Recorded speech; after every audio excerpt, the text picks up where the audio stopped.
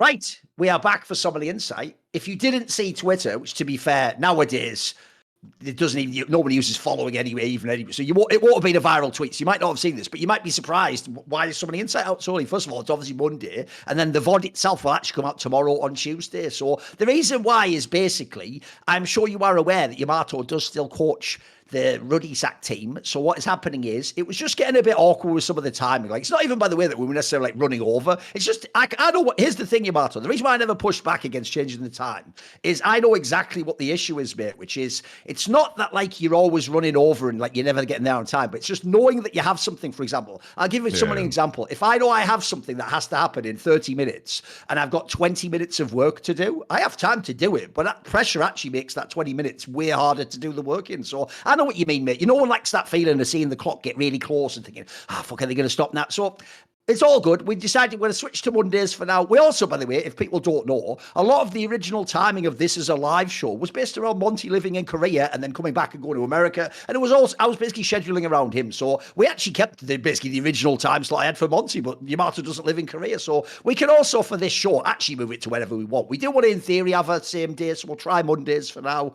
But that's not a promise. In the future, it may indeed change. We'll just shift as it goes. And also, in the past, we used to try and do the show based on concepts like, are there any games that day? Well, if you know how the LPL format works, there's games every single day. So there's always games you're missing. So, for example, like I don't think it's the end of the world that like there will be LEC games today, but we won't have talked about them because they'll happen after the thing and then it'll be out. Because what will happen is if there's a really important match, we'll talk about it in next week's episode. It's all fine. It's all good. It's nothing to worry about in that sense. So I think we should actually start just basically what I was talking about before we started the show, which is normally I don't do that. Like if people don't know, I actually almost am intentionally antisocial before the show goes live because I actually hate, I've seen this happen on many other talk shows, bro. A lot of other people in the industry, even friends of mine and other co-hosts, love to like pre-talk before they start the episode. But the problem with that is you just burn all your points and then you know what the other person's points are. And what I've tended to find when I've been in those calls is, the pre-talk was great. You were getting into the topic. But then when you recreate that on the air, half of it's not there because everyone knows what everyone thinks. And plus it takes the fire off. So what we'll do is we'll run it back a bit. We won't do it identically. But I was saying to you, Martin, before we went live, one of the big topics I actually want to discuss is this one that we loosely addressed last episode, which is we addressed it largely on the side that like, this is how it goes, right, in my mind, right? So at the beginning of the year, it was, I think it was even on the first week, mate. Wasn't it the week where first they just week, like G2 had done results GX. And GX 3-0? So it was the mixture of both. GX was going up. Guilhoto just made his return to LEC. G2 was doing badly that week. Remember that was the week they went like 1-2 or whatever, which was kind of really shocking. Everyone thought they'd be the best team. And then obviously Guilhoto's comments were that he basically said he didn't think they would make it to Worlds. Now, the problem with that is it's not even just what happened to G2. Obviously, G2 did go on to, at one point, look like they would win the split, but they ended up finishing second. And then, obviously, crucially, I actually think it's more the GX side that made this a way bigger story. The problem then is, almost immediately after he made that statement, GX also simultaneously, like, nosedived to oblivion. And then it wasn't actually until literally, like, last week, not the most recent play day, but like whatever, like 10 days ago or whatever, when they did this homestand and they had these big wins, that they actually sort of revived GX. So my issue here is this. I'll set the table like this. I understand why people's response to Guilhoto, because that's, by the way, that's not just like a hot take. That's about the hottest take you can do. Before you've even really actually like seen a split play out, to say like G2 with players like Caps and Ansama, but they're not even going to make it to Worlds. But my problem, there's a few ways to put this, is this. One, I do think part of the issue, because you saw people kept harping on the GX side of it, bro. Technically, GX, by the way, in this conversation should have nothing to do with whether G2 is good or not. But I think here's the problem. I'll actually be very charitable, Yamato Cannon. I actually think a special skill I have as somebody who's done a lot of talk shows and interviews where I facilitate conversation, but especially also, by the way, actually as someone who's autistic, and I've told this story before, that when I was young, I was actually quite bad at like reading what people were like, thinking behind their statement. I would just interpret it literally. Whereas I'd actually say I've done so many years of it in journalism now, I'm actually pretty good at sort of reading between the lines or what they mean behind what they say. Here's the real problem, I think, and I know why fans attacked Guilhoto so hard. They think that part, because, and by the way, it's not totally logical. This is why I'm going to say it's charitable, Yamato, but I don't think anyone's made this point before. They think because it was GX that went 3-0 and was number one on week one of winter, and G2 wasn't doing well, well, because in all of our brains for the past few years, even if G2 didn't win a split in the past years, they'd always have been second. And by the way, if they hadn't come second, they're going to at least be third. So the idea that you're not going to make Worlds, I think in fans' minds, was tied to the idea Guilhoto was saying they're not going to make Worlds because GX is going to take their spot. You see what I mean? I actually think that's, even though he didn't say that, although I imagine he obviously did imagine he would make Worlds. I mean, that almost is, by the way, implied within his statement. He's thinking, I'm back on top, I'm back in Europe, GX is not going to go. So it is actually as a loose connection sort of in the background of his statement, but he didn't actually say it himself. So my problem basically goes like this. When he made that statement, I'm actually less interested in the GX side because every coach hopes they're going to do well. I'm more interested in the G2 side of like, hey, what did he see in those scrims? And hey, they did do badly in that first week. And actually, it wasn't even until the playoffs they really sort of like hard cooked. They got like better and better as the split went on. So my problem is there's two parts to it. One, I feel like people dunked super hard on Guilhoto, mainly actually because of GX's failure, not because of G2's success. Because after the upper bracket final and the fight, G2 actually hasn't been that amazing. They actually haven't been super duper well. In fact, I'd actually say you could make a very strong argument that on the first week that he made that statement, there was something to what he said. And it wasn't, and actually, as of today, it's not even that crazy a playoff. It's not actually that crazy prediction. Like a lot of people, by the way, you'll notice even on broadcast, they've all started doing this. On the hot take point made, League of Legends, it was like a week ago or something. Actually, Zabertine did have the hot take that he thought G2, this split wouldn't make playoffs. And he did the same thing where he looked at like who they'd lost to and who that. I think actually a lot of people now, I saw it on the LEC broadcast, I think Goldborg said it or something. A lot of people have warmed up to the idea maybe G2 won't make this playoffs. Now, I'll quickly make a big point here, which is none of these fucking results I've just described qualify you to Worlds. None of us will actually know who makes Worlds until the summer playoffs. Obviously, that's how the format works. It's actually how it used to be back in the day when you were playing Pro, mate. Like, we just do the very end of summer is what qualifies you. So technically, nobody yet knows if anyone's right or wrong. The only problem I have is this.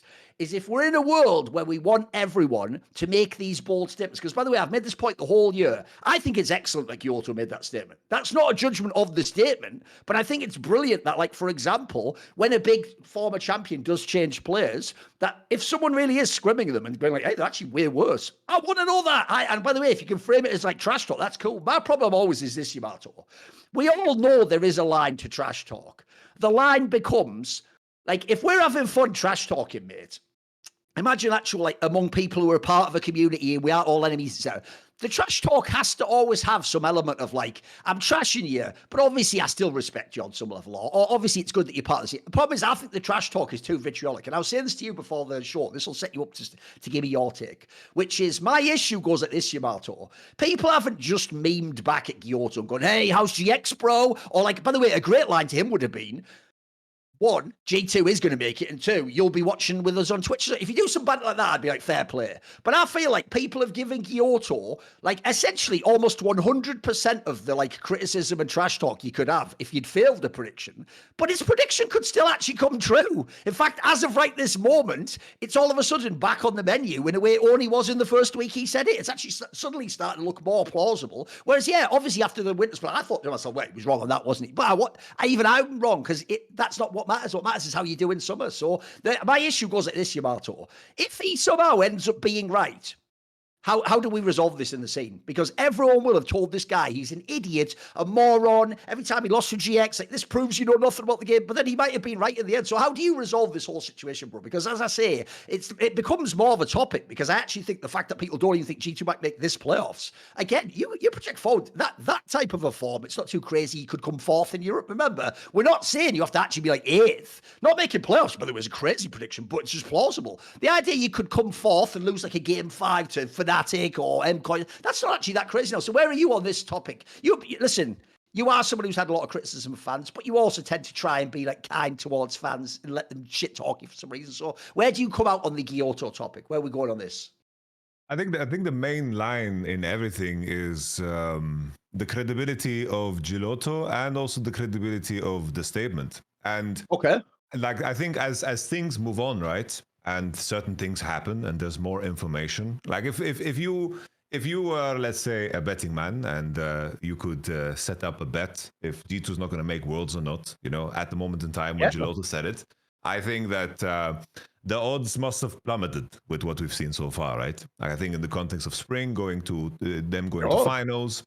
I think on the other side of the topic of credibility, if someone like Guilhoto makes that statement, which was spicy, you know, it put the focus on him. I think as like last time we talked, in the beginning where you gave me the angle that this is just like a way to put pressure on G2 and to remove the shield that they have of being like unbeatable. That angle I'm with 100% because I think that kind of a chess move definitely puts the pressure on him because like rarely you criticize the GX players, people are just fucking aiming at him. And I think being in a coach's position, at least in my experience, I always liked being in that position where there's no pressure on the players externally. I think that part is very, very good. But in terms of GX doing bad, reflects on the credibility of Guilhoto and at the same time reflects on the credibility of the statement. Because if you're in a position where you think that G2 is not going to make it, what have you done with that information? They began to like lose. And I think from that angle, to clown on him, I think that angle does make sense.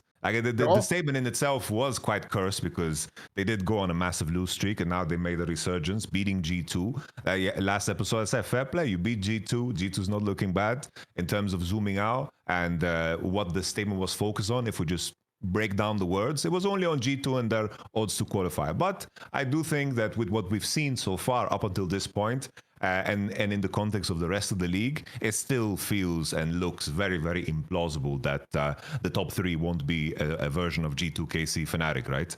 And at the time when he said it, maybe he had information, maybe something, but it's such a big statement to make so early on, especially because we know the format's going to be different. There's going to be fearless and all these things that change. And I think the nature of those changes is still, regardless of it being resolved or not, it's kind of like, making a statement in the context of, let's say I make a prediction 5 years from now that the world is going under. And then it's like, I give you a specific date, and then we're approaching that date and nothing has changed and the air is still the same, we're breathing the same, and it's like, this is some Nostradamus date. It's like, no, you can't tell me that, this date hasn't happened yet. There's certain elements in the air, it's like fucking lava gonna fucking spew up from the ground the day it fucking goes down, I do think there are certain elements that change, and I go back to my initial example. If you're a betting man from this position, G2 not making worlds, I think if someone... what kind of odds would be put that on? I think those odds would have decreased over the span of the last, let's say, 3 months. Yeah, but here's the thing. They'd also be way lower than after Winter Split, right? I think... Well, the other way around, the odds would be... they are... put it this way, it's more likely now that G2 don't make Worlds than after Winter Split, right? I think in the context of spring, yeah. I think that's fair. I think this Vitality win was very important. Because that pretty much like seals the playoff. If somehow they lost against Vitality, that was like such an important match. Sure. And I think that also changes things because their form looked good again. They figured out a way to play and to incorporate everybody, but that we can talk about when we talk about the LEC. But I think in the context of the last 2 weeks, definitely there were like a fucking alarm bells were ringing heavily for G2, for sure. Because my problem basically goes like this. It's fine to trash talk, but you have to do it at a level where it doesn't make the other person think this isn't worth it for me.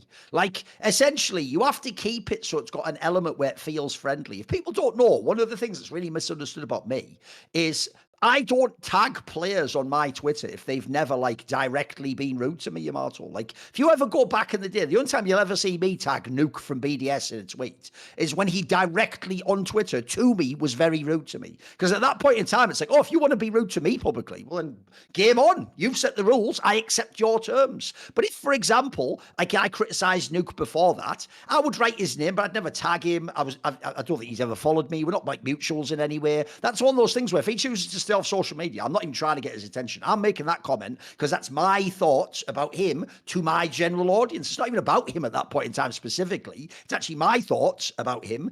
And then it's to, not him, the general audience. So one of the issues I have is I actually do follow this rule I'm talking about. I try to always keep trash talk when there's not some personal element like I'm saying here involved. Just like keep it at like a vaguely friendly level. You can still say someone's shit or they're an idiot or whatever, but here's the difference, Yamato. It's very different for someone to say you're an idiot because you made a crazy prediction and it hasn't happened, right? Than to go that the fact that it hasn't happened, which literally we haven't resolved this yet. So as I said, what annoys me about this one is we've already treated for the last month like it was proven Guilhoto was wrong and and G2 somehow qualified to Worlds. They haven't. That literally hasn't happened yet, which was the condition he described. But what we're already doing is we're acting like actually what he said was G2 won't be top 3 in winter split. So he'd be wrong if he'd have said that. He just never said that statement, did he? In fact, I even think what he made was a more bold prediction, Yamato. Like, let me spin it back to you this way, mate, which is surely the safer prediction, but also would have been fired for you, Guilhoto, is you're going off scrim knowledge and week 1 of LEC winter, right? Why didn't he just say G2 won't be top 2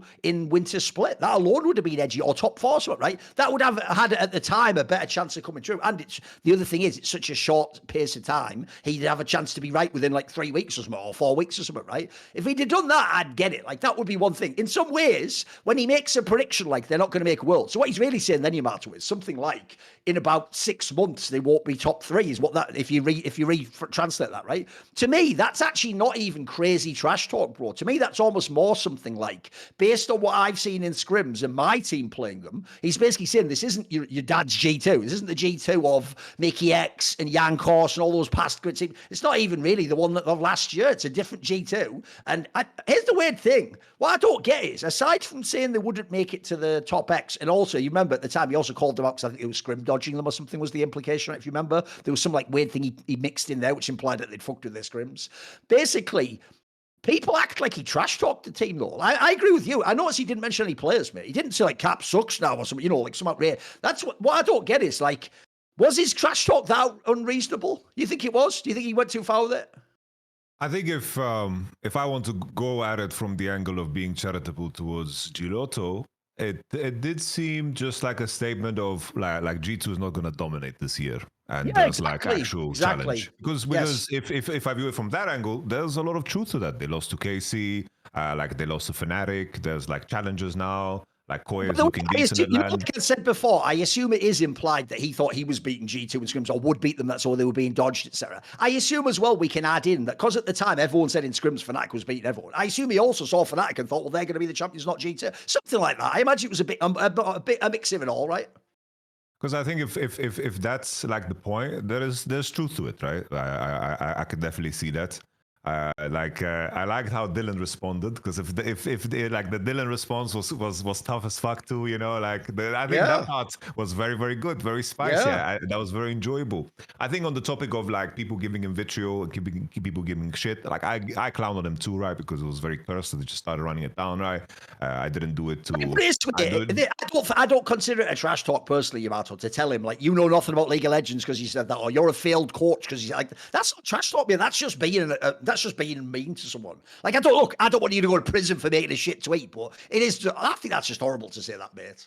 You know what I mean? I don't know what the discourse has been around Guilhoto. Like, has it been that harsh towards him? Because I don't follow Reddit or Twitter or anything like that anymore. You know.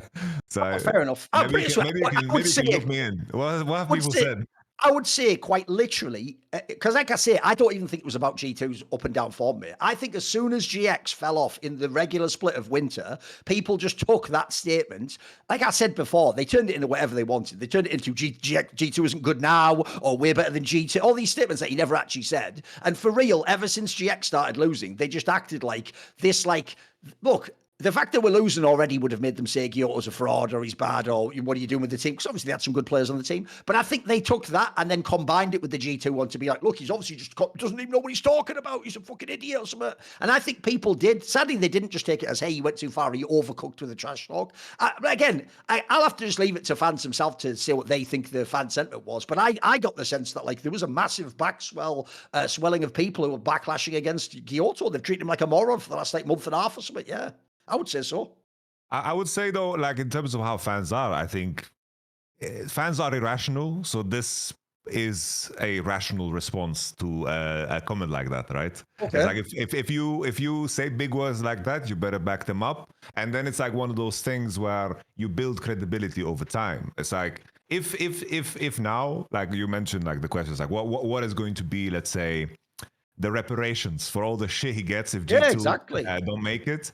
The thing is, it comes in the form of credibility for the next time he makes such a statement. All right, let me ask you for a prediction then. Do you think, because by the way, like I said, look, if I had to actually pick today, Yamato, I would take G2 as one of the world's teams. Because if I'm assuming there's 3 teams, I'm gonna go ahead and be also bold and say EU won't fucking win or come second at MSI. So I'm imagining we're gonna get 3 EU spots for worlds, Yamato. So if I look at the current set of teams, I'm not also going to be ridiculous and take like Vitality's run or so. I'm just going to look at the 3 teams and say, if I have to pick the 3 to go, then yes, I'm picking Karmine Corp, Fnatic, and G2. They're just the obvious ones to pick right now. So they would make it, whether first, second, or third by my metrics. So I think that's like a reasonable take to go with.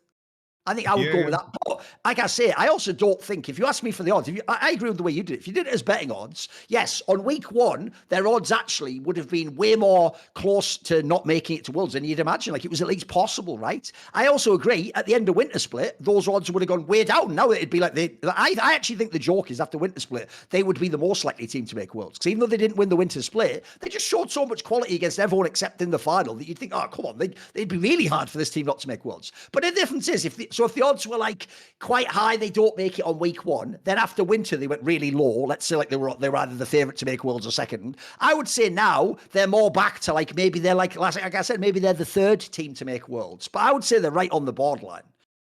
I would say that, if you told me Koi, who I didn't mention, makes it instead, I don't think that's crazy at this point in time with what we're seeing play out in the server. I would still think G2's a better team, but they could lose to Koi. I think that's plausible. I on my end as well. Like I think like KC, Fnatic, G2, I would be insanely surprised if anything changes. Like the people behind them, right, would be Koi because they've managed to like ramp up, and Jojo looks a lot more integrated. But I think the main thing for me, in particular with G2, I think just it's especially like with the best of 3 format and what we are so used to when it comes to the LEC because of the BO1s where everything just moves fast. Like if a team has bad form, they stay in bad form and they don't recover. Yes. Now, like in the context of like teams getting better and how they can like regroup and find themselves again, I do think like teams with like a wealth of experience like G2 do, like the distance between having like good form and a good read can just be like a simple week.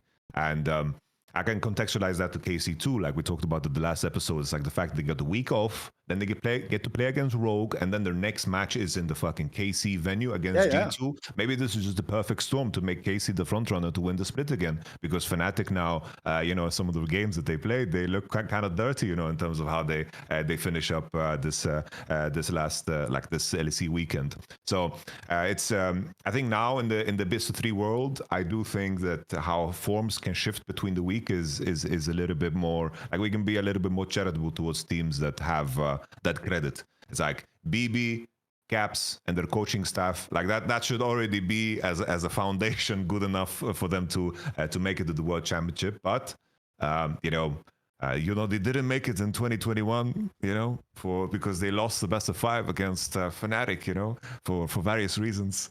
And everyone thought at the beginning of the year that Carlos had ruined LEC because he took Reckless from Fnatic. Yep. So things can happen, things can happen.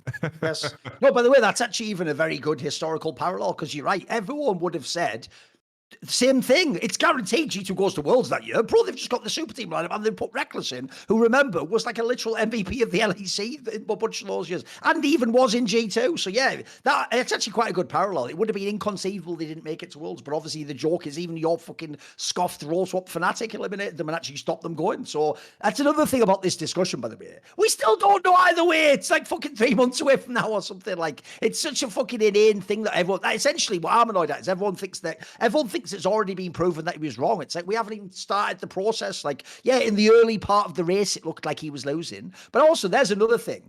What I also think that's been so interesting is the real thing that's reignited this discussion for me is we didn't actually realize the impact these homestands would have, bro, which is that homestand did the double whammy because G2 looked shit and GX beat them. In fact, you could even say, Yamato, the most crazy counterintuitive logic is GX becoming a team that's shit that no one cares about, but then beating G2 has helped Guilhoto's argument way better than when they were supposed to be really good and they were just going to beat them like by being better. Like, in some ways, by hinting, he's hinted to win for his prediction in the long run.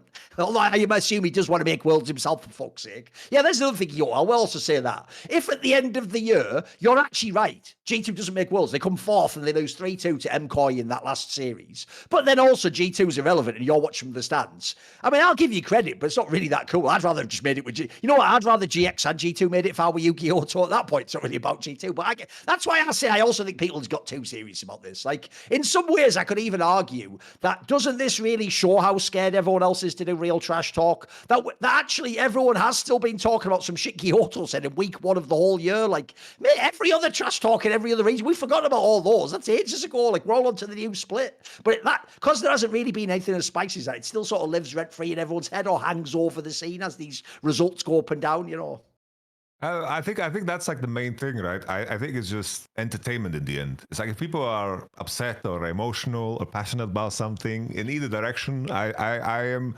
mostly in the camp that it's a good thing. My only concern when like things get too heavy is that at some point we're gonna have like a live event where someone does something fucked up. Yes, we don't want to get a ball thrown at someone or something silly, of course. Yes, or spitting on them or whatever. Yeah, like it's just like it's so close to that, and I feel like one occurrence will like fucking push it too far. I wasn't in CS. It wasn't CS, right? Where like some fucking like casino owner was like fucking pushed his users to fucking storm. Yeah. It was at the major last year, almost a year ago, around exactly this time. It was actually at the end of April. It was the end of March. For a playoff match at the CS2 major in Copenhagen, a guy who was an owner of a skin site that was a rival of one of the sponsors of G2 basically told a bunch of people that he worked with, allegedly, to storm the stage of the major, and that happened. And it meant that some of the players literally had by the way, because they didn't know the context of what was going on Twitter and what, they actually just thought fans are just storming the stage and trying to attack us. Which I can tell you right now, for the ones who are like 18-year-old Russian kid who's like barely seen the world, they were scared, mate. They actually thought like I'm being like my life's in it. It turns out it wasn't. It was just dickheads trying to run on the stage and like make a scene or whatever. I know what you mean, though, Yamato. Like that's actually even a good analogy because in that analogy, no one did actually try to hurt the people. But mate, even as soon as someone like gets on a stage, I get very uncomfortable. Like I don't even. Again.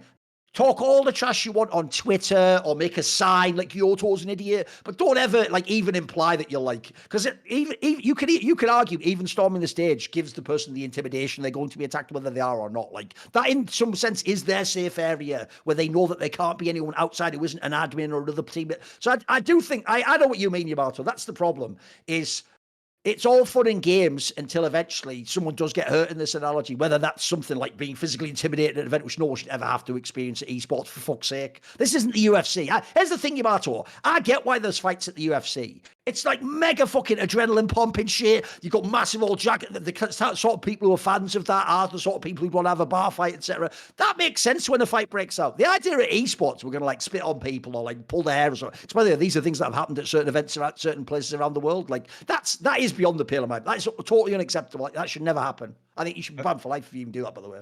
Yeah, for sure. I'm very cynical, but I'm very impressed that nothing like extreme has happened in League. But that's like a very, very big plus. But there's technically one, which is I did hear on a past episode. I think it was maybe even Nymera said this on a Best Damn League show last split. I think he did say that there was like that. So, maybe it was last year. I think he said something like early on when Carmine Corp joined the league, there was like once a fight in the studio between some fans. I think it was like a Carmine Corp fan and a Koi fan or something. I don't know. But I think that was really early on in them joining like the arena or whatever, and I think that might have even been something where it caused them to like change a rule on like, I don't know, where the fans sat or something, because I think it was like that before you, Matt. So I think I'm not certain on this, but I think it even implied they changed it a bit. Like, in Korea, the fans sort of sit in different areas, like almost like a football game actually. Like you have this group of fan club here. I think it was implied they did something like that. I don't know if you remember anything like this or if you heard something like this. Well, I don't remember at all. I have no memory of this at all. I only remember there was like I wouldn't remember too much about that period either. If I was all good. I just remember there was like some turmoil. I remember there was some turmoil between. It ticked over. It's all good. Like the KC fans, I think they wanted to bring in like big banners, and there were certain like items that were like banned and blocked, and they had like football issues. Style, right? Yeah. Like they wanted to do their show. And basically, the constriction was between, I believe, Riot and the KC fan club that like they wanted the area to be inviting to all fans and not make it into like a KC section, because KC had like the power to buy out all the tickets and make it very, Nice. very KC centric. But Yeah, it yeah. wasn't like, it's not a KC arena, right? And that was the argument from Riot side. This is what I remember. But I don't remember any fights. But to follow up on the point, like, Yeah, go for it. Guilhoto has made us talk about GX. Like, honestly, like, otherwise this team, who will give Absolutely, a shit yeah. about this team, you know? Yeah. It's like you have the drama between like Fnatic and Koi. Like, this is fucking spicy, right? It's like, I don't know if you saw it, but there was like that whole game that they played where last split, where in-game Koi, I think Georgia Pune just called them like humanoid. He called humanoid the choker in-game as the ending, and then they lost the game, right? And then It was the at playoffs. the end of it all, It was the playoff series, I believe, wasn't it? yeah. And then Fnatic won, right? And then Fnatic didn't want to shake, I believe, Supa's It was hand. Supa. No, it was Upset. It wouldn't shake Supa's hand because Yes. Supa trash talked him or something, I think. So it's like Upset didn't want to shake Supa's hand because obviously, and Supa fucking pushed him. I don't know if you saw that shit, bro. Which I actually think that is unacceptable, but whatever. It's not the end. But I can't believe that nobody got punished. That nobody does nothing. Genuinely, Yamato, I actually thought that was going to be competitive ruling, you know, at a minimum. Yeah, Just attention the guy, because he did. I agree with you. Nothing happened, but like that, what is it in sports? What he did starts a fight 100% of the time. You know what I mean? Yeah. Like, or at least like you postulate you're going to fight. Actually, if anything, he's lucky it was Upset. Upset just sort of went like, whatever, just walked off, didn't he? Like, but I could have seen a world where people at least like jostled with each other, you know. Like, for example, if you did that to me, that would be bad. Like, that would not be good. Like, if you do it to the wrong guy, for sure. Like, that's also brawl. But the fact that it happened, and League is not a physical sport. Like, as you mentioned with like fucking UFC, it's like if someone fucking tackles me in football, you fucking stand up. It's like fucking you're in each other's face. It's a fucking completely different thing. And League, to put hands on someone is completely fucked. I'm surprised. It's mental. Yeah. Maybe Upset just didn't press charges. You know, like he just let it go. But just lucky that these guys are nerds at the end of the day. You might, because I know what you mean. Like, put it this way, like, look, I don't agree with like you don't fight the guy, but I know what you mean. At a minimum, in that scenario, you at least sort of like you don't push them back, but you at least sort of hold your ground and be like, hey, what the fuck are you doing, or something like, hey, you want to, you'd think you'd at least put it this way. I'll give you a random example. It's not on that level, but actually last year I did do a CS event. It was an event in Finland, which will sound weird and random, but it was like a weird and random event. And basically I just did this event because one, it was a smaller event, so I could actually like arrange to just do it as a one-off. And then two, I got them to hire like Richard Lewis and Maui Steak and all these people I like to work with anyway, with like via LFN. And we got to have this cool ass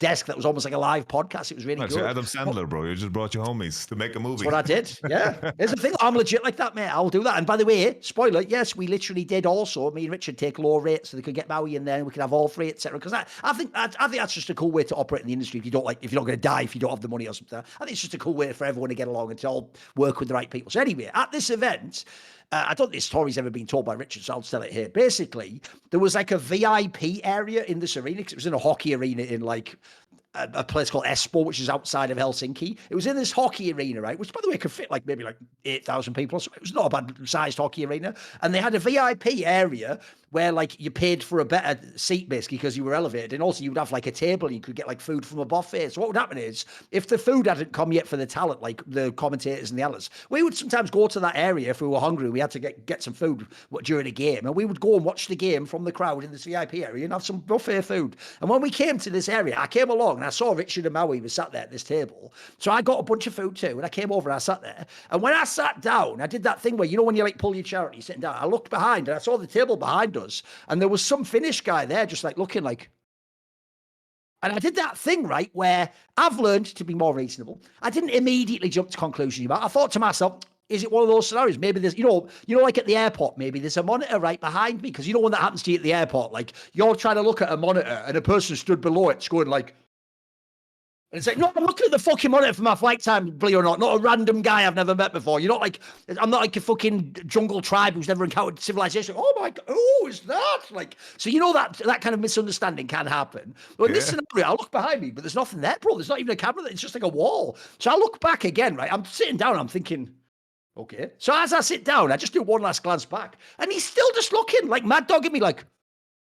So, because I'm me, mate, this is an example. Like, this is why I agree with you. You can't actually allow people to touch like that because you don't know what will happen from that. Because a natural reaction would potentially be to escalate.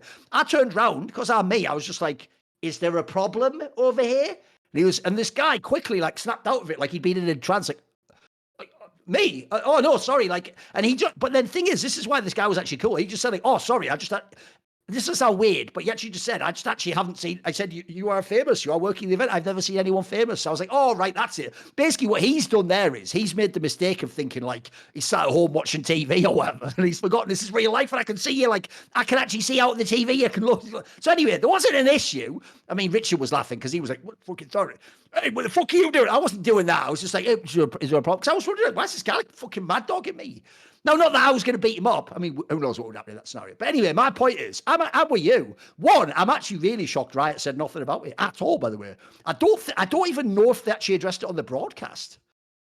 I don't think so, no. I don't think so. Just... Definitely they didn't do a competitive ruling or anything. I would have thought, by the way, at a minimum, you do a warning. Like you say, warning to Supa, you know, we understand tensions flare or whatever, and people's emotions rise up, but don't ever, you know, physically touch someone except like a designated handshake or something like that, you know, because I'm with you. If after that, like, let's forget Upset, mate. Let's imagine that's like self-made or something, mate. If that person then goes, hey, Curva, you want to fucking go, like, and then goes right in your face, Supa has to carry part of the blame for that, mate. He created the environment where that can happen because it would be mental for anyone to just attack you when you're doing a handshake. So I agree with you. I actually thought that was kind of shocking when he did that push. It's not the end of the world, so I didn't cry about it on Twitter or whatever. But I do think that like people do misunderstand that. Like for sportsmen, that could have started a brawl, mate. Like you could have a proper fight off that. Don't you think?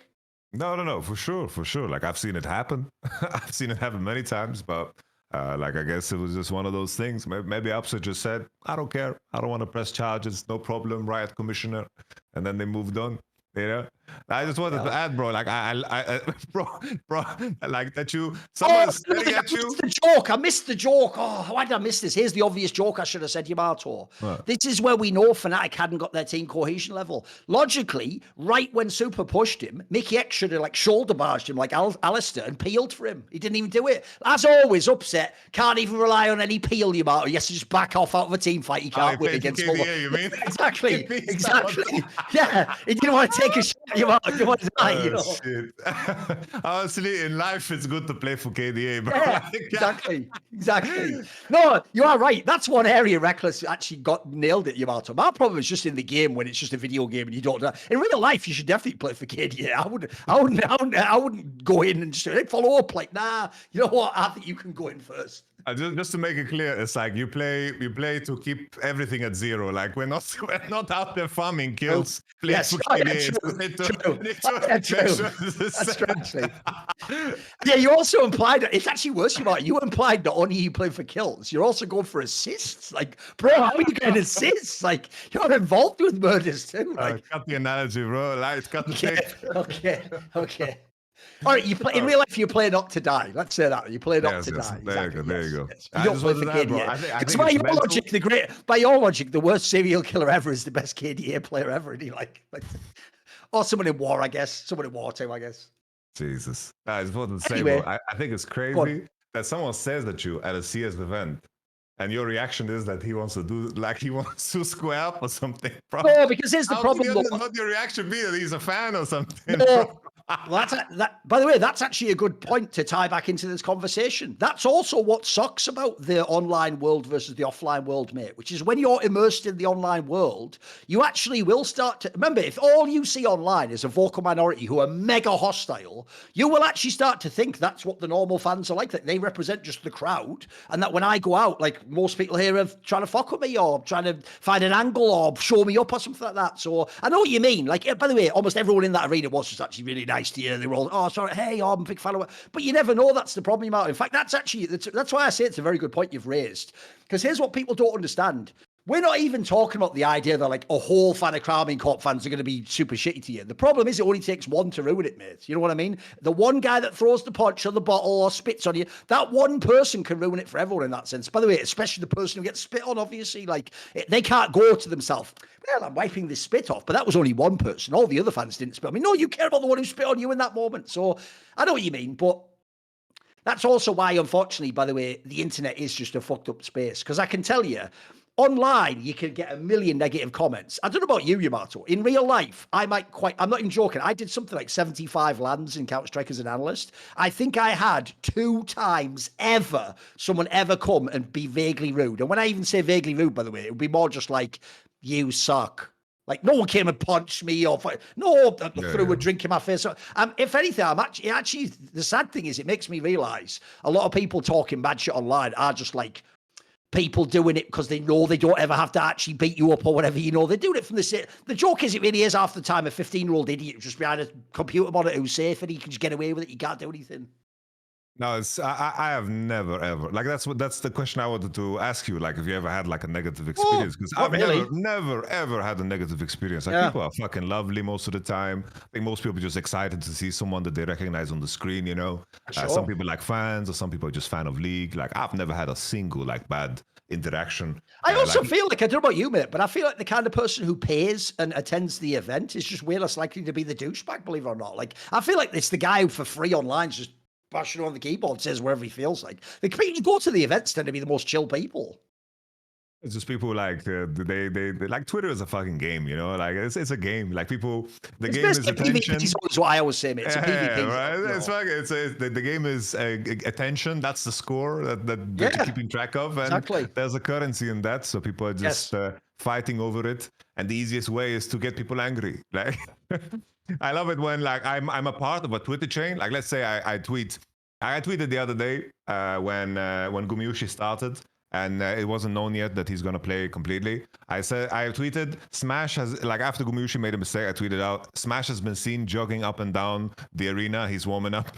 and then there was an argument between two people that just carried on for like 2 weeks under that thread, just fucking going at it. And I was like, whoa, how can they have the energy for this? I told you before, I don't read my tweets. And actually, if you don't know, one of the reasons why on my stream I make fun of tweets is I specifically do like keyword searches to find outrageous statements, and then I do it like a mean tweets reaction. That's basically what I'm copying. I didn't even invent that format. But I will say there's a pro tip. A lot of people in esports are totally unaware of, Yamato, and it blows my mind. In the same way as people make those weird comments where they'll be like, I'm sick and tired of seeing people tweet about this, and I always tell them, bro, Twitter's had a blocked words list filter for years. Like, you could literally, I did this. You could have put in like the word like COVID or something, and you'd have never seen a tweet about that again. It's actually really good. It does filter out. But similarly, a lot of people who are actually like famous people who can't stop reading comments, Yamato. It's a lot of people in this industry. And obviously they get their feelings hurt. A lot of them don't realize if you're only seeing them through your mentions, you can just do that option that says mute this thread.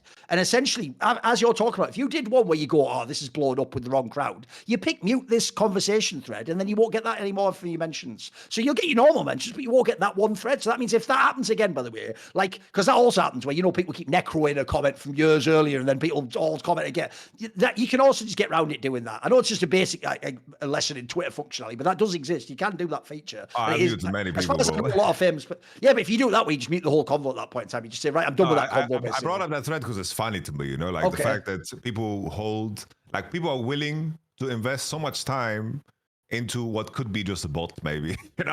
True. That's true. Yes, true. That's the scary part, is that people, when they get upset about something, they are willing to invest a lot of energy into it, and in a fucked up way, all the algorithms have also just figured that out. But the mute function I abuse, bro. Like, the mute function is perfect because you can mute people and they don't know. Because like the block, it's like there's a sense of gratification they maybe get. It's like, oh, he blocked me, I got to him. But mute is like, they never know.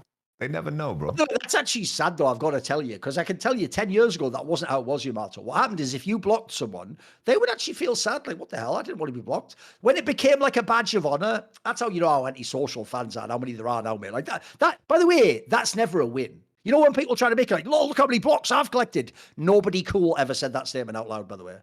Nobody you would ever want, that famous, the famous metric every fan uses, Yamato. Like, hey, I wouldn't want to have a beer with him. Spoiler, no famous person ever wants to have a beer with anyone who goes and collects blocks because you're so antisocial on social media.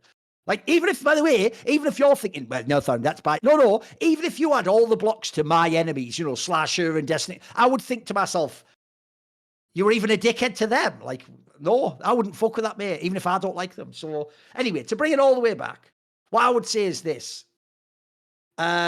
we have to basically create a space. I don't think it's possible. We'll say it this way anyway. We have to create a space where it's possible to come back from a bad take. Because I'm sick of like bad takes haunting people for years, mate. Because the worst thing is, nearly all the time, they're never truly terrible takes. It's why when I tried to intuit what Guilhoto meant, I did stuff like it's about the form of G2 or what this new roster's about, etc. Like, you know, back in the day, you might remember this.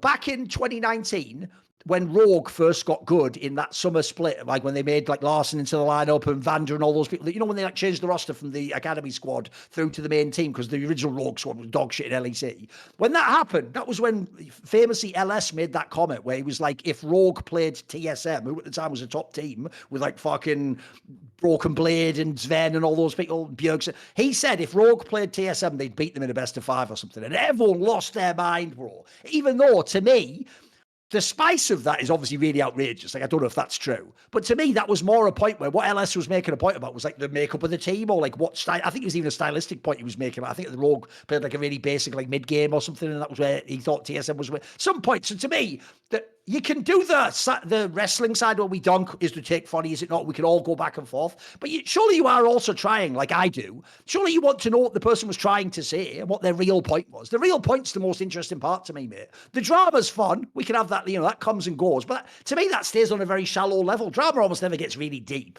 I want to know, like, if someone like Alan, by the way, this is why to bring it back to Yoto, maybe he put a lot of spice on it. I'll give you that. Maybe he did set himself up by making such a bold statement, because essentially it wouldn't be as spicy a statement to do what I think his real take was, bro, which is, this isn't last year's G2, guys. I think they're going to struggle without Mickey X. And you know what? Not only are we killing it in scrims, which they won't play us, but also Fnatic's way better, Kami Corp's way better. And I think actually they're not even going to win a split. Now, what's funny is that itself would have been bold at the time, but that would be a safer take. But I think he actually really meant the same thing anyway. You could, by the way, I'll ask you this. Do you think I'm being too charitable to Guilhoto? Am I being his defense lawyer on this? A little bit, yeah, I would say, you know, I think that, for example, I made the take too. Like, I think G2, like they have ambitions to do better internationally. And I thought without Mickey, it's not going to fucking happen. They're going to suffer because they didn't get that. Great.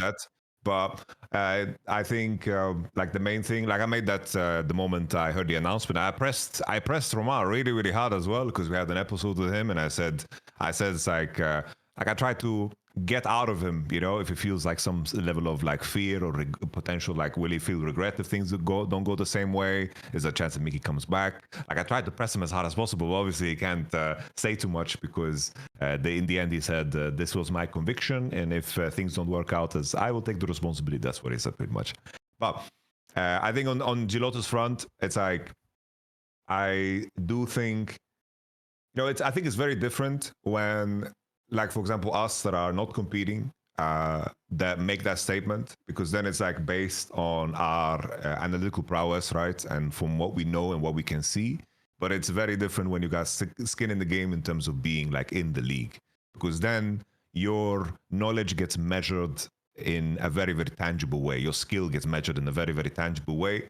And when Guilhoto made this statement, you know, like, I think let's say I don't know the extent of the backlash. If anything crossed a certain point, but people clowning on him for that statement, I think it's fucking fair game. It's fair game. But I do think it was a very, very good way of getting attention to GX, and also putting, you know, a lot less strain on, of course, the players. Because I think if Guilhoto didn't make that statement, I would be talking about how Jun and fucking Noah and Jackie's was promised. He was looking like he was super, super good. He was getting better and better. And then they got in like Lot as a player. And then it's like, what the fuck happened to Closer? What happened there? You know, the conversation would be like, Noah and Jun, Fnatic, they were fucking top 2. And now they're here. They can't even fucking compete. And they are not even there. The conversation would have been very, very different. But the most interesting part is always the main thing. It's like how people engage with the entertainment is going to be so varied. I can make the contrast of how I watch Formula One. I know very little about Formula One. I watch the highlights of the qualifying race, and then I watch the highlights, of course, of the actual race itself. And these are like 8-minute videos. Sometimes I see like snippets. I see like snippets of someone like breaking down how they use like certain tools. I'm like learning real time. But my consumption of this entertainment is very limited. And if someone gives me a statement in that context, I'm going to just judge it based on what I know without wanting to put additional effort into it. And most league consumers, they carry certain like memories and ideas of certain people for a very long time. It's like Tian is an international choker. Oh, sure. Or Jackie Love, the Jackie Love just flashes in and dies. You know, there's some things have someone's sick or something. Yeah, of course. Someone is bad forever, someone's good forever. Like for example, people come to me, it's like, why is Milky Way not on a better team? It's like, yeah, Milky Way is not performing that good now. Like he was insane there, but he's not performing now. But here's the details of why he might not perform, because RNG have all these issues. But the nuance is for the people that crave the nuance. And I think in a lot of cases, people just at a face value enjoy their entertainment and are going to put limited time into it. And I think that is the majority of the crowd, right? Of the people that are watching for some Kato stream or whoever stream. And I think not the majority of people that would watch like this show, right? But those guys are just going to engage with it at a very, very surface level. Same way the LS statement or my statement when I called, said that C9 is going to go 0-6 in this group. Like I got clowned giga hard on it, but for me, I was like, fair play, it's whatever. And in the end, C9 got smoked by everybody in the group, and the only win that they got was like basically fucking Huni being completely fucking disrespectful, locking Yasuo into balls playing Darius, which is inconceivable to do. Like that's just straight trolling, right? So in the end, my point was right that C9 would fucking be last in the group, but they didn't go 0-6, and that's like the main thing that people are punching on, because at the time, I remember like Double Lift came after me, right? Because I said that I think there's a chance that the Brazilian team is going to beat the CLG here in this group, because I watched CLG and I wasn't impressed, and I think that if they have a good bot lane draft, I think the Brazilian team, I think this was with the legend, I'm trying to remember his name, the legend, the Draven player, BRTT was on the team. Yeah, he used to be a CS player. Oh, damn. So it's like in the second round, they beat them. But after they beat them the first time, Double Lift came after me. He said, who the fuck is this Tomato Canyon? Get him off the desk. Which is like fair play. I said he's going to lose. Fair play comes after me. I think that's Is that where the name came from? Is that where that nickname came from? Pretty much, yeah. He called me Tomato Canyon. He actually coined it, right? Okay. They called me Tomato Canyon, which is like fair play. That's fair play. But when they lost, there was no fucking, I didn't get anything in return. He didn't say, oh, Yamato was right. There was nothing there, But the credit is something you build over time, you just build over time. And, there's going to be a couple of people that notice, and then it builds, it builds. That's like the main angle. We can build this into another drama that actually happened on this last week, and it was yesterday. Because this is essentially what I'm talking about is this, Yamato. What I hate is that the relationship between the fans and the people who work in the industry is asymmetrical in a way that is very unfair, which is essentially, if you're the fan that talks all the shit, you don't ever then turn around and go, I was wrong, and here's what's right. You just get to win all the time. And even when you lose, you just pretend it didn't happen, basically. So I think a really bad example of that, because this isn't even someone who did anything. This is just an example of where, again, fans get to behave however they like.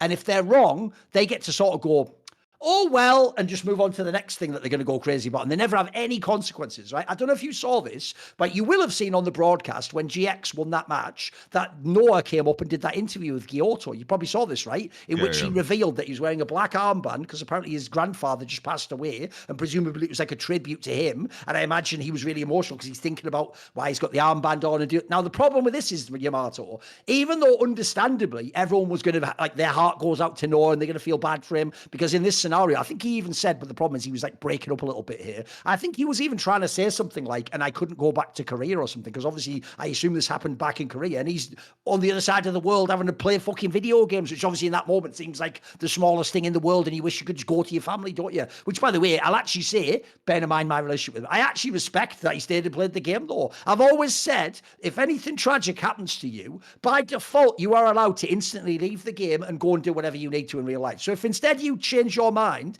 and decide to stay and play it, like when Upset, if he'd have stayed at Worlds after that scenario, I respect him for going, but I also respected him more if he'd have stayed. In some ways, it would be heroic if he could have somehow stayed. Again, everyone different circumstances. Now, the problem with this is, Yamato, I don't know if you saw on Twitter, since you say you're not following fan. Did you know there was actually a backlash against the fucking broadcast because of that interview? Did you know this? Yeah, I saw the Shooks addressed it, and she basically said, I think that they had no idea what was going on, and that GX specifically Yes. requested it, so Noah could go up and share a Yes. couple of words, Essentially, it was the opposite to what the fan assumed, even though there was no reason on this broadcast to actually assume they were like exploiting Noah or something. The fan treated it, Yamato, as if they instead of just interviewing Guilhoto, forced Noah to come up as well, then didn't give a fuck about why he was wearing a black armor. By the way, that's an insane assumption already. The idea you wouldn't ask what that is before you ask in the interview, there's no chance in my opinion. But okay, this fan assumed it.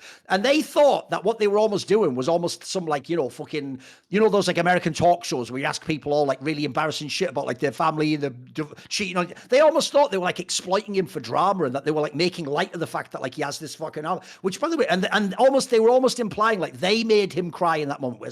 Guys, the reason he cried is because of what just happened with his fucking grandfather. He's thinking about it, and he's thinking about the fact he's not there. The totally human reaction. So my problem is this, Yamato. When the fan makes some crazy accusation that, like, essentially is towards the broadcast. By the way, it's implied. I think that's why Shocks addressed it. It's implied she was part of it, and that she was like fucking farming this guy for when someone makes what I think is like a completely out of pocket assumption, when they're then shown to be wrong, and as you say, it turned out it was literally 180 the other way around. It wasn't even that they said, hey Noah, you won the game, come on man, you've got to come on. No, apparently Guilhoto was like, hey, Noah actually would like to come up and make a statement, can I bring him up with me, and we'll like set him up so he can make the statement. They were completely 100% wrong. Yet my problem there is, Yamato, you'll never see that fan turn around and go, my bad, I apologize to Shocks for the broadcast, I didn't mean to do it. Next time I'll think, they'll never, that's what I mean. Unfortunately, it feels really unfair that essentially it's like, here's the quick analogy, Yamato. It's like they get to run around pointing fingers going, he's a murderer, he's a murderer, he's a murderer. And then people go, what the fuck, he's a murderer? And then it's shown that like, oh, he didn't do that.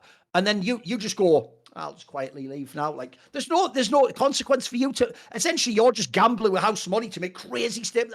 I just hate that culture is the problem you have. It's not in that person specifically. I hate that we're in a world where, like, by default, you assume the worst of the people, but then there's never any sort of, like, fair play. Like, if you know, it's like I just did with Noah. Mate, if someone actually does, I do something respectable, or they win when I thought they were shit, I'll always give you your credit. I actually think morally you're just obliged to do that, especially if you're like us, Yamato. Like, if you're someone who's going out there putting big opinions out there, you better have an opinion that like goes counter when you're wrong. You better give it up to someone. If Reckless is the MVP, then I give it up. He's the MVP. I can't say he fucking played shit then. He was MVP of the league. So I think there should always be like a fair play on some level, We can certainly trash talk, but I think there should. That's why I think you shouldn't go too far with assumptions like that, man. I think it's dangerous. I think two sides to it. I do think that in terms of how the LEC broadcasts, I think they do a good job of like showing up in the threads, and I think like what Shocks did is a good thing. Yeah, I think that's a good way of course, changing and like pointing out like wrongdoing. Yes, I think especially like from Shocks and Laura's sides, it's like sometimes when I've been at the LEC studios, like some of the weird harassment they get their way simply for being women is fucking nuts, and right. they fight back and they have every right to do so. And I think it's good to call shitty behavior out, regardless if it's just a nobody or somebody, right? Because in the end, it's out in the open. I think on the other level, though, in terms of like the let's say the fact that people can just say whatever they want and make any prediction they want, and come out in a position where if they're wrong, it doesn't matter, and then if they are right, they're like, I told you so, I told you so. I just think the difference is for us, right, is that we have skin in the game because we have an audience and we build an audience, and it's like you're putting your credibility on the line, but they put zero credibility on the line, and they have nothing to gain from being right and nothing to lose from being wrong. And I think it goes both ways, and I think that's what makes it fair, is that even though you say that gambling with house money, is that there's nothing for them to take out in the end, the paper stays in the bank, So on that aspect, I think, okay. Like I think if they had something and they would just say bullshit, like if we sat here and just said bullshit all day, it's like we would lose everything very quickly and we would fall to the ground that they're on. So I do think that in that sense there is fairness in the world on that part. Okay.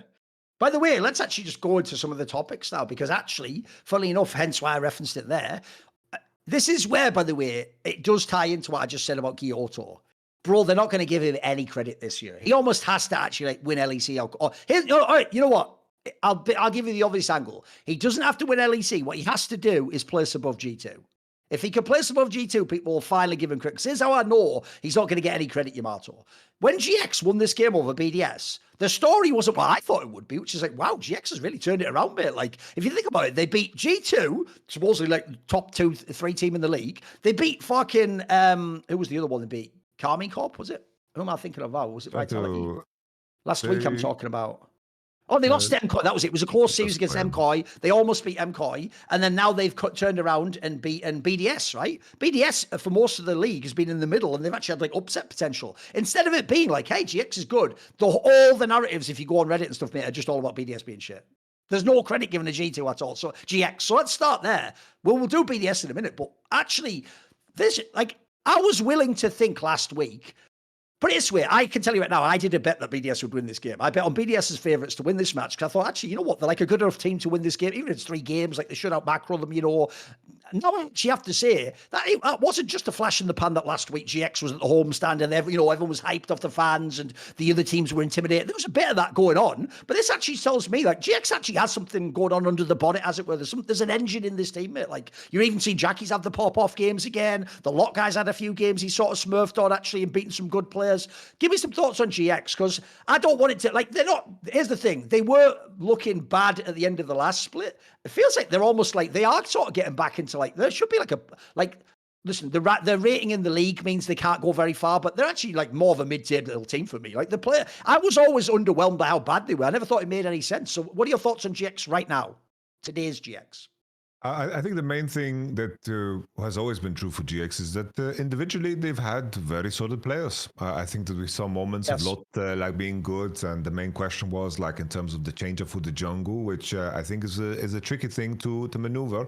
I think that in terms of coming into a split and then changing jungle midway, like not midway, but in coming into spring, I think that's a tricky thing to deal with because. They needed to restructure, like especially knowing what kind of character archetype, like in terms of player archetype that Closer is on teams. Usually he is, he kind of has like the Yankos aspect about him in terms of like driving the game, playing, champions that give tools to set you up for success. He's not going to be like the mechanical jungle as we saw like when he played Nidalee or whatever, but he would set up the team in terms of like how they played the early games and how they did setups, which was true for KC2. And then you remove that and you put in, of course, Isma, who had good early games, but then always fell off a cliff. It was like fucking Cinderella, and at minute 12, like fucking the clock rang and so they just looked for a fucking jungle shoe that fits someone's foot, but this person never showed up, right? Okay. And now I think conceptually, in terms of how they do Drake setups and how they put up vision, conceptually in terms of how they play tempo together with Supa and jungle, I think that has improved a lot. I think that in terms of how Jun and Isma do things actively on the map, actually is better. I think. That's like the main thing that I've seen. And also they show up to objectives on time. I think GX was always good when they were in the fights, but the issue was that all teams surrounding them were just better at setting up the fight. And they couldn't really get their foot through the door to showcase how good Noah can be, or how good June can be, or how good Jackie's can be.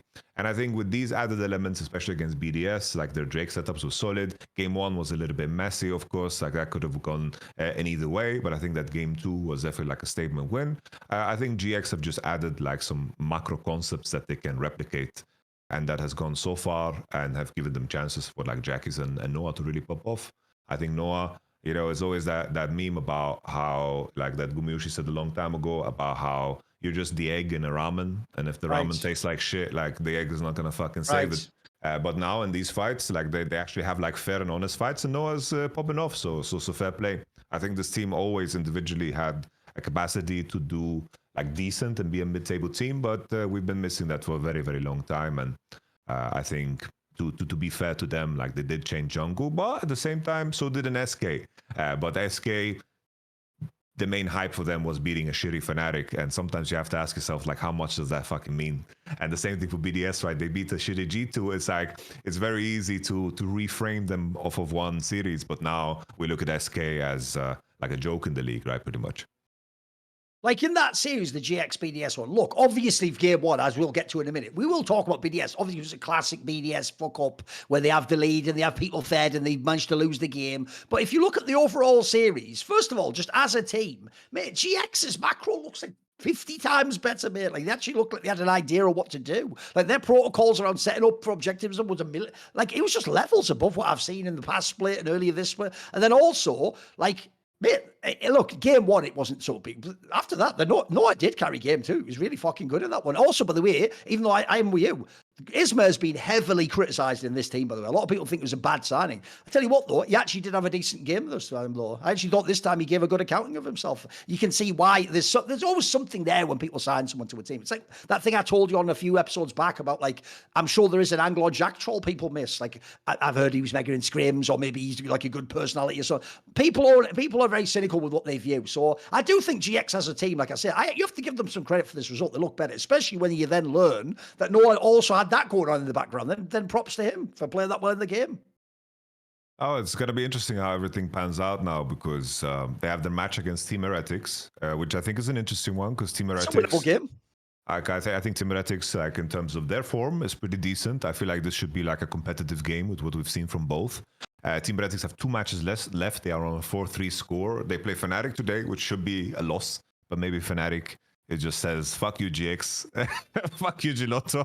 You're not making playoffs. And they give them that win. Could be an angle. But we might have a scenario where we have some tiebreakers there for the last. You think GX still sneak in the last playoff spot?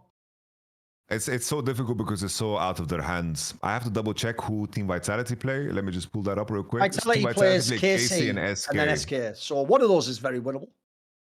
So we assume almost Vitality should beat SK because SK looks like the weakest team, especially after that rogue loss. So it's like, if I wonder, there has to be a tiebreaker, right? I said I would read the rules, but now we moved the episode to Monday. Personally, I would have guessed it would be right because it's single round robin. Yeah, like if it's single round robin, it does make sense to just have a tiebreaker, maybe BO1.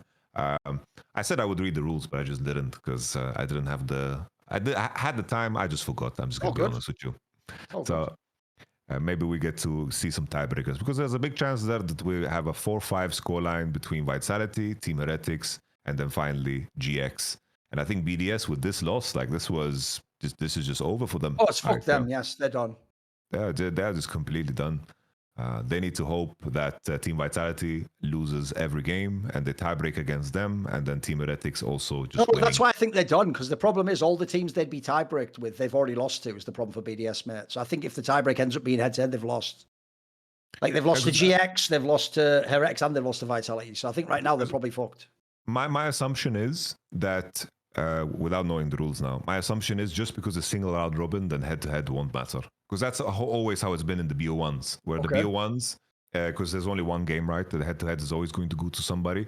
There is a chance that like BDS's biggest hope is that Vitality loses everything and GX does too, and then they get tiebreakers. But that's very, very unlikely. To be fair, another thing that I will say, also another factor people might miss is sometimes when you're running BO3s, you also do actual game score, as in how many actual individual games you have won, which I have to say would actually play not bad actually for GX. And actually, they have more than Vitality, but they have less than Heretics, for example. So I don't actually know who would win off that one. We'd have to see, obviously, on the last series, wouldn't we? If you keep going for 1 second, I could just pull up the tiebreaker rules real quick. Yeah.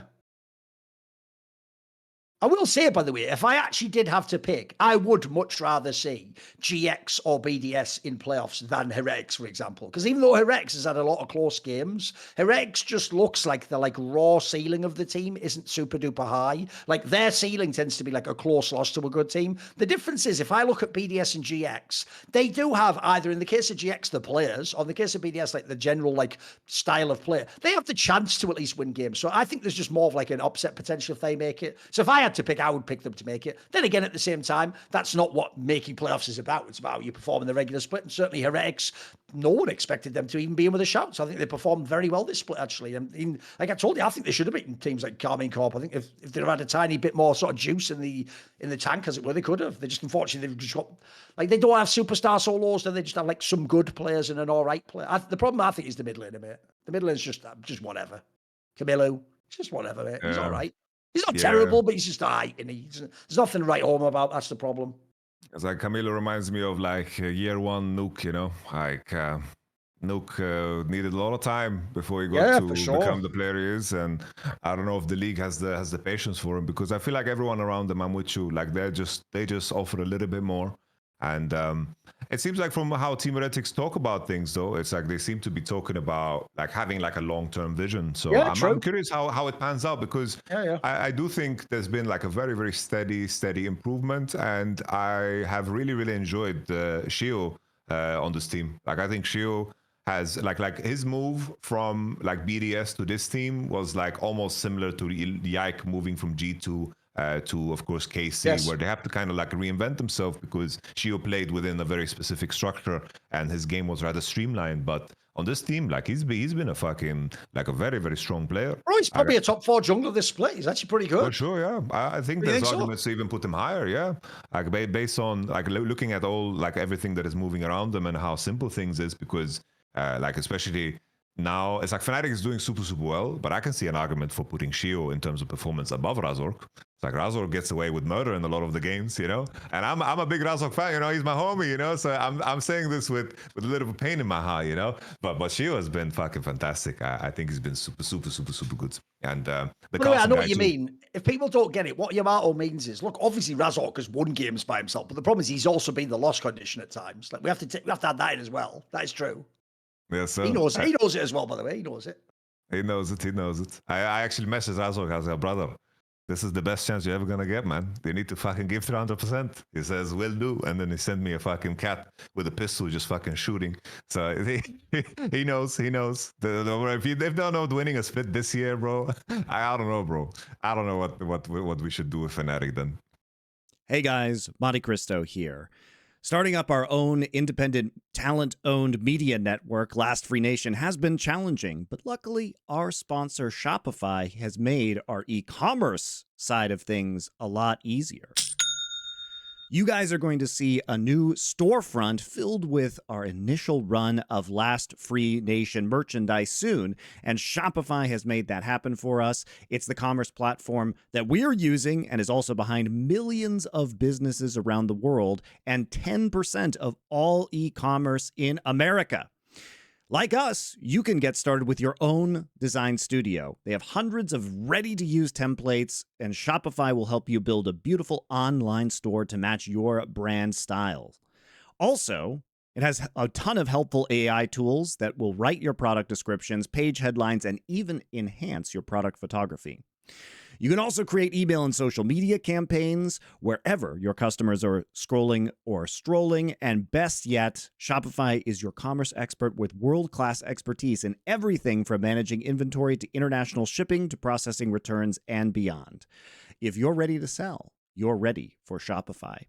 Turn your big business idea into with Shopify on your side. Sign up for your $1 per month trial and start selling today at shopify.com/summoning.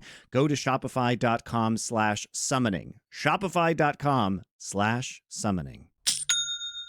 And thanks to Shopify, and keep your eyes open for our merchandise, which will be launching soon. Thanks for your support, guys. Can we pivot and talk about BDS? Let's talk about BDS. Because here's my problem with this topic, Yamato, is there's two ways you can analyze this. You can just analyze the team. We'll do that, like how they've played, but one problem that tilts me, because by the way, this is a very common topic of discussion in Counter-Strike. In Counter-Strike, people do this thing that I get really tilted by, bro. It's one of my biggest pet peeves, which is you take a player change, a roster move, and you judge it based on like the raw results of the team that the roster move was done to. So I'll give you an example. Like with BDS, what you do is you go look at the team and you go, what the fuck were they doing signing Irrelevant? They should have just stuck with Adam. With Adam, they were making like top 3 and they were going to the Yeah, but here's what I don't get about that. Before I even dive into Adam this year on Rogue, or Adam versus Irrelevant, or how did Irrelevant play last year to sign him, because obviously you couldn't know what you know now when you signed him. Before I even do all that, I have to make the obvious point to them, like, Yeah, but this BDS doesn't play any of the teams that team was playing against. Like, spoiler, the team that Nuke and BDS and Adam were almost beating Fnatic with, that wasn't this Fnatic. This Fnatic would murder that one. Like, same with G2. That G2 was way better. Like, you know what? This G2, BDS probably could have gotten like an actual fucking win over them. Maybe they would have pulled out one of those 3-2s or something. So I just hate where it's like, what you're doing analysis, like, see, if you'd have kept that guy, it's like, yeah, but everything's changed. Almost every variable has changed except the teammates in certain cases. And also, by the way, Adam's had like some all right games on Rogue, but it's not like he's been a fucking demon, mate. Like, he's just been all right. Like, that. What's weird about that take is you are almost saying if we'd have kept Adam, then we'd now be at the top. Like, the weird part about that one to me is, surely the part that's the most unfair about that, Yamato, is the Labrov one. You didn't have a choice. That one's not like, it's not like Strikers sat down and went, you know, this Labrov guy who's sort of like my sleeper MVP of the whole fucking LEC. I think I'll just kick him out and get Parrot. Mate, he was going to the best team in the league. Like, on that one, you were always on paper going to have to downgrade. And in fact, that's the one I think is the most unforgivable one to blame. Because here's the problem. The Shio 1131, I don't know. If they really did choose 113 over Shio, you could critique that. By the way, I will say 113 has been a win condition this year. But if you want to critique that, that's fine. The Irrelevant and the Paris ones, I don't think you can even critique BDS for that, mate. Because think about this.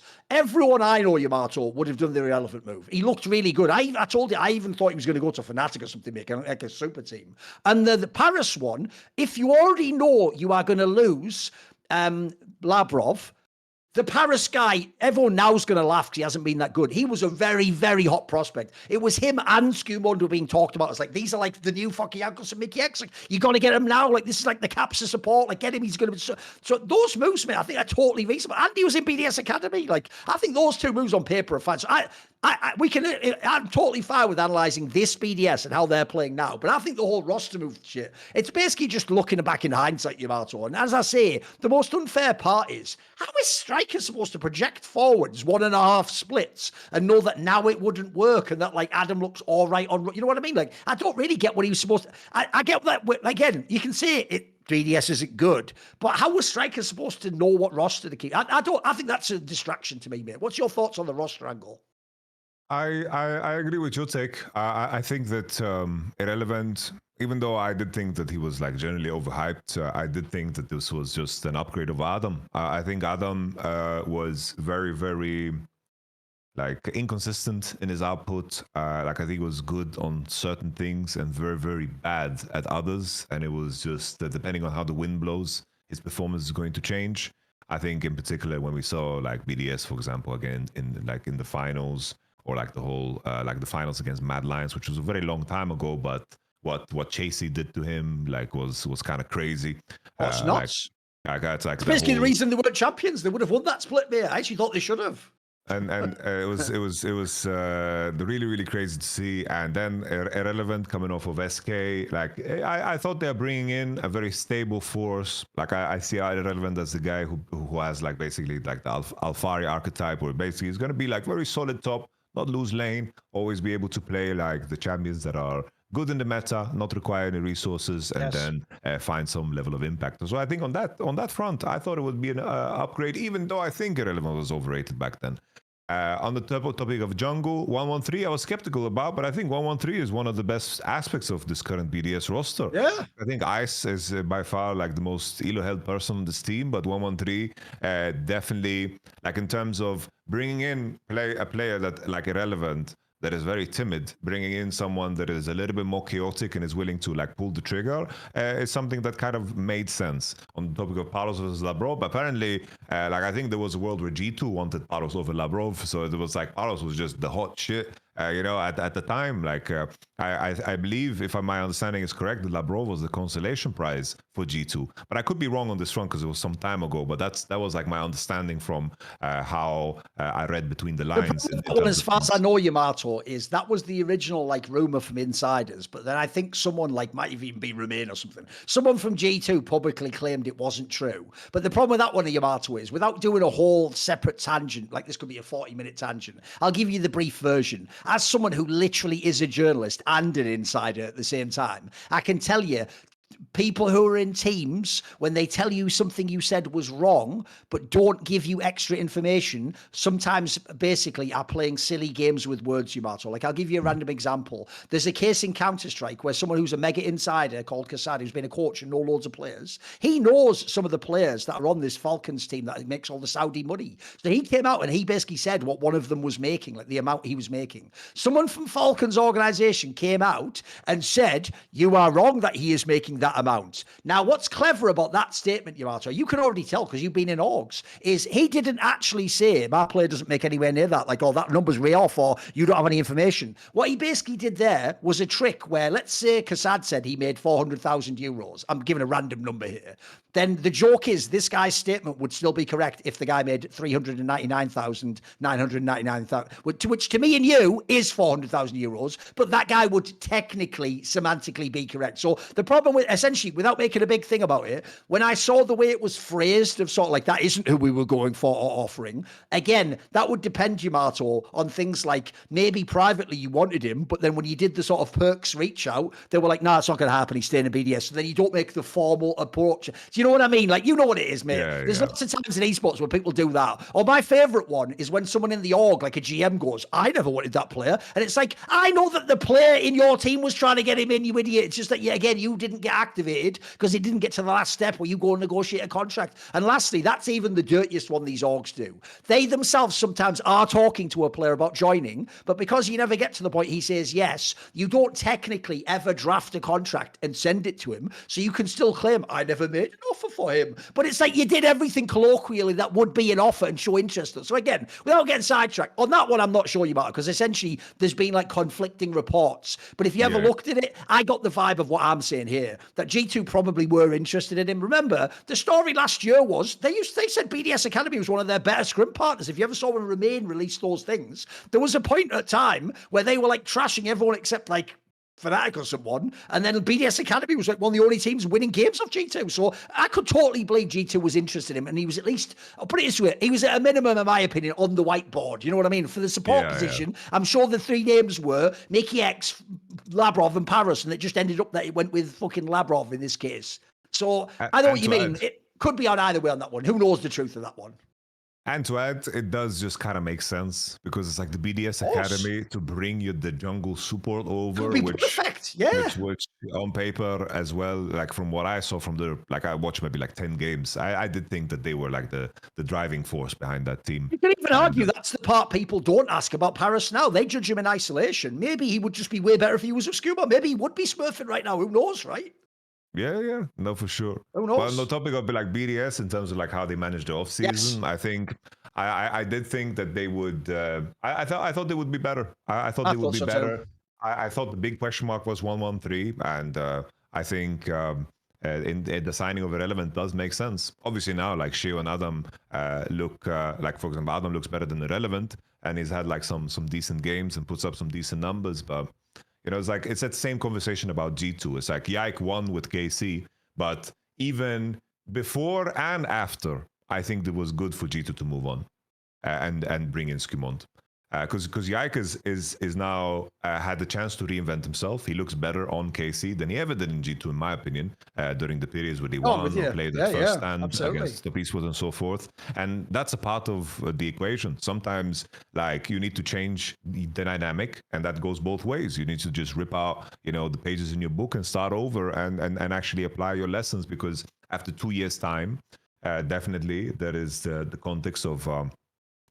certain elements and certain things have just been going on for so long that you are going to be in a box that you've put yourself in, and also your teammates have put you in, and you need to kind of get a new chance to reinvent yourself, because it's very difficult in the context of course, an environment you've been the same in. It's kind of like how relationships, you need to nurture them and so forth, and always keep an open mind. But in a team, it can get very difficult. And that was also from BDS's side, right? It's like they peaked a couple of times. They had the same core of a roster for a very, very long time. It was the right time to begin to like start over, because in the end they didn't make Worlds, right? They didn't make Worlds, and that was a step down from the year before when they moved on from Crowning.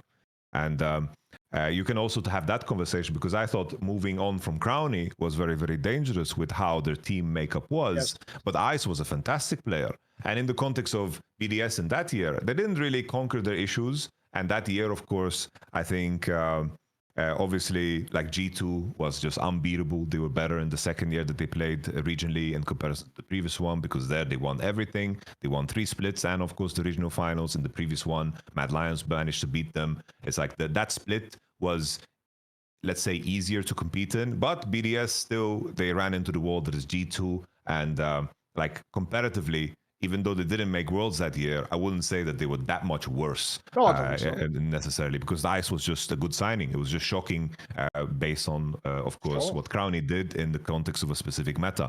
Ice just had like a wider range of play. But I think those details matter super, super much. And I think often in the conversation of like how fans view it is like, did the number move? Another great example is, of course, like DK. DK, they look better this year, I think, way better. But last split, they had a similar placement. But the context of LCK last split was the LCK was just weaker across the board. Yes. Now LCK is fucking tough as fuck. And if you make top 3, it's like, damn, you've managed to do something great here. And D Plus managed to qualify last year. And even in a world where they don't qualify to Worlds this year, I wouldn't necessarily say that, oh, this year DK is worse than last year. No fucking way. This DK roster is definitely better than the previous one. And you can even extend it so far to talk about Kingen. Kingen plays better now on Nongshim and moved on from DK. Way better than he ever did on DK. So, you know, it's just the context of a player and where you're at, performance shifts. I think this is something that the community sometimes doesn't want to believe. It's like, he was good before. Why isn't he good now? It's like, why is Billy hinting? Like, sometimes players are just playing worse. And that's how simple it is sometimes. The game changes. It's also not CS, mate. The game fucking completely changes too. No, I'll give you a few thoughts on BDS. First of all, I do think actually the Ice one is still to this day somewhat underheralded, because people will give credit to how Ice plays, but I'm with you. If the same people are going to criticize Striker or BDS for their Rossies moves, then we have to give insane credit for the Ice move. Because by the way, I thought that had no chance. Crowny is such a bona fide, like, established player. I thought, if there's one thing I can guarantee, this guy's not going to be as good as Crowny. Now, here's the thing. I don't think technically Ice is, because I told it, I think the intangibles of Crowny, like, he can shot call. He's actually like kind of, if people don't know this, I know he seems on his stream like a big whiner. I got the vibe from talking to his teammates. He's actually a pretty good teammate. He's actually kind of like a cool guy who has a good attitude and wants to win, etc. I know people think because he's in the like LS Nemesis group, he's like the Nemesis. I think he's actually a way more chill guy personally. So I actually also think he's only harsh in the sense of like he's driven to win. He doesn't want to accept failure. So I actually think that was a massive gamble to bring in Ice. But bro, it's got to be one of the sleeper best transfer moves maybe ever done in the LEC, because actually, in light of the fact he isn't Crowny, mate, he's fucking really good though. And I always say this about Ice, and this is the perfect week to make the point again. Just like in game 1 here, bro, the most respectable thing about Ice that I think is incredible is he just plays well whether his team does or not. Even if his team goes to shit, he has, and by the way, there's a lot of ADCs, I know, they go mental boom, mate, when things go badly. Even my mate Upset will mental boom, and somehow Ice, he's appropriately named. He is the fucking Iceman, mate. It's like, you could believe this guy, like, I bet you if you put one of those heart monitors, he's the guy where it like never rises, you know, no matter what, even though in the game he's like clicking and sidestepping and doing all the damage. Mad respect. So that's a crazy one that I notice no one gives credit for them doing. But the reason why I hate this off-season move about BDS is because, well, the worst one is that take, bro. It's the one that goes, they should have kept Adam. Mate, not only did Adam have his problems for both of those years he was in that team when they had the good roster, the one that had the chance to win LEC, but even worse, bear in mind some of the things we can at least fucking infer from like the benching of him in the playoffs and some of the crazy shit he said publicly, and the fact that he essentially would almost like trash talk teammates publicly.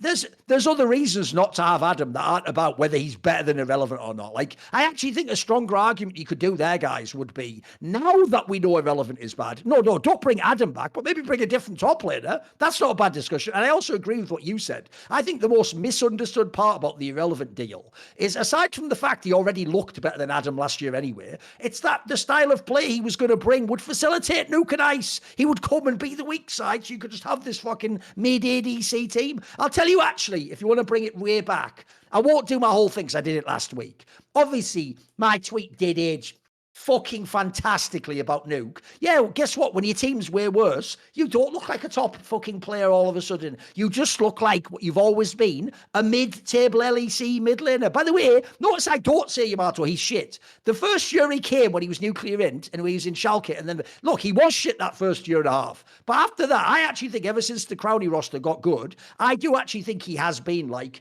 fourth or fifth best mid, or sometimes he would rise to third. Listen, for me, he was never truly top two mix. I never thought he could do it in the playoffs. I never thought he'd carry the series. And I knew internationally he'd probably get murked, unfortunately. But I've always thought if you give him his respect, when his team was good, it's like the rising tide carries all ships. He would rise with them, and then he had a chance to win. But I actually think right now, even though I do not think he is playing badly overall, Yamato, I do think he is also one of the lost conditions in their team. Because, mate, this is a guy I have a real hard time trusting with a lead.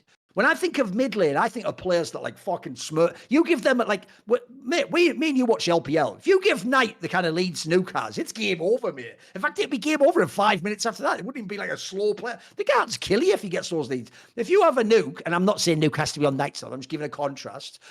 I do think he's looked a lot more. Like, I actually think he's one of the people whose stocks dropped more now that BDS has changed roster, even though I don't think he's played badly. I think what you've seen is that some of those teammates really enhanced him. Like, mate, it's obvious. Everyone says the last few years of League of Legends, the synergy you need is jungle, mid, support. Well, he's changed out both his jungle and his support. And it's not that they're all worse. Look, I do think Paris is worse than Labrov.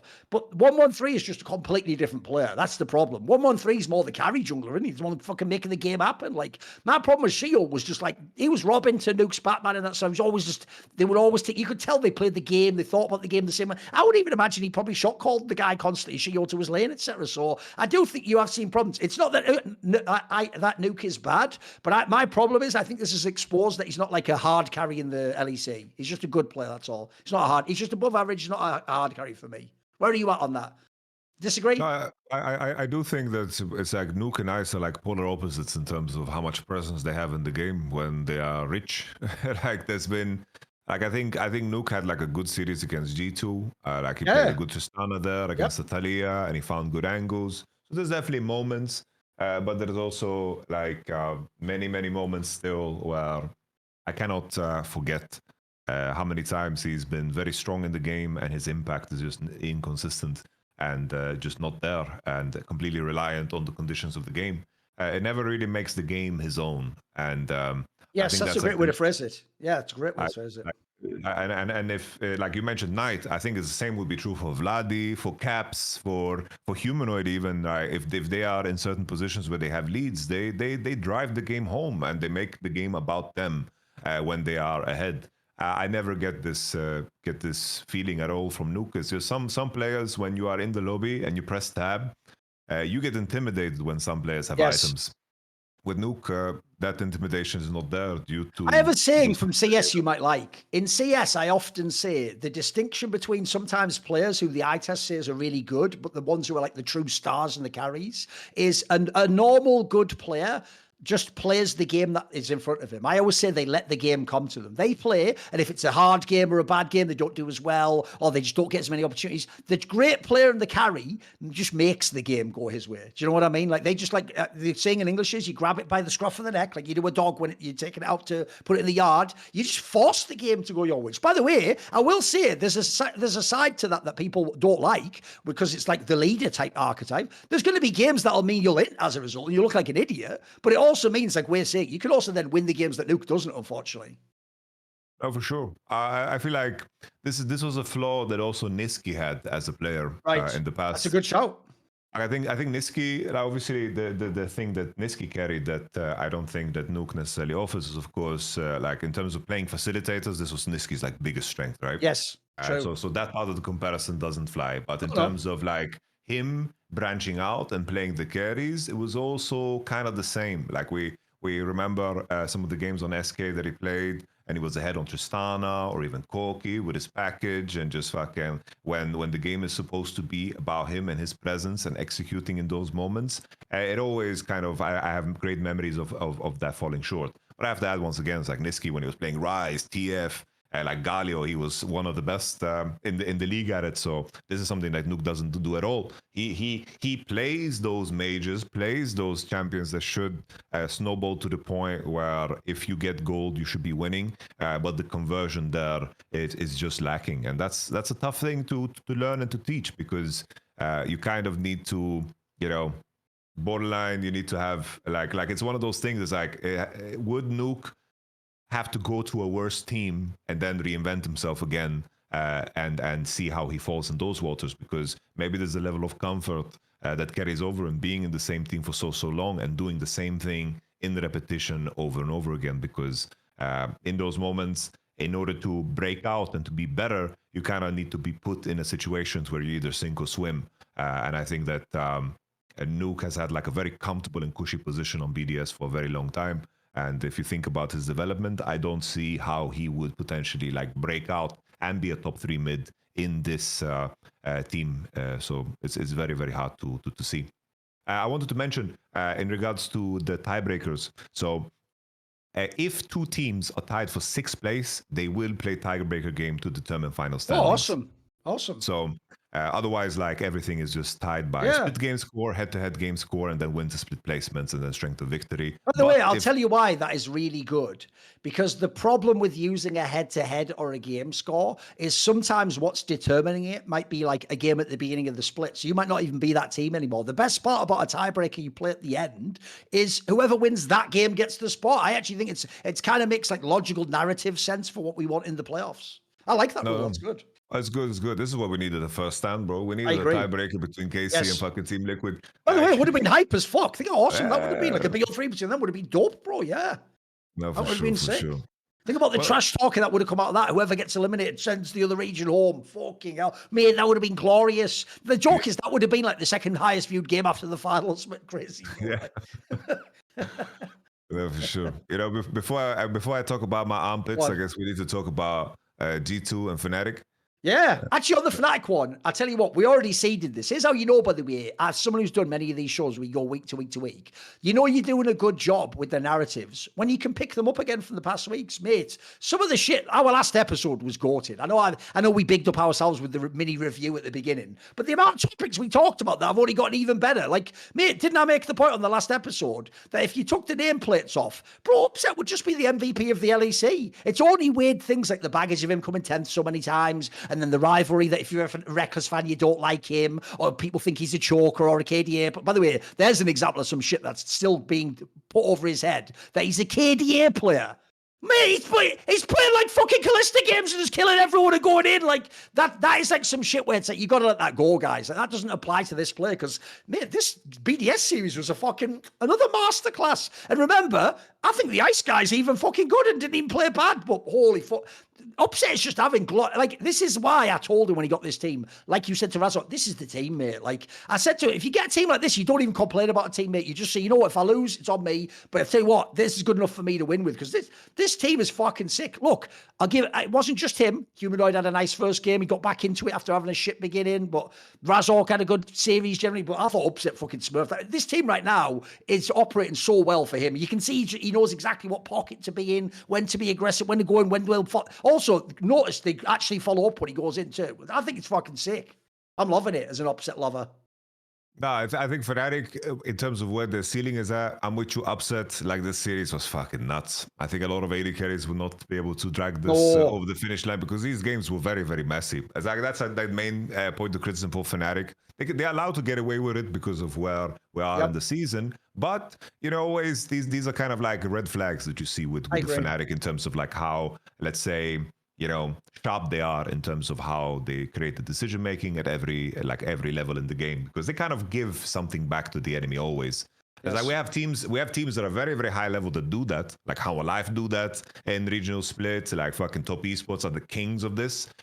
So there's definitely like a level of, if you can get to a point where the game deciding fight, you're just going to play better. That can be a good thing. But we're getting very close to playoffs, and considering they lost that Game 3 banger, even though it doesn't matter super much, they lost against Koi in the fashion that they did, because I do think like that game they could have won at 3, 4, 5 different times. Yes. It's more about like in continuity now with the game they played against BDS and so forth, when you move into best of fives, I kind of want to see a much sharper Fnatic in terms of like what the macro is, because I mentioned G2. It's like what they showcased against Vitality was beautiful on the topic of just understanding the patch and their macro game, because in terms of how they play the swaps and how they played around the Scion, how they play around the grubs, and how they played around man advantages, like that's a way for a team that is weaker individually to beat a team that they are they just out macro them. That's a way to beat them.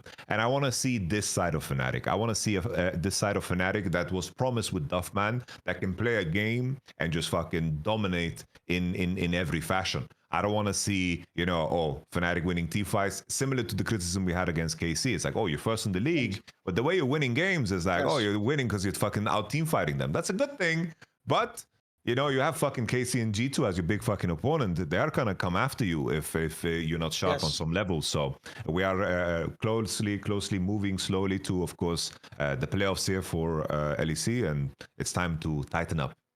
By the way, that is still, just like it was in the last split, that's still the bagger series, is KC against Fnatic in a BO5. Because, mate, these two teams, it's just going to be a crazy brawl. Like, the actual knockout potential at any point in those games is going to be bonkers. Like, think about it. Even the team behind still thinks they can hand the team in the team fight. Also, just the level of skill expression of those team fights could be really epic.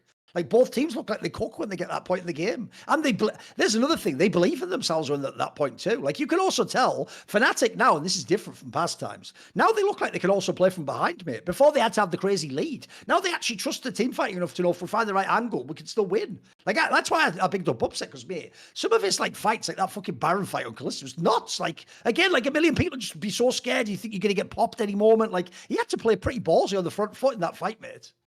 No, for sure. Like Upset is, it's weird. Like we mentioned, like how the community hangs on to certain things and certain labels, and those labels are like so impossible to shake. Yes. But I'm happy to say from Upset's side that he doesn't care too much about like the social media aspect of things. He keeps it very simple, very it's like post and goes. It's like, oh, thank you for the support, moves on and just focuses on the game. So I'm happy that it's noise to him. So.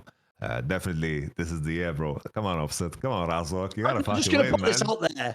Spoiler: if you want to call people KDA players, I wouldn't go ahead and call the Kalista players KDA players. Like, it doesn't even make sense. That champion, like, it'd be one thing if he was on his Ezreal and he was getting out all the time. Like, that is the way that game was played. Was not a KDA player, mate. Come on, it wasn't. That's not how that works. Yeah. No, Right, what about on the G2 side, though? What about G2? G2, I honestly think that they showcased as much as they possibly could against the Vitality. I think we made the Spirit Blossom meme the last time, but it's like I noticed how they figured out how to make the game a very, very active macro game and how to incorporate Labrov every step of the way. They have streamlined their game by making sure that BB plays something strong that in isolation can get dove. So that game 1 Scion, they pretty much just swap before the cannon wave, like at 4 minute, and then at 6 minutes, like basically at the 5:30 wave, they're swapping, and like this, Labrov and Skumon's job is very, very streamlined and easy because they're just collapsing on AD side, and then when mid game opens up, they just make sure that Caps has the vision to push past the midway point. And in previous weeks, they always played drafts that forced them sometimes to fix the lane state of Broken Blade, to go fix the state of Caps. And this made it a little bit too sporadic and complicated. And I don't think that the jungle and support is sharp enough to see that real time in the game. I think, for example, Mickey is very, very good at noticing this is the next play they're making. I can defend this, and then Razor's to defend bottom side. They have instead made their game very streamlined. They play 1 game of Scion, 1 game of Jax. And this is exactly what gave them success in the last split. In the last split, when they were losing and then went on a fucking 5-game win streak into playoffs, it was Broken Blade playing 5 games of just being on the tanky champion, whether it was K'Sante, Cho'Gath, Scion, and then that carried over into the KC Series 2, where eventually, KC was so dizzy in that BO5 where they ended up playing Scion themselves in that game against, of course, BB's Cho'Gath.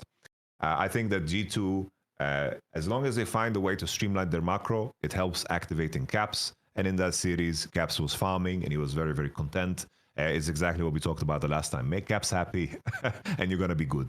I think they showcased as much as they possibly could against Vitality, and I think they're going to make playoffs no I have worries a at all. stylistic question, though, which is the win itself was quite clean, but the problem I have is this, and I want to know what you think of this. Bro, this actually, no, I think all the past G2 teams, the reason also why they were in is they tried to like crush you when they played you. This was kind of like quite a cynical game by G2, mate. Look at they went fairly slow this one. Like they weren't like trying to make some like accelerate the game and we have a lead or something. Like this was like a fairly, like, essentially like this type of a game. It gives me hope that G2 is still good, but I don't know that it makes me suddenly believe they're going to beat Karmic Corp, you know? I think the main thing is that that there's an obvious flaw in this G2 approach. Because the moment they don't have a pushing or winning bot lane, this team will collapse. Yes. If they don't have lanes that are winning from bot, because people are going to target the Varus and the Kalista, and when they run out of steam or play against bot lanes that can compete in lane, like a Fnatic, Upset Mickey, they're going to contest the Kalista pick. They're going to contest all of the strong champs, and they're going to be willing to pick deeper into the counter pick department. And that's where a player like Labrov will suffer, because in terms of this champion pool, it's not there. So it's like, I think the main thing as any team like KC and G2 as Fnatic, as they head into a matchup against G2, I think the main thing to diffuse is making sure that Hans Sama plays a matchup where he has to be on the back foot, because that spreads very, very quickly in terms of the pain that Caps and BB will feel in terms of how much range and how much opportunities they get, because Labrov doesn't have the creativity, in my opinion, to break out of losing positions and find traction in other places in the game. This was what Mickey was just a master at. And then there's obviously, I have to reference, you referenced him earlier in a positive context. Bro, what the fuck is going on with this guy? This is nightmare fuel. Listen, Hylissang was so bad at times. I'm not saying, I'm not going to do the BDS one. Bring back Hylissang. No, definitely don't bring back Hylissang. But mate, Nisqy ain't it either right now. This is bad. I think he's only had 1 week where he looked good so far. Like this was rough, mate. This was rough. I was like, we are on the topic of off seasons and changes. I thought, like, I've always been a proponent. Like we had this conversation, like on stream, like someone brought it up and said, well, washed mid laners turning supports. It seems like Nisqy is a proof of concept that it doesn't work. But the thing is, it isn't, because he didn't invest time into preparing for this role. It was a spontaneous idea. And we knew that there would be like a lot of things to fucking iron out, because regardless of how bad you think any support might be, they still fucking put in hours. Like that's the main difference. Like they put in hours, and that is always going to count an amount to something.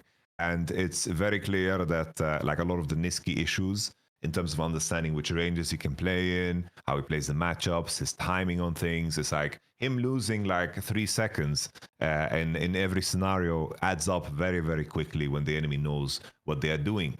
Like even that Nico game that they clawed back, it's like the majority of that was very, very rough. The position that Nisqy is in is just very difficult. Like I don't expect anyone to maneuver that, because when Perks moved to AD carry, he spent that whole fucking off season 2 months straight duo queuing with Mickey. Like they played maybe 500, 600, 700 games. There's a big difference than just fucking going in dry. So I don't envy the position Nisqy is in, and I do think that like the mistakes he's making are very rational mistakes for the position that he's put in. But for the context of Vitality and their hopes, it definitely is a big pain point. It's a very, very big pain point. And then on the other side, I'll just throw this out there. Look, this was probably the best fucking series Labrov's had in ages, mate. But I'll tell you what, it is Vitality. Like, I expected to do that against the other teams, not just Vitality, for fuck's sake, against Inting Nisqy. So it's all, I'll tell you what, you get like a C+ for that one, Labrov. But I actually, if you want an A+, I need to see a game against an elite team where you do it, mate, because I haven't seen it so far. This was good, though. This was a good series. I'll give him that. It's a good start, bro. We have to keep track of the 3 Spirit Blossom teams, bro. That's the Spirit Blossom teams is T1, Bilibili, and G2. They started the LEC and now. But before we move to LCK and LPL, I do need to tell our viewers about how you and I keep so damn fresh. We keep so damn fresh because we use Mando products. I use the whole body deodorant, and on stream you guys can see me walking Like I walk like 10 kilometers on stream. I get my steps in, and naturally I sweat because I'm in my room. You know, I'm in my room and there's no air here. But I sweat, but I still smell good. You know, I still smell good. I wake up in the morning, put on my whole body deodorant, and it just fights back against any activity that I might do. And you know, you might find yourself sweating in any scenario, and then you carry that with you. You know. If you are in a situation where you know, for example, you're like, oh, I'm sweating, I'm gonna smell bad. That's like in terms of your confidence and how you stand, how you walk, how you talk, that's gonna affect you somehow. And when you have the freedom, knowing that no matter what you do, you gotta run from danger. You're walking, you choose being physical, whatever, and you're sweating, and you know you're gonna smell good no matter what. You just know whatever situation comes your way, you're gonna have confidence. So let me tell you, you know, Mando. Paraben-free, aluminum-free, you don't want that bad stuff there. You know, this was created from, you know, by a doctor who just realized that most of the time BO is just misdiagnosed, you know, and it's mistreated. This has been clinically proven to just block odor all day and control odor for up to 72 hours. So if you're going on some, you know, bender like in fucking Hangover 2, and you're gone and you wake up in Mike Tyson's pool, if you put on Mando before that shit happened and you smell yourself, damn, you can still smell like bourbon leather or Mount Fuji. I think that's a big plus, knowing that whatever situation you're in, at least you're going to be smelling good. So, as I mentioned, clinically proven to control body odor better than just to shower with soap, you know, 12 hours after shower, whatever. Most of the time, if you don't apply whole body deodorant, you know, that's the key thing. It's like usually people just put on the armpits, but when you talk about some certain areas, you know, the grundle, the ball sack, these are areas that after a couple of hours, you're carrying that stank, man. But with this, you're ready for any situation. You know, you need to be polite and kind to the people that are in proximity of your balls and grundle. So make it a ritual for your own body, an act of divinity. Put that whole body deodorant from Mando all over your body. And it's very, very easy to start. Mando starter pack is just perfect for new customers. It comes with a solid stick deodorant, cream tube deodorant, 2 free products of your choice. I personally like the deodorant wipes because you can just throw them in your bag, you know, after your gym, and you're just fresh as fuck. You don't need to go home and take a shower. You're just ready to go and move on with your life. A special offer for our listeners. New customers get $5 off a starter pack with our exclusive code. That equates to over 40% of your starter pack. Use code. What is the code, Thorin? Is it just summoning? Has to be summoning, right? Maybe Light can help me. Producer, tell me. Is it elephant or summoning? It is summoning. Well, I just got confirmation from our producer. It's code summoning. I wasn't going to hold that back from you guys, of course. So use code summoning at shopmando.com. That is shopmando.com. Please support our show and tell them we sent you. Smell fresher, stay drier, and boost your confidence from head to toe with Mando. I'm just imagining Mike Tyson now, like, you smell great. Your understanding of hygiene is perspicacious. Right, thanks, Matt. Thanks, champ. Bourbon leather. Yeah, exactly. Right, anyway. By the way, Mike Tyson and his lawyers would like us to say that he does that in any way endorse this advert. That was just a purely fictional representation. That was like Armstrong. Yeah, we meant the movie character Mike Tyson, not the real Mike Tyson, obviously. You know, that wasn't Thorin talking. That was Lance Armstrong anyway. Exactly. So yeah, it's all good. Blame Lance for everything. Hasn't he suffered enough? No, the answer is no. Anyway. Oh yeah, by the way, even though technically we've ended the LEC section, I'll also point out we are only something, Yamato. We are less than 2 weeks from playoffs being in LEC. And I don't think there has actually been an LEC playoffs I was this hyped for since like fucking probably 2021, probably like the time when there was like crazy, like, you know, there was like the leader fucking self-made Vitality against your like role swapped Whippo, Niski, Adam, because that was like so wide. It's like that now, mate. First of all, again, I've said it every week, but every week, try this exercise, guys, watching the show. Pause the show and say, today, who would you pick to win LEC? I'll bet it's changed as the split's gone on. I bet it might change in the playoffs. So first of all, the winner's up for grabs. Then after that, this is the best time ever, Yamato, because I always think the best leagues and playoffs are the ones where, in an ideal world, all stratas of team have someone else they can compete against. So look, We just discussed it. The teams that like make the last spot in the playoffs probably aren't going to do anything. It's going to be the Heretics, the BDS of the world, like probably Vitality, etc. Like those teams probably will go out the first round. But one, the champion is wide open, and mate, the order of what the top four could be is that's like what is the bracket going to be? What is the meta going to be? And this actually could be. Bear in mind, it's all BO5s once you get to the deeper part. I think this playoffs is going to fucking cook me. I'm looking forward to it a lot. No, I don't think there's gonna be a single best of 5 that just doesn't deliver. Maybe like the loser bracket one when the top 4 goes and plays against whoever is like left or whoever like makes it through. But either way, like this is gonna be hype as fuck. Like I do think Fnatic. That's my the horse that I'm backing. I'm doing it. But fucking bro, KC smashed the shit out of G2 and they are looking revitalized after that 2-week break. You know, suddenly it gets spicy real quick, and we have a new patch, practically like a new season. So I'm really excited to find out who's actually just going to MSI, because that's really hype. Yeah, I'm with you. Because I want to swap to the LPL, and here's the difference. I'll give you a contrast, Yamato. I actually think it's been borne out by how they've played that I was right to stick with Fnatic, and that actually they do have the highest ceiling, and I think actually on average they've played the best out of everyone this split, and I do think they're going to win. Here's the difference, Yamato. Oh, I'm fully aware that when we go to the LPL, I do have to take like fucking Bane level permanent copium inhales to do my IG spiel, because here's the problem. I didn't say I can't do it though, motherfucker. This is necessary, copium, Yamato. Because here's what's sad, bro. Here's what's so fucking sad. Every time I want to say, you know what? It like Frodo fall, it is done. I can stop pretending IG can actually win and be in the finals and go to MSI. They'll have a series like that one against BLG. And bro, that was so close. It was, if you wanted to believe IG is real, that's the kind of series that'll torture you, motherfucker. Bro, that could have been a win. It wasn't, sadly. It wasn't. It absolutely wasn't a win. It could have, though. Where's IG at, bro? And by the way, sadly, one thing that doesn't change week to week is the person I hate the most.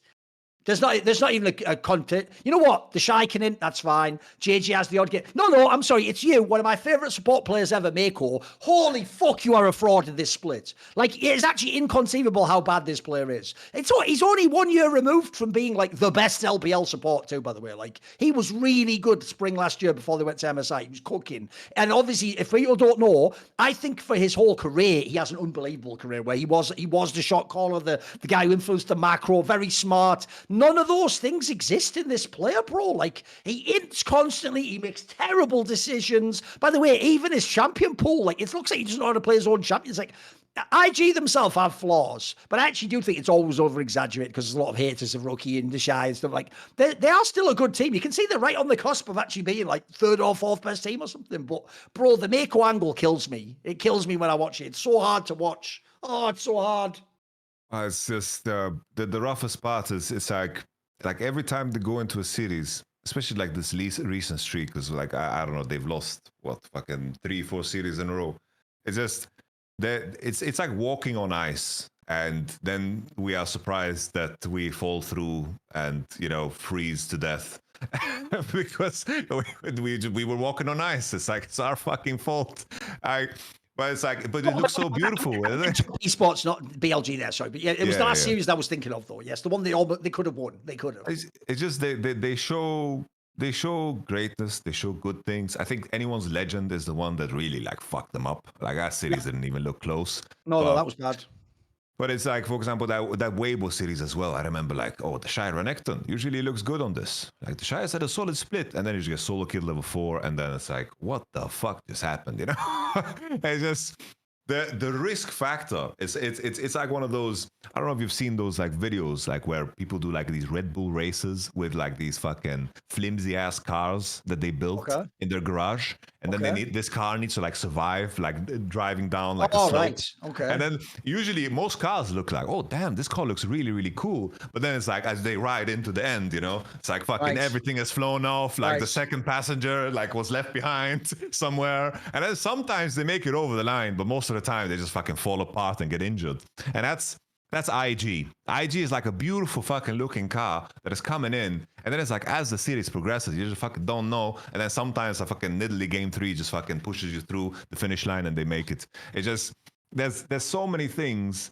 It's like a beautiful boat where the holes have been just fucking covered with like some fucking weird flex tape, and then it's like the water just begins to fucking just seep in mid-series because Renekton and Deshae is just running it down, or Mako just gets caught 3 times, or JJ just misjudges the situation completely. I like the fact that they are fearless and they continue going, and they showcase like moments like that Top Esports says that they have it in them, but bro, now with how good anyone else looks and the odds of IG fucking falling apart is just way too high. There's too many stars that need to align for all of them to play good at the same time. Because I think that's the biggest pain point is that if they do, they can beat the best. But the odds of that happening is non-existent. There's always going to be 2 players that play good and the rest of them end. There is no in between.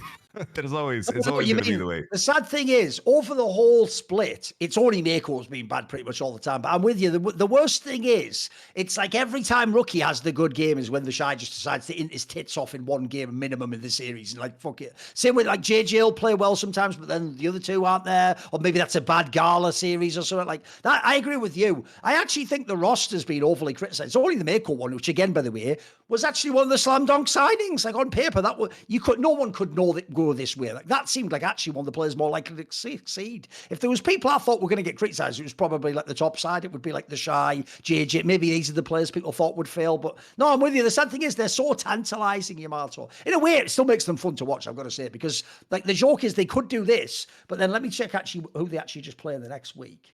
Let's just see. So they play WE. Oh, it's actually quite a light week, to be fair. Oh, TT. Yeah, it's just quite a light week, actually. All right, so next week, they play JDG. I mean, pretty sweet. There's a world where they'll just turn around and beat JDG or something, and then you'll be like, well, they're back again. Oh, my God, can they win? Are they actually the 3rd or 4th best? That's why it's so torturous, because actually they're an example of a team where I actually don't think their placing in the standings actually represents how good they are. Like, as we say, they've had some really good 3-game series against some of the best teams. Like, they've shown themselves, but they also, to be fair, you can every now and turn around and just get wrecked by one of them too. Let's do the Anyone's Legend angle then, because it's getting to the point now where, like, the 2 best teams just are Top Esports and Anyone's Legend. But you can have the question, they just played the head-to-head. Would you actually make the case, you stuck with them before, is Anyone's Legend the best team in the LPL for you? Does this confirm it this match? Does it tilt you over? I would say yes. I think the main thing for me is that I actually think that Shanks and Hope are actually doing it. You know, we said at the beginning of like the year when we started, it's like Anyone's Legend, Tab is going to get the most out of them. And then the question is, can fucking Hope and Shanks actually find new mechanical highs? And that's a big fucking ask, because in the end, it's like the mechanical highs of some of their opponents, they're not gonna be able to fucking figure that out. It's gonna be too hard.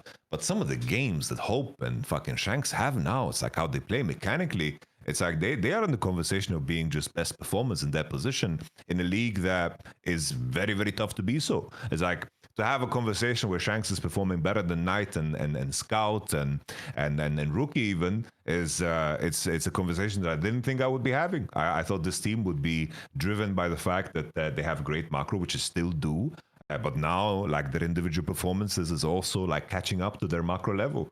And it's slowly getting to the point where I'm getting excited for even an Anyone's Legend at an MSI, because with the level of play, I think that this could create like actual interesting fucking competition towards the LCK. I wouldn't go so far to say they would beat GenG in How Alive, but like to be in the game and to push them and to force them to bring their best self.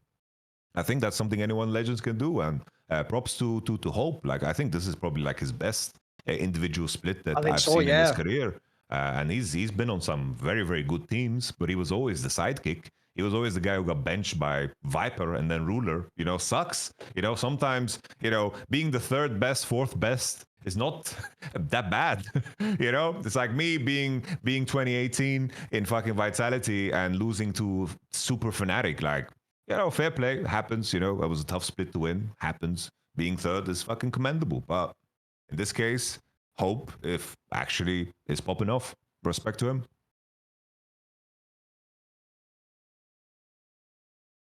Did you DC Thorin, or are you thinking?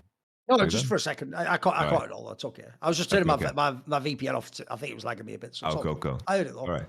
No, I'm with you. By the way, he has absolutely overperformed this split. He's been way better than I thought. I just expected him to be serviceable. He's just like, for me, when he was on JDG back in the day, he was like a good prospect, but he wasn't some like Uzi Jackie Love super talented guy you have to, fuck, watch this guy. I actually think he's been more than serviceable this split. Like he's actually had some fucking good carry games, yeah.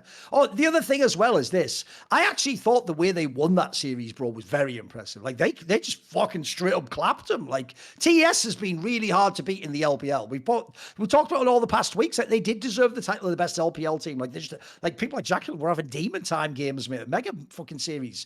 This one, you just heads up, just straight up beat them. And yeah, it's not. And by the way, it's not just like the Tarzan factor who's really good. Like, no, I'm with you. Like Shanks is the player where people don't know. I know why people are scared because, bro, when you look at Shanks, he is what Cream was a year or two ago. You see the potential, and you're like, but then you're scared that he'll also be what Cream is now, like fucking fail internationally or get clapped. Because unfortunately, that's always the worry, isn't it? Like, think about KC when he went to First Stand. If you're an analyst, if you want to be really safe, what you actually should have done is just been really cynical and be like, they'll probably fail. You know, like, how will Vladdy do in his first ever time playing against all these stars? Like, he's probably going to get intimidated. Because if you do that, it's safe. And then you get to still ride. They're like, oh, wow, they've surprised me and done really well. But the problem is, what you want to do in League is when people are the best in their region, you want to actually judge them like, hey, think about what an LPL team should be capable of. It should be able to win. So if anyone's legend actually finishes first in this split, we don't want to be like this about like, hey, they could play well and make like this.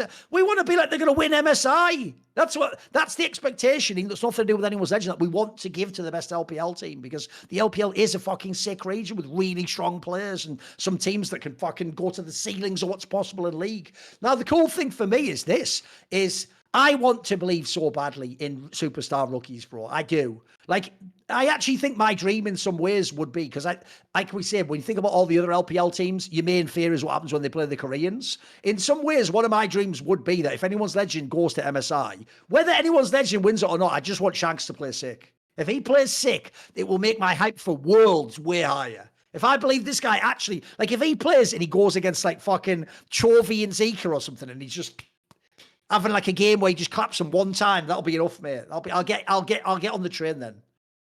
I'm with I you. have to understand. I'm doing it like I'm sort of doing it more like the train, like Monty style. You offer me the ticket when they're already in the finals. You know, like listen, not everyone's on the train from when it leaves the station at the beginning, Yamato. I'm jumping on, you know, right before it arrives. Yeah, sure. Bro, I feel the same that you feel by Shanks about Tarzan.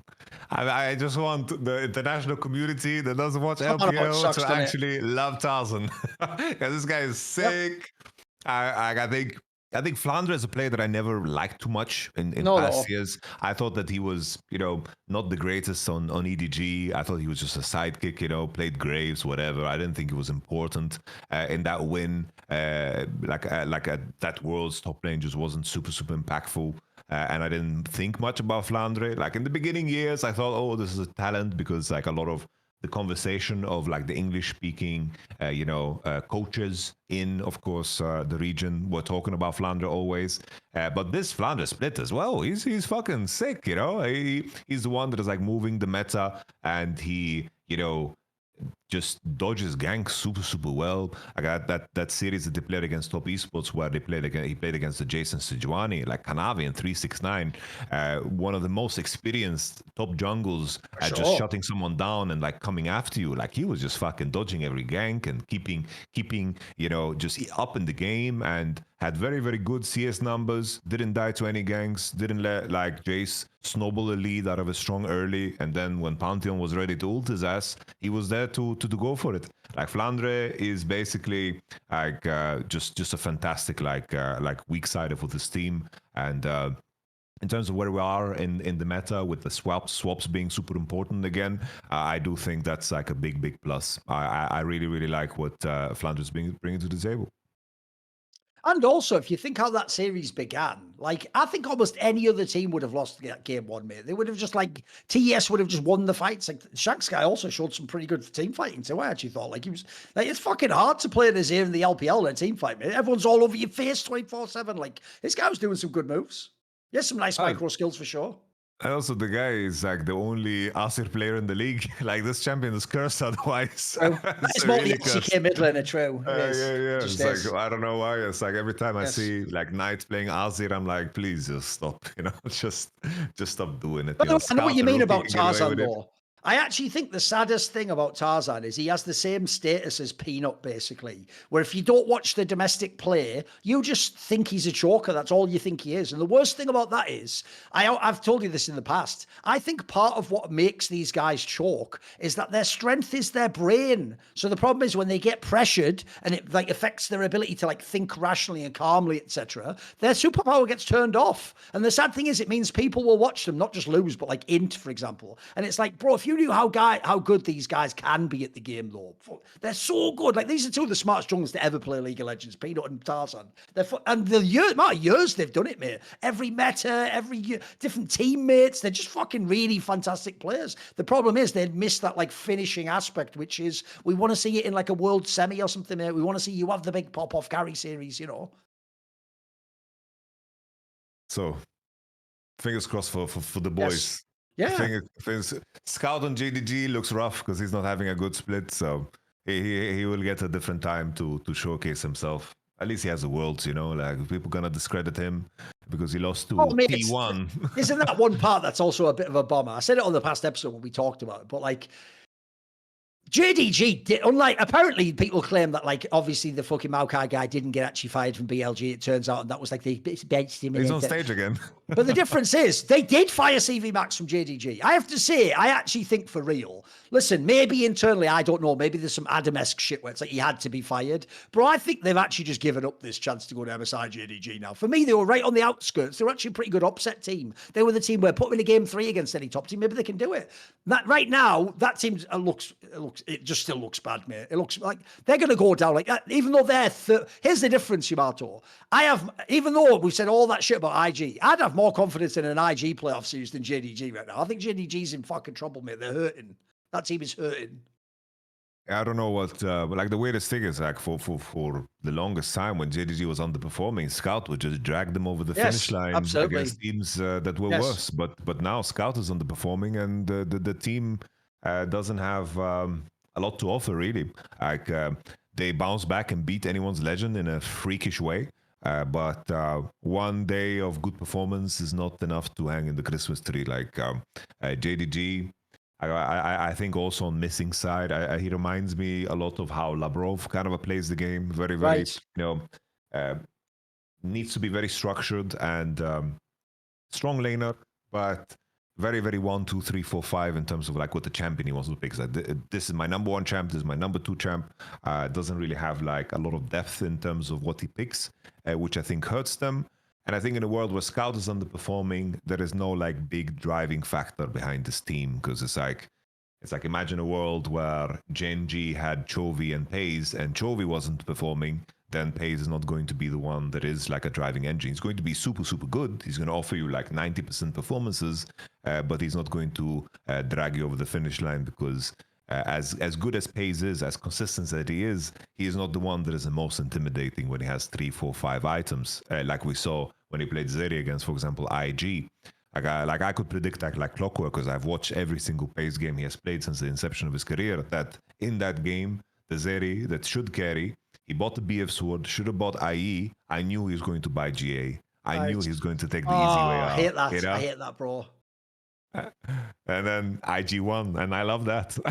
By the way, that is one thing I think is really. I got a little side tangent. I thought, especially since you're off some of a coaching background, it's quite interesting. And it goes like this, right? One of the things I actually do think is really misunderstood about top pros is people always just judge the skill and the playing style, Yamato, but what they always miss is actually the final thing that completes you as like a superstar world beater player is mentality. Because I always say, whenever I watch basketball now, and I was a massive fan, people will know of players like Kobe Bryant and Michael Jordan, you know, the killer players who had like the crazy like mentality where they they want to be the best, but they also want to beat you and they also want to dominate you and destroy the whole game and be the carry all the time. Is people take for granted like the mentality part. They think it's just that they were really talented. No, mate. I've seen loads of mega players in the NBA. I actually think this is the problem LeBron had. By the way, his skill set was mega. I think if you could like take Michael Jordan's brain and put it in like LeBron James' body, I think you'd like win everything, mate. He'd be unbeatable. Like you'd never stop him going to the basket when he was in his youth. And he was fucking physically dominant, and he'd never passed when it was the last shot. And he'd taken himself. There's a million ways he could have run. But what people misunderstand is there are very few players have that mentality. A lot of people, because it's become cool to say the same things in interviews, just like when Conor McGregor was on top, a lot of people magically started trash talking all crazy. But the difference is that's just the like I'm talking the talk. A lot of people can't walk the walk with that mentality, mate. So one thing I think is mad underrated is when you actually have some really, really fucking talented player, but they also have the killer instinct. They also have the mindset to crush you flat. That is where I get hyped about players, mate. Like, if I go and watch some of these teams now, there's still not that many players I think meet that category who are actually like true killers in that regard. It's actually why the biggest bomber ever, by the way, about top esports is that Jakob doesn't do it internationally, because he is that killer in domestic play. If you give this guy an inch, he just kills you dead, mate. Like, it's one of the most aggressive ADCs I've ever seen. And then he goes international and they'll just like die to like a level 3 gank and not even be in the game. And you're like, what? Because I think those players, those are the ones I get hyped for, mate. Like, there's certain players can't fit that criteria. So some of them have the skill set for it, but they don't have the mentality. There's not that many. So when they come along, I want to get hyped for good players. I want to believe these top talents are going to make it, you know. I want to believe that the LPL, because the LPL's, the raw skill level of the LPL, I think will never be understood if you don't watch it regularly. Like, you just see things from players, even in random, put it this way, mate, you'll see a game where like a fucking like WE player will do a play. And you're like, fuck, I have to remind myself, even the bad teams can do shit in this league, like, or FPX or something. There'll be players where you're like, wait, I'm actually doing that Western thing where I'm acting like there's only a G2 and everyone else sucks. Like, there's killers all over this league. Like, the talent level's crazy, but you got to also have like, you got to have essentially in a weird way, you've got to have like the crazy arrogance of the star player too. You can't just be the guy who's like, oh, pretty good, I guess, but like, oh, and you're like, no, you're really good. Like, put it this way, it's way easier, I think, to like humble a cocky player than it is to take a humble player and get him to be, convince him to be cocky. What do you think? No, I agree wholeheartedly. I think that was the main thing. It's like back in 2018, like everyone assumed the Vitality roster that I made would be bad. But I basically had the choice of picking players that lost time and time again against better opponents. Basically, like I had we had the option of like making a roster with like we would bring in like Kasing, and then like Power of Evo, these type of names that like were known, like they were around, they were top 3, they would compete in the top 3, but they wouldn't be like my mindset would be like, oh, so if we bring these guys over, they're bringing nothing new to the league, and we're gonna be a middling team. Is that what I'm happy about? And I knew how the at the time Giants players played because we scrimmed them a couple of times, and I had watched the games. But the main thing that sold me was just their story. It's like Jizuke, what he told me in terms of what he needed to sacrifice in order to even play, where he just ran away from home and what he had to give up, and in terms of where he is mentality-wise, where like in the end, it's like I knew this would be a player that would put in so much fucking effort that if he believed that someone was better at him, he would just think that's temporary because he would believe that he can fucking outwork them and outflank them, right? And that's something that I bought into like wholeheartedly. It's like the level of confidence that we carried, like we wanted to beat Fnatic, and that drove us so fucking hard. And I knew I could tap into that so easily with these guys because they had the confidence to make it happen. Because a player like Attila, I don't think necessarily he was more talented than, for example, Upset at the time when we played. But he had swagger for sure. He had the instinct to fucking take the chances that he got, and he walked on stage believing he was better, and that goes so fucking far. That goes such a long way. Like another parallel, like I mentioned, I watch Formula One. Now it's like people ask me, it's like, which drivers do you like? So obviously Max Verstappen is like the guy who he drives a crummy, shitty car and still fucking competes for a top position. Like his teammates, so basically there's always two drivers. His teammate is always like back 15th, 16th, right. And Verstappen is up there like competing for the best, and everyone knows his car is absolute trash. I didn't watch super much, but there's a driver in basically the best team, which is McLaren. They have the best car. His name is Lando Norris. So I watched a couple of interviews, and always how he talked about Max Verstappen was as if he believed that he was he's better. Like a cocky, the Lando guy, yeah. And like, no. Like he did the opposite, you know? Oh, really? That was my issue. Like Lando Norris was talking about Max as if he is better. Right. And I was like, I don't like this shit. Right. I don't believe he's gonna win. And then they brought in Oscar Piastri, and I saw that he carried himself in an interview that he came and said, I'm here. I want to prove myself. I want to fucking win. And I knew almost right away that this is the guy to believe in, because if he is faced with the opportunity to win and to overtake, he's going to see that as an opportunity that he has granted himself, rather than something that is just in the air and can pass because something else will pass. And that's the vibe I always got from Lando Norris, which is very like not parasocial, but very like surface level. But it comes to the same thing, because the instinct and the idea of how you approach a competitor, it's like if you walk on stage and you don't believe that you're going to be the reason why you should win, then you are going to be at, the behest of a player like Caps in your league that is going to walk on stage and believe he is going to win, and that's just what makes greatness. Because the reason I ask that is that has always been my problem with Pace, bro. It's why I've always seen Pace as more of the like, you can be the flackhead of our team if you want. If we've got the solo kings, you can be the flackhead and we can win. He was fine in GenG. The problem was, though, people did try to make it like he's just as good as Ruler. It's like, mate, Ruler has that killer instinct. He will, like this example of the item build. Think about how rarely, Yamato, you have different builds for ADCs. They have the most on-the-rails, obvious item builds of all. So I'm sorry, when you do the choice he did there, that's not like some nuke fucked up his build and just didn't understand what... that was a scared choice, as you're saying, to go for a Guardian Angel. Like, what you're doing there is you're not thinking like you're saying, like, hey, I actually could be like the fucking Korean Uzi. I'm gonna carry this fight. You're thinking like, fuck, but if they catch me, I'll need to like stay. That's you're going into it like you're not the king. And by the way, you're playing the LPL, bro, the ADC's league. Think about what I just said about Jackie Love, mate. Jackie Love, like, the joke is when other people would take one step back, he takes 2 steps forwards. The Jackie Love always had the mentality of like, I'll just hand my way out of this problem. I want Pace to do that, because I actually do think as well with it. Pace clearly has skill. He's clearly a fucking talented player, but I know what you mean. He doesn't strike me as the guy who thinks like, give me the ball, I'm going to win the game, as it were. Like, he's the guy where it's like, oh, is it my turn to have the ball? Okay, I guess like, oh, set me up, and are you going to run a play with it? No, you're supposed to just fucking take over, mate. Take over the game. 100%. We had the whole conversation about how KT's roster could have potentially been. Like, if Pace was not that roster, I think be a fun thing, yeah. Like it would be very, very good for BDD, because they would just be better. But I also don't think that Pace would be like, maybe he would reinvent himself, right? Because he's now on a worse team and he needs to, because he's been surrounded by fucking insane players his whole career. Maybe it's like one of those situations where you kind of hope and wish that maybe he's going to be playing in a situation where he plays with worse teammates and then he steps up to the plate.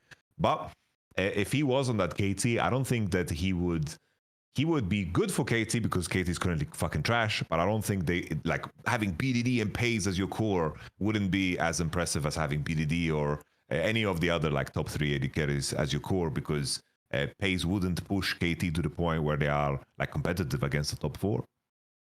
But no, Yamato, the only hope at ADC plays on the joke earlier. Anyone's legend, didn't we? Whatever.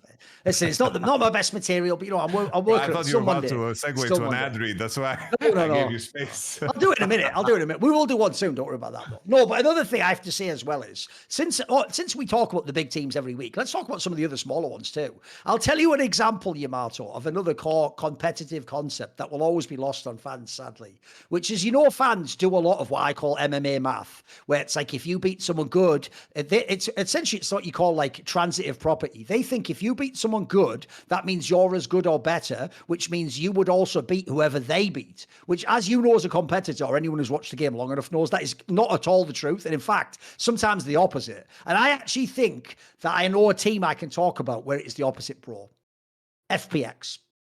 If you put FPX against the top team, Yamato, because your expectations will be they won't even have a chance, mate, they will not only get to a load of game threes and win a game that you'll think, what?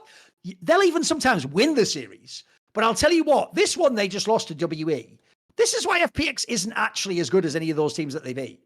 Like, if you think that you see them fuck around with, you know, something, like if they play an IG or someone, you go, oh, this is tough. Difference is, IG would crush one of these teams. You know what I mean? Like that's a look. If you wanted to believe in FPX as like a team to rise, this is a bomber of a series, mate. To just get 2-0'd by WE. No, for sure. It's like it's weird because like both of these two teams have impressed me. I thought they would be just another. No, they're both causing upsets out there, mixing it up. Yeah. I thought both of these teams would be just like Nirvana light, you know, like these teams just slip through because of numbers, not because based on merit. And in the end, it's like I do think there's some qualities that are like serviceable. Like I think like Shadow has been playing a lot better than before.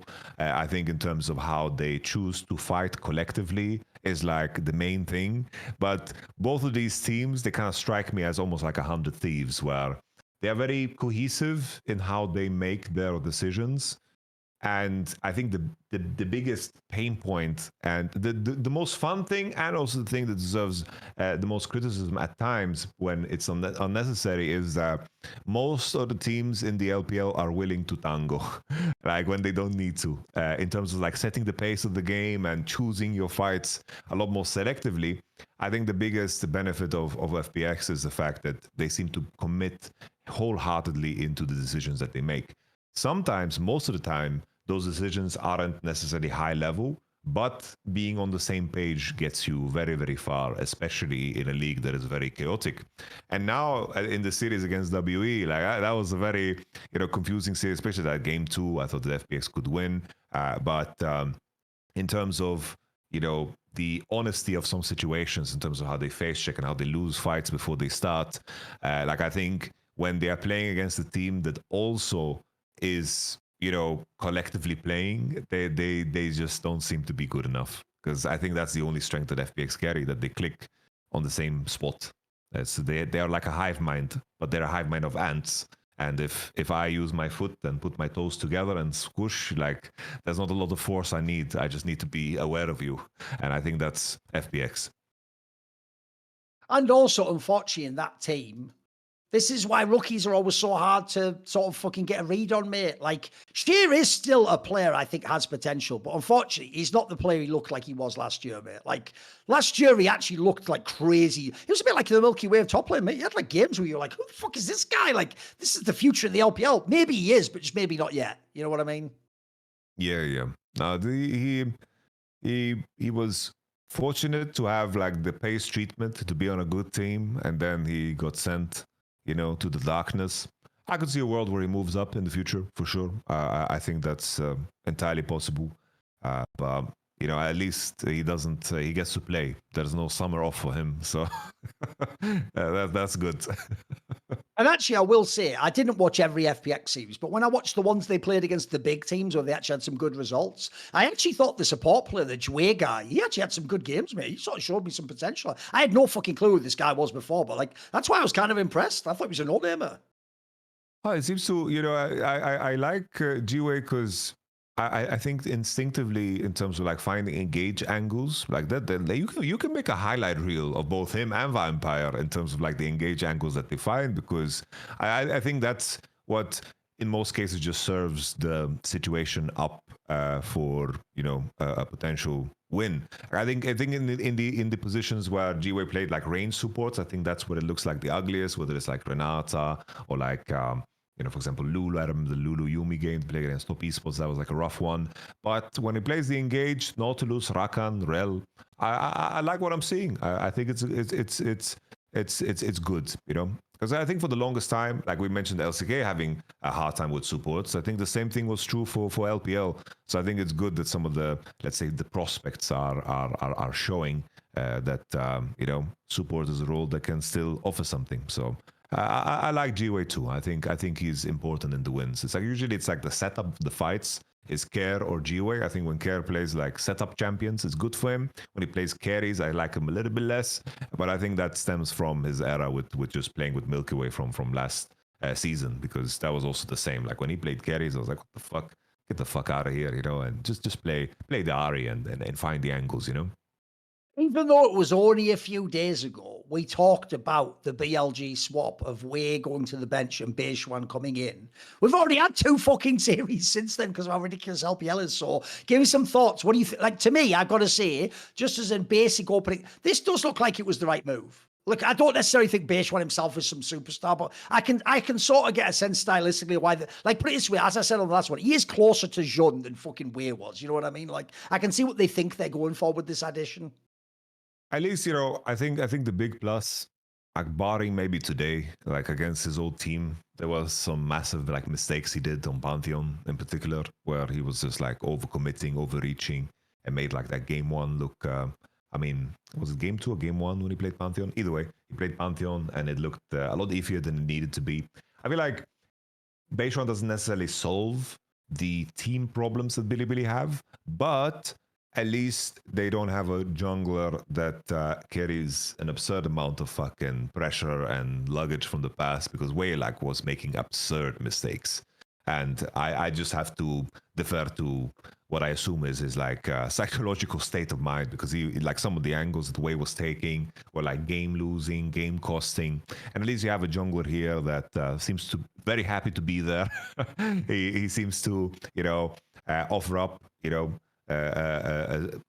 some mechanics, a level of play that is serviceable. But at the same time, there was some moments today against TT where it's like, bro, TT is probably like the weakest team together with NIP in the league. This shouldn't be close. You should be able to end cleanly with the leads that you have on fucking Silas and Ambessa here. But Bilibili, like in terms of how they overreach on side and how they decide to play on the map with jungle and support, like this is still a massive, massive problem. It's like Bilibili sometimes find themselves in fights where they execute, but you can still see hints of that problem that we mentioned before about Bin in particular, where, he just fucking doesn't play the new meta champs that well. Like when he's on Ambessa, I'm like, this is not the fucking guy who's in consideration for being the GOAT in the position. Like this is just not it. And I feel the same when I see him play the Rumble. I think it's Yorick. It's pretty fun, but I just fucking hate Yorick as a champion and a concept. So I don't want to hype that up.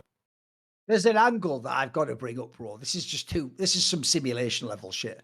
So obviously the player that got brought in instead is called like Zhao Grundon or something like that, right? And I'm just thinking to myself, why does every fucking player in the LPL is called Wei or Zhao something? Like, we've already got enough Zhaos. We can't. So I thought, you know what? Fair enough. I'll Google. What does Zhao mean in Chinese? Right, you ready? Right, here are the possible meanings. Yeah, it can mean like dreary, mournful, but obviously that's like emotion-wise, so you'd have small. So it means young or little. Wait a minute, Yamato, think about what that means. If everyone's called Zhao and it means either little or young, bro, they're like rappers. Everyone's like Lil Peep, Lil Pope, Lil Peep, Lil Jeek, Little Joke, Lil Young Blood, Young G, Young Z. Like, fuck. They're all just fuck. That's all the LPL is. It's just Young Baolat, Young Wan Chan. Fuck, This is too much, bro. They're all on some rap shit. Holy fuck. Okay. Bro, maybe it's also like, bro, for the off seasons. Lil Ray Ray, shout out Lil Ray Ray and all. Give me a break. It's like, maybe it's in the off season. It's like, oh, this guy is called Zhao. It's like, oh, he's not an older player. He has his youth. He still has a spring in his step. And that's how Zhao Hu like comes in. He's still little, and he's fucking age of 42, still playing, locking in his Corki or Aurora, whatever the fuck. And that's how that maybe it's for the off seasons too, man. That basically the meme needs to be this. Every time Zhao Hu actually wins with hands, not just his brain, he needs to have that Steve Buscemi meme of like, hey, fellow young guys, like, hey, we're all young and little around here, right? It's like, I don't know about that. You're kind of like the oldest fucker in the whole league, but hey, what up? I'm cool too. It's like, are you though? Are you though, granddad? It's like he's coming in trying to say skibbity toilet and shit like that, and all Riz and Riz and that. Like, shut up, Zhao Hu. Just fucking shot call. It's like, okay, Zhao Hu, let's get you to bed. You've shot called this game, mate. Let's get you to bed. Get you to bed straight away. Also, like, we need to now look at what the World for Old is. We need to rename him to Old Who or something like that. Like, fucking, just change his alias, innit? I know. Speaking of, bro, we never got any credit back, for the NIP IG conversation, because now IG is looking way better than NIP, and NIP is trash. We're reading some that they have internal turmoil about that Shanji and Doinby can't be in the same room together because they're arguing. It's sad, isn't it? They're actually cooked now they brought in Solo Kill. Like, I remember Solo Kill being fucking awful. For a guy named Solo Kill was not solo killing. Yeah. And now he's in the league again. Think about it. Doomed. Even earlier this split, they were doing like the FPX. They were having like upset potential. They have been fucking bad now. Like, like put it this way, you're right. We have completely won that argument. I get that. As much as people might not like IG, they're way better than fucking NIP. NIP is they look like they've imploded, mate. I'm with you. Like, that's why it's not a surprise when you hear there's like internal issues or whatever. Like, it actually just looks bad in the game. It just looks bad. I just pulled up their match history, right? And they lost against TT, then they lost against FPX. Won one map against Top Esports, which was just a gift. It is what it is. Sometimes you get gifts. And then they lost to Billy, Anyone's Legend, and also World Elite. It's like they are barely winning maps, man. They are struggling out here, man. And the next two games are Weibo and fucking TS. So, mate, those are just losses. That's just two more losses coming. It's going to be brutal. I feel bad as well, because here's the thing, Yamato. Unfortunately, I have no idea where the NIP org is in terms of like, do they have money to upgrade a player? Because, listen, Doinby hasn't been amazing this split. It's nothing like he was last split, but that's still a real strong piece. That's a piece that you can do something with, mate. Like, and also, like, listen, I'm not a fan of their top side. I think people know that by now, but I think Leave is still legit. I think he's still got real talent. I think those two people, if you make like the right change, I don't know what it would be, maybe a jungle change or something. I still feel like there's got to be a world where you could turn it around and be at least a playoff team. Look, I don't think right now, I think sadly the winter split has overhyped this roster. There's no chance this team goes to Worlds. Like, that was never on the table for me. But I hope at least in summer, because I am a Doinby fan, I want to see him play and be a relevant player. I'd like to see some sort of a roster move for this team. The main question is if they can harvest, the bodies of the teams that go 15th and 16th, and make something. Because I don't see a world where the teams like OMG and RNG. I don't see a world where they're gonna play next year. Like, the financial sense of their position. I hadn't thought of that. You're actually right. That's actually the one upside, to be fair, about the fact that they make those teams just quit after like May or whatever the fuck. In theory, it does mean you might actually be able to get those players to your team, though. I guess you're right. Some talent can go to other squads potentially, right? That's true. It's like that's the main angle, right? Like, if we want to see a Milky Way resurgence, is to see Milky Way together with Doinby. Oh, imagine that's my dream, bro. Yes. If Milky Way can't piece it together then with the Doimster, then just move on. The dream is dead. If I can't at least have Bo Niski, can I at least have Doinby and Milky Way, for fuck's sake? Can I at least have that? That's something. Then again, 10-year contract, as we said. Yeah. Well, maybe RNG just ceases to exist. Maybe that's the angle. That's actually true. That's also plausible. I mean, as we're saying, it looks like they want to kick him the fuck out the league. And also, RNG, if you look at their roster, it doesn't look like they give a fuck, mate. Look at this, phoned this one in. They're not trying. There's no way. First of all, you never let Ming go in the way they did. And then this just looks like they're winding the org down. You're just gradually winding it down.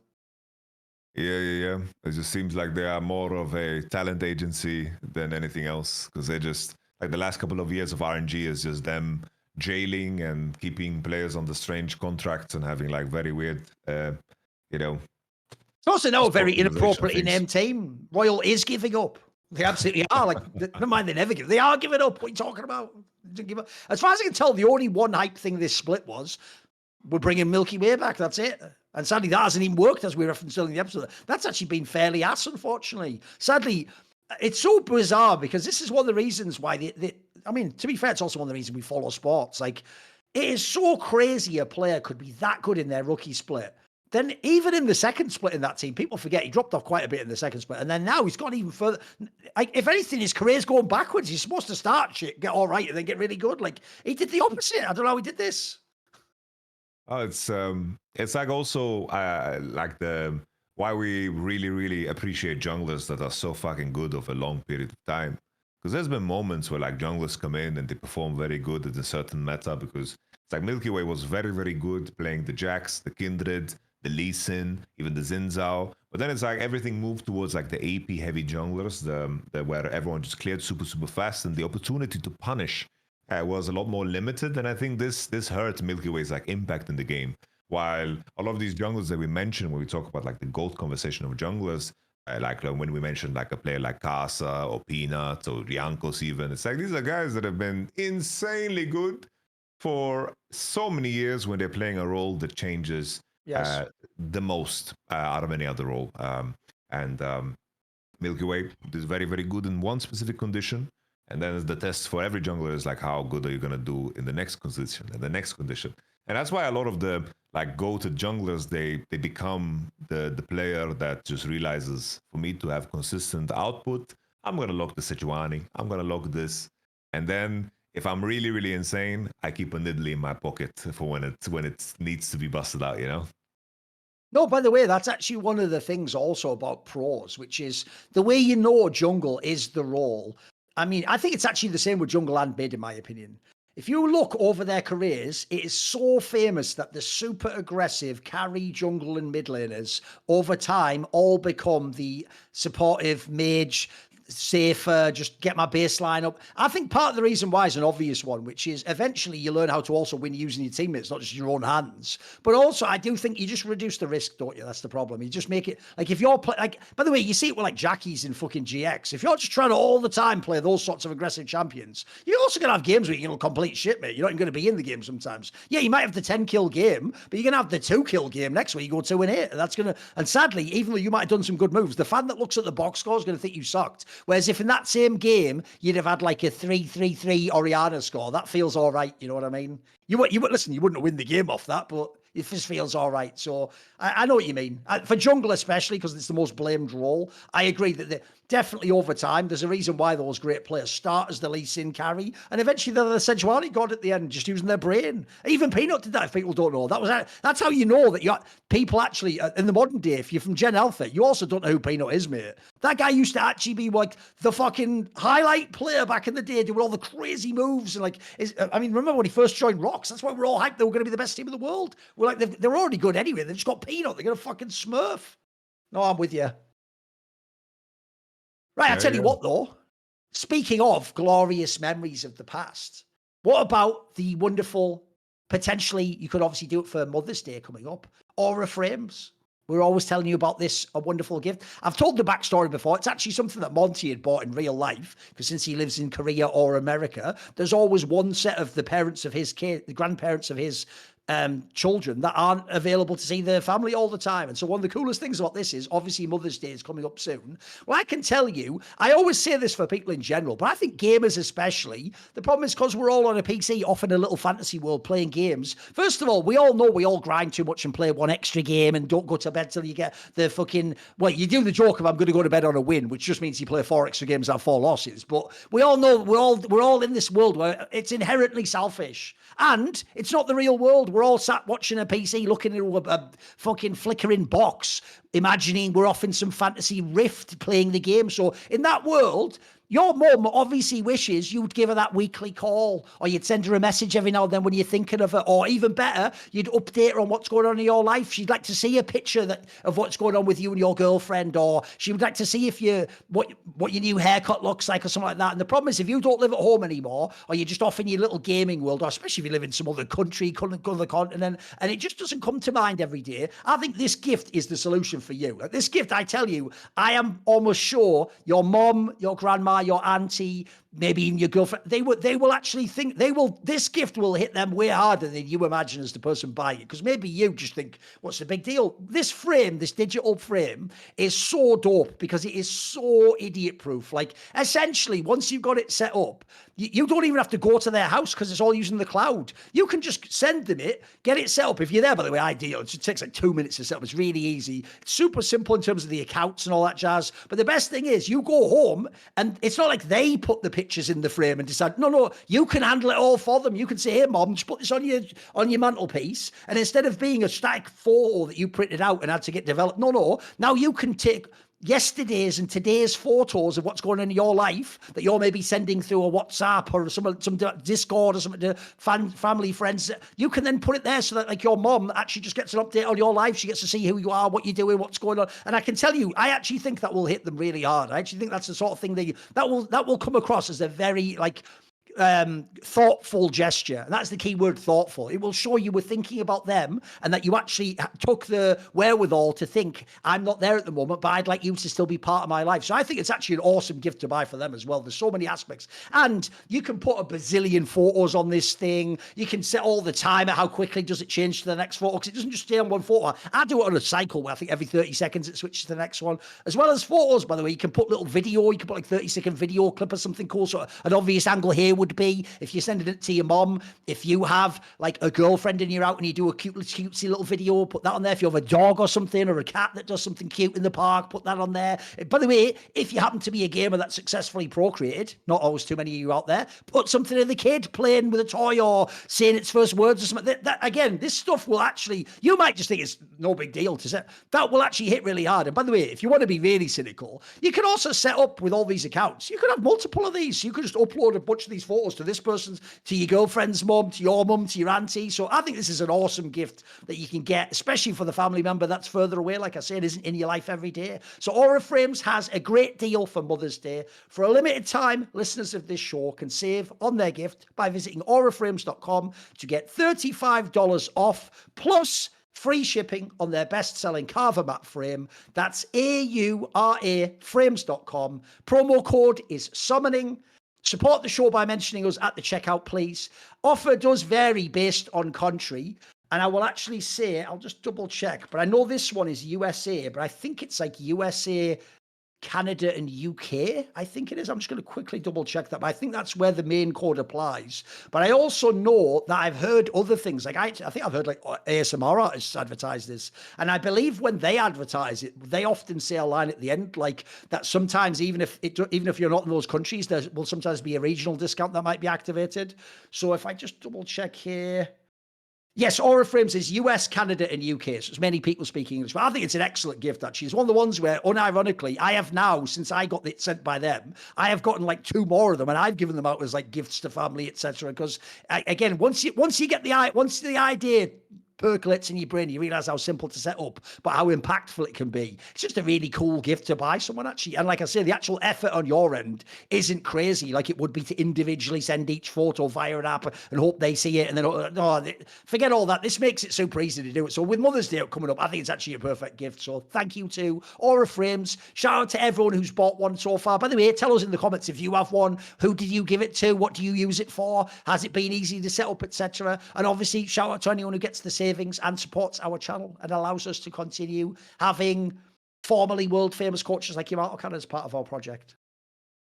Still technically world famous, but you know, as the years go by, I don't know if the Koreans still know. They probably think you're retired, mate. They don't know. They don't know what NLC, mate. They're not following that shit. You know.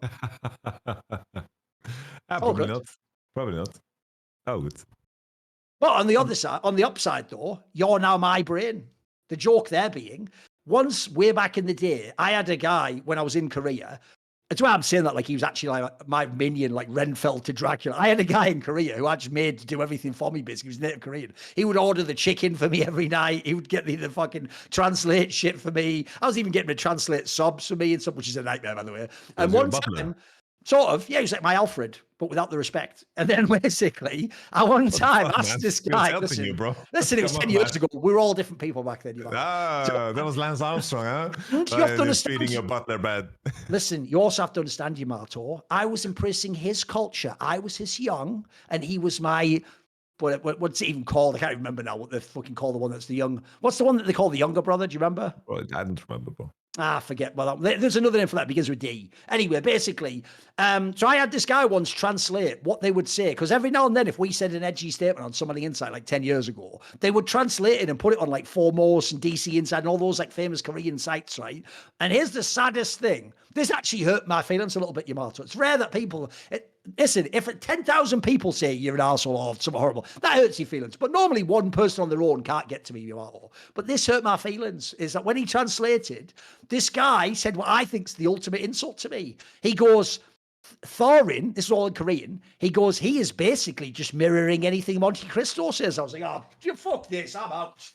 Fuck this, smash, fucking, I'm out. Like, but if there's one thing you can't say about me, it's that all my opinions are just Monty's opinions. Like, listen, just say this shit or something. Oh, I'm uninformed, I don't know about the game. I definitely don't just fucking say everything Monty said. So, but the good news is, now I'm just saying everything you told me to say. So it's all good. That's the new show dynamic, right? Logically, now you're to blame for everything I say, Yamato. Which actually, if you've ever seen Yamato log on Twitter, is indeed how they treat you, Yamato. You're to blame for everything I say. Not what you say, but everything I say is your fault. Who knew? Who knew, mate? Yeah, this is the Thorin method. He just collects people, Lance Armstrong, Mike Tyson, me. Exactly. And then when he goes to events, he has a paranoia about people attacking him. I know. And not even based on what I've said, based on what Lance Armstrong, what you said, what Mike Tyson said. You guys have said some outrageous shit on the show. Yeah. Some of the shit you've said on the show is really out of pocket, quite frankly. But, And by the way, I don't agree with everything Yamato says through me via my mouth on this show. So don't blame me for it. I know exactly. Anyway, let's talk about LCK, bro. Let's get into that Korean shit, that hard body boom back rap, the shit from the streets, homie. You know that shit? Yeah, exactly. So let's talk about LCK because, mate, I have to say one thing right now. There used to be a narrative on this show for many, many years, and it went like this, right? One thing in general I hate, because they do this all the time in Counter-Strike too, mate, is, when a team has like significant roster moves, like you change like 2 players, or one of them might even be like the star player.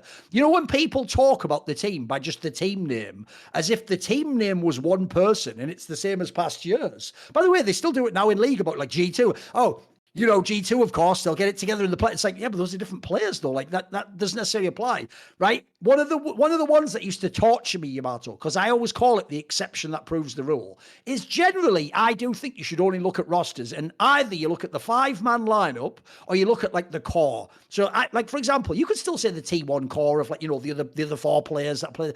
My problem is this: normally, when enough of the roster changes, I don't think you should do what they do in LEC, which is act like every G2 and every Fnatic team should be number 1 and 2. I know it's happened many times, but it's not always going to hold because the players change, right? One of the weirdest ones that did hold for real the entire time in LCK is, I've always said, it doesn't matter when the telecom war comes how good either of the teams are. T1 can be the best team in the world. KT can be irrelevant. There's still always a chance. KT can be the best like they were in the 2023 summer. T1 might be falling off. Somehow that match always like freezes time, and the essence of both teams comes out. They're always like 51-49% evenly matched, and every series is a 3-game banger where like nobody can know who's going to win, right? I've got to say this, Yamato.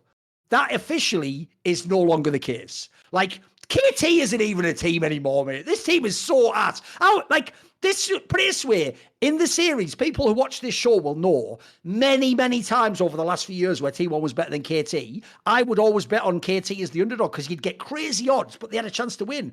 I myself bet T1 would 2-0 this, and it happened. Like, bro, this was a shit telecom war. You know what I mean? Like, that whole thing, like, that no one cares. If this is what it's going to be like, I don't care about the telecom war. Retire the telecom war. It's over. It's over, bro. KT's done, mate. It's over. I'm with you, bro. It's just T1's both opponents, like both KT and DNF.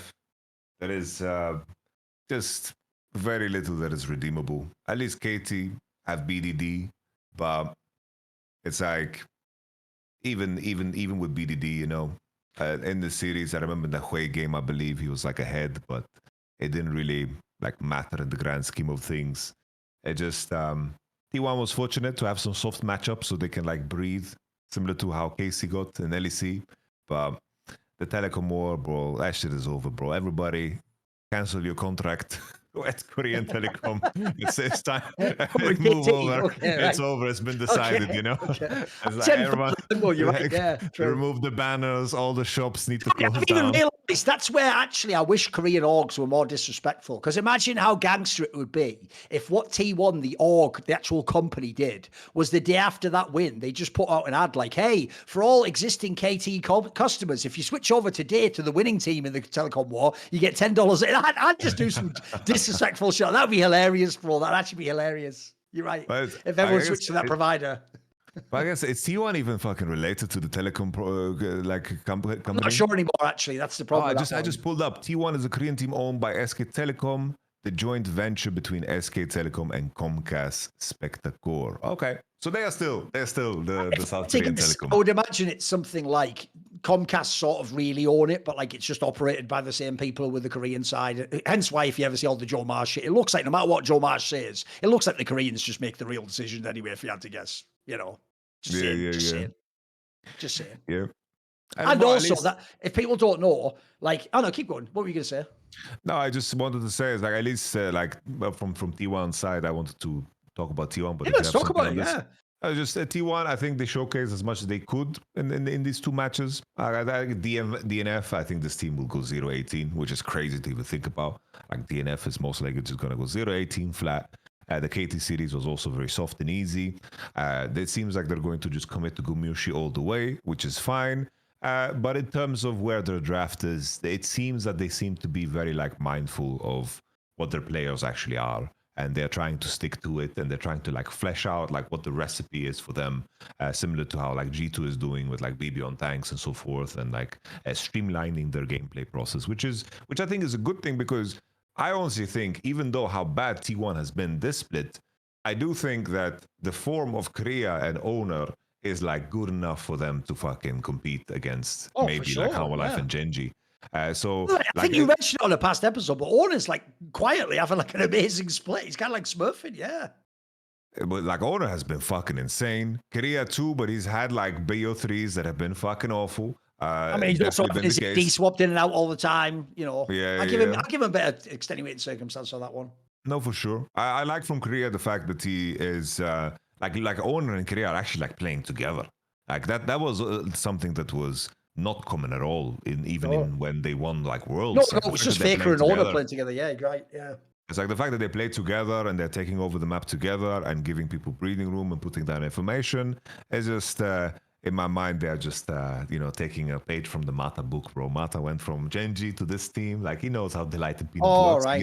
Gives them the special spice and the special sauce. So that's how I imagine it with Mata coaching the team. But nevertheless, I think T1. I can't imagine them winning GenG and Hanwha Life. I think that's always going to be fucking hard for MSI. But at least, in the current state of things, I do think like T1 against Nongshim D+, I think they should be good enough to be like got some good news for you. They're playing them this week. And remember, if anyone didn't hear a past episode, I'll repeat it again. It was only like 2 weeks ago that we had the D plus T1 series. And if you haven't seen game 3 of that one, skip to like 15 minutes before the end and you must see how that game ends. It's one of those games that it's a bit like the Fnatic fucking, which one am I thinking of? The Fnatic Koi one, or was it the one I'm thinking of? No. Yeah, the one where it's like the super banger ending. It's a bit like that. It's not identical, obviously, but it's one of those ones where you won't be able to guess as it's played out who wins the game. Put it that way. You have to see it to believe it. I won't spoil it. Obviously, you might know who won based on the past one. But mate, let's run that one back immediately. Let's run that series right back. I'm in. Sir. I'm in. I was like, and because this week was kind of light in LCK. It was like light. Got to see like GenG versus DK, which was like very one-sided. GenG. I think. It's like the drafts that GenG is doing. I think it's only them that can win with it. It's like Rumble, Nafiri, Talia, Jinrel. Like that was a very, very hard game, I think, to win against Azir, Orno, Zinzao. True. It's like the shit they need to pull in team fights, and they do it against fucking mechanically talented players like Siwoo, Aiming, and Lucid, and so forth. And the fact that GenG is in that state of mind where they can just do this to DK, extremely fucking impressive. Like GenG form just looks like where Chovy is and Canyon is individually is so scary. They seem so on top of the ball, and with last split, considering they made it all the way to finals, kind of doing it half-assed, GenG definitely just continues looking like the best team in the world. I have a question for you though. Which is, we also on the last episode, another take that aged quite well, Yamato, was the Nongshim hype. Now, when they played this series against Hanwha, people are going to see that Hanwha won 2-0 and think, no big deal. Bro, that easily could have been 3 games. Like that second game, it was looking like they were going to pull it out. They were going to do it. You fucking Calyx or Smurf, they were going to pull it out, mate. I don't hate on that even. I do think Hanwha Life is good. Look, they played better than I expected, but Nongshim has something in this team, mate. It isn't just Lehens. It isn't just, mate. There's something to this team. Oh, they have such a good spread of like just player skill. I don't feel like anything is like necessarily lacking. I feel like the biggest race will just be like Nongshim, D plus, T1, that upper mid tier. Like how the teams develop there. I think like T1 in terms of their pedigree should like be able to ramp up, but still, it's like Nongshim is not a team that you can like brush off that easily. They won against DK in a very nice fashion, and even like game one, it's like they tried to break, of course, Zeus on the Jace, and they made like these plays were so damn close. And then of course, if you can't snowball, you just kind of continue try to take any fight possible. That's what Lehens did and went like 0-8 on Elise. But I don't fault them for it. Like that's the only way to kind of approach that game with the draft that you had with the Rise, Elise, Kate. Like you need to snowball or just die. I think that Nongshim, they made How Alive sweat, and that's like the only thing that you can kind of ask for. Like in terms of what that series was, I still am bought into the Nongshim project.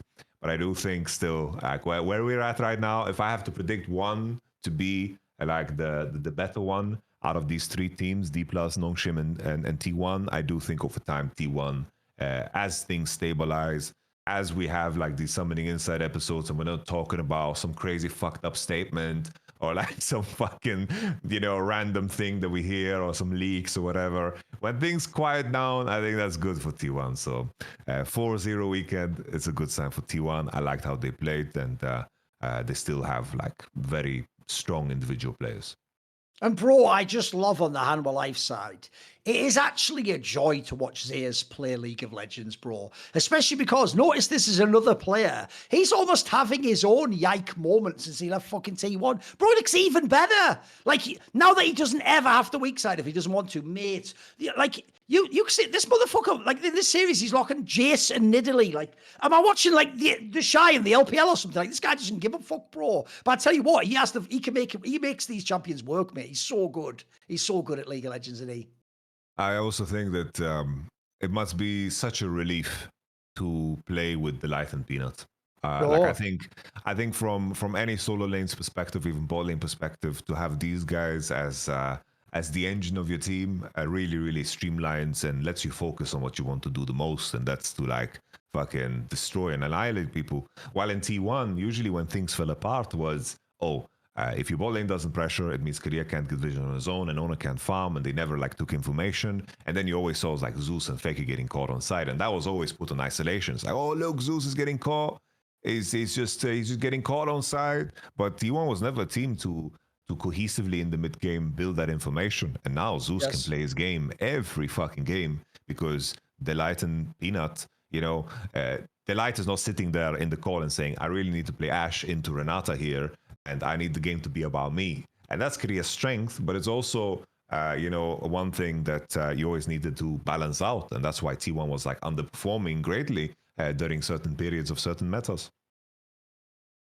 What about, I mean, you referenced it earlier, only from the side of the fucking, the drafts, but I just want, if people haven't closely followed LCK this split, I need people to understand, like, this is why I brought up that topic on the past episode. Bro, there's a reason why when I saw that GenG roster made, my heart fluttered. I was like, this could be something special. Because even though it was obvious, by the way, anytime you skill stack like that and you put people who've all been stars, you're never going to end up with the style you had last year where it's all like polished, it's super clear. No, what you're going for is we're just going to dominate you. And if people don't know, not only have they won every series, they have won 20 games and lost 3. And this is, as we just said, a very competitive LCK. This is an LCK where everyone who isn't, by the way, GenG, has all sorts of like matches that are back and forth and closer. These guys are just fucking, they're at a level up here. I actually think for real, they're just the best team in the world, mate. Like this, I'm so hyped to watch this team play at MSI. It's going to be so exciting. It's so crazy. Like after last year, the spring split that Chovy had, that he is slowly, obviously we're very early on, but he has already like, it's pointing towards the side that he's outdoing himself already.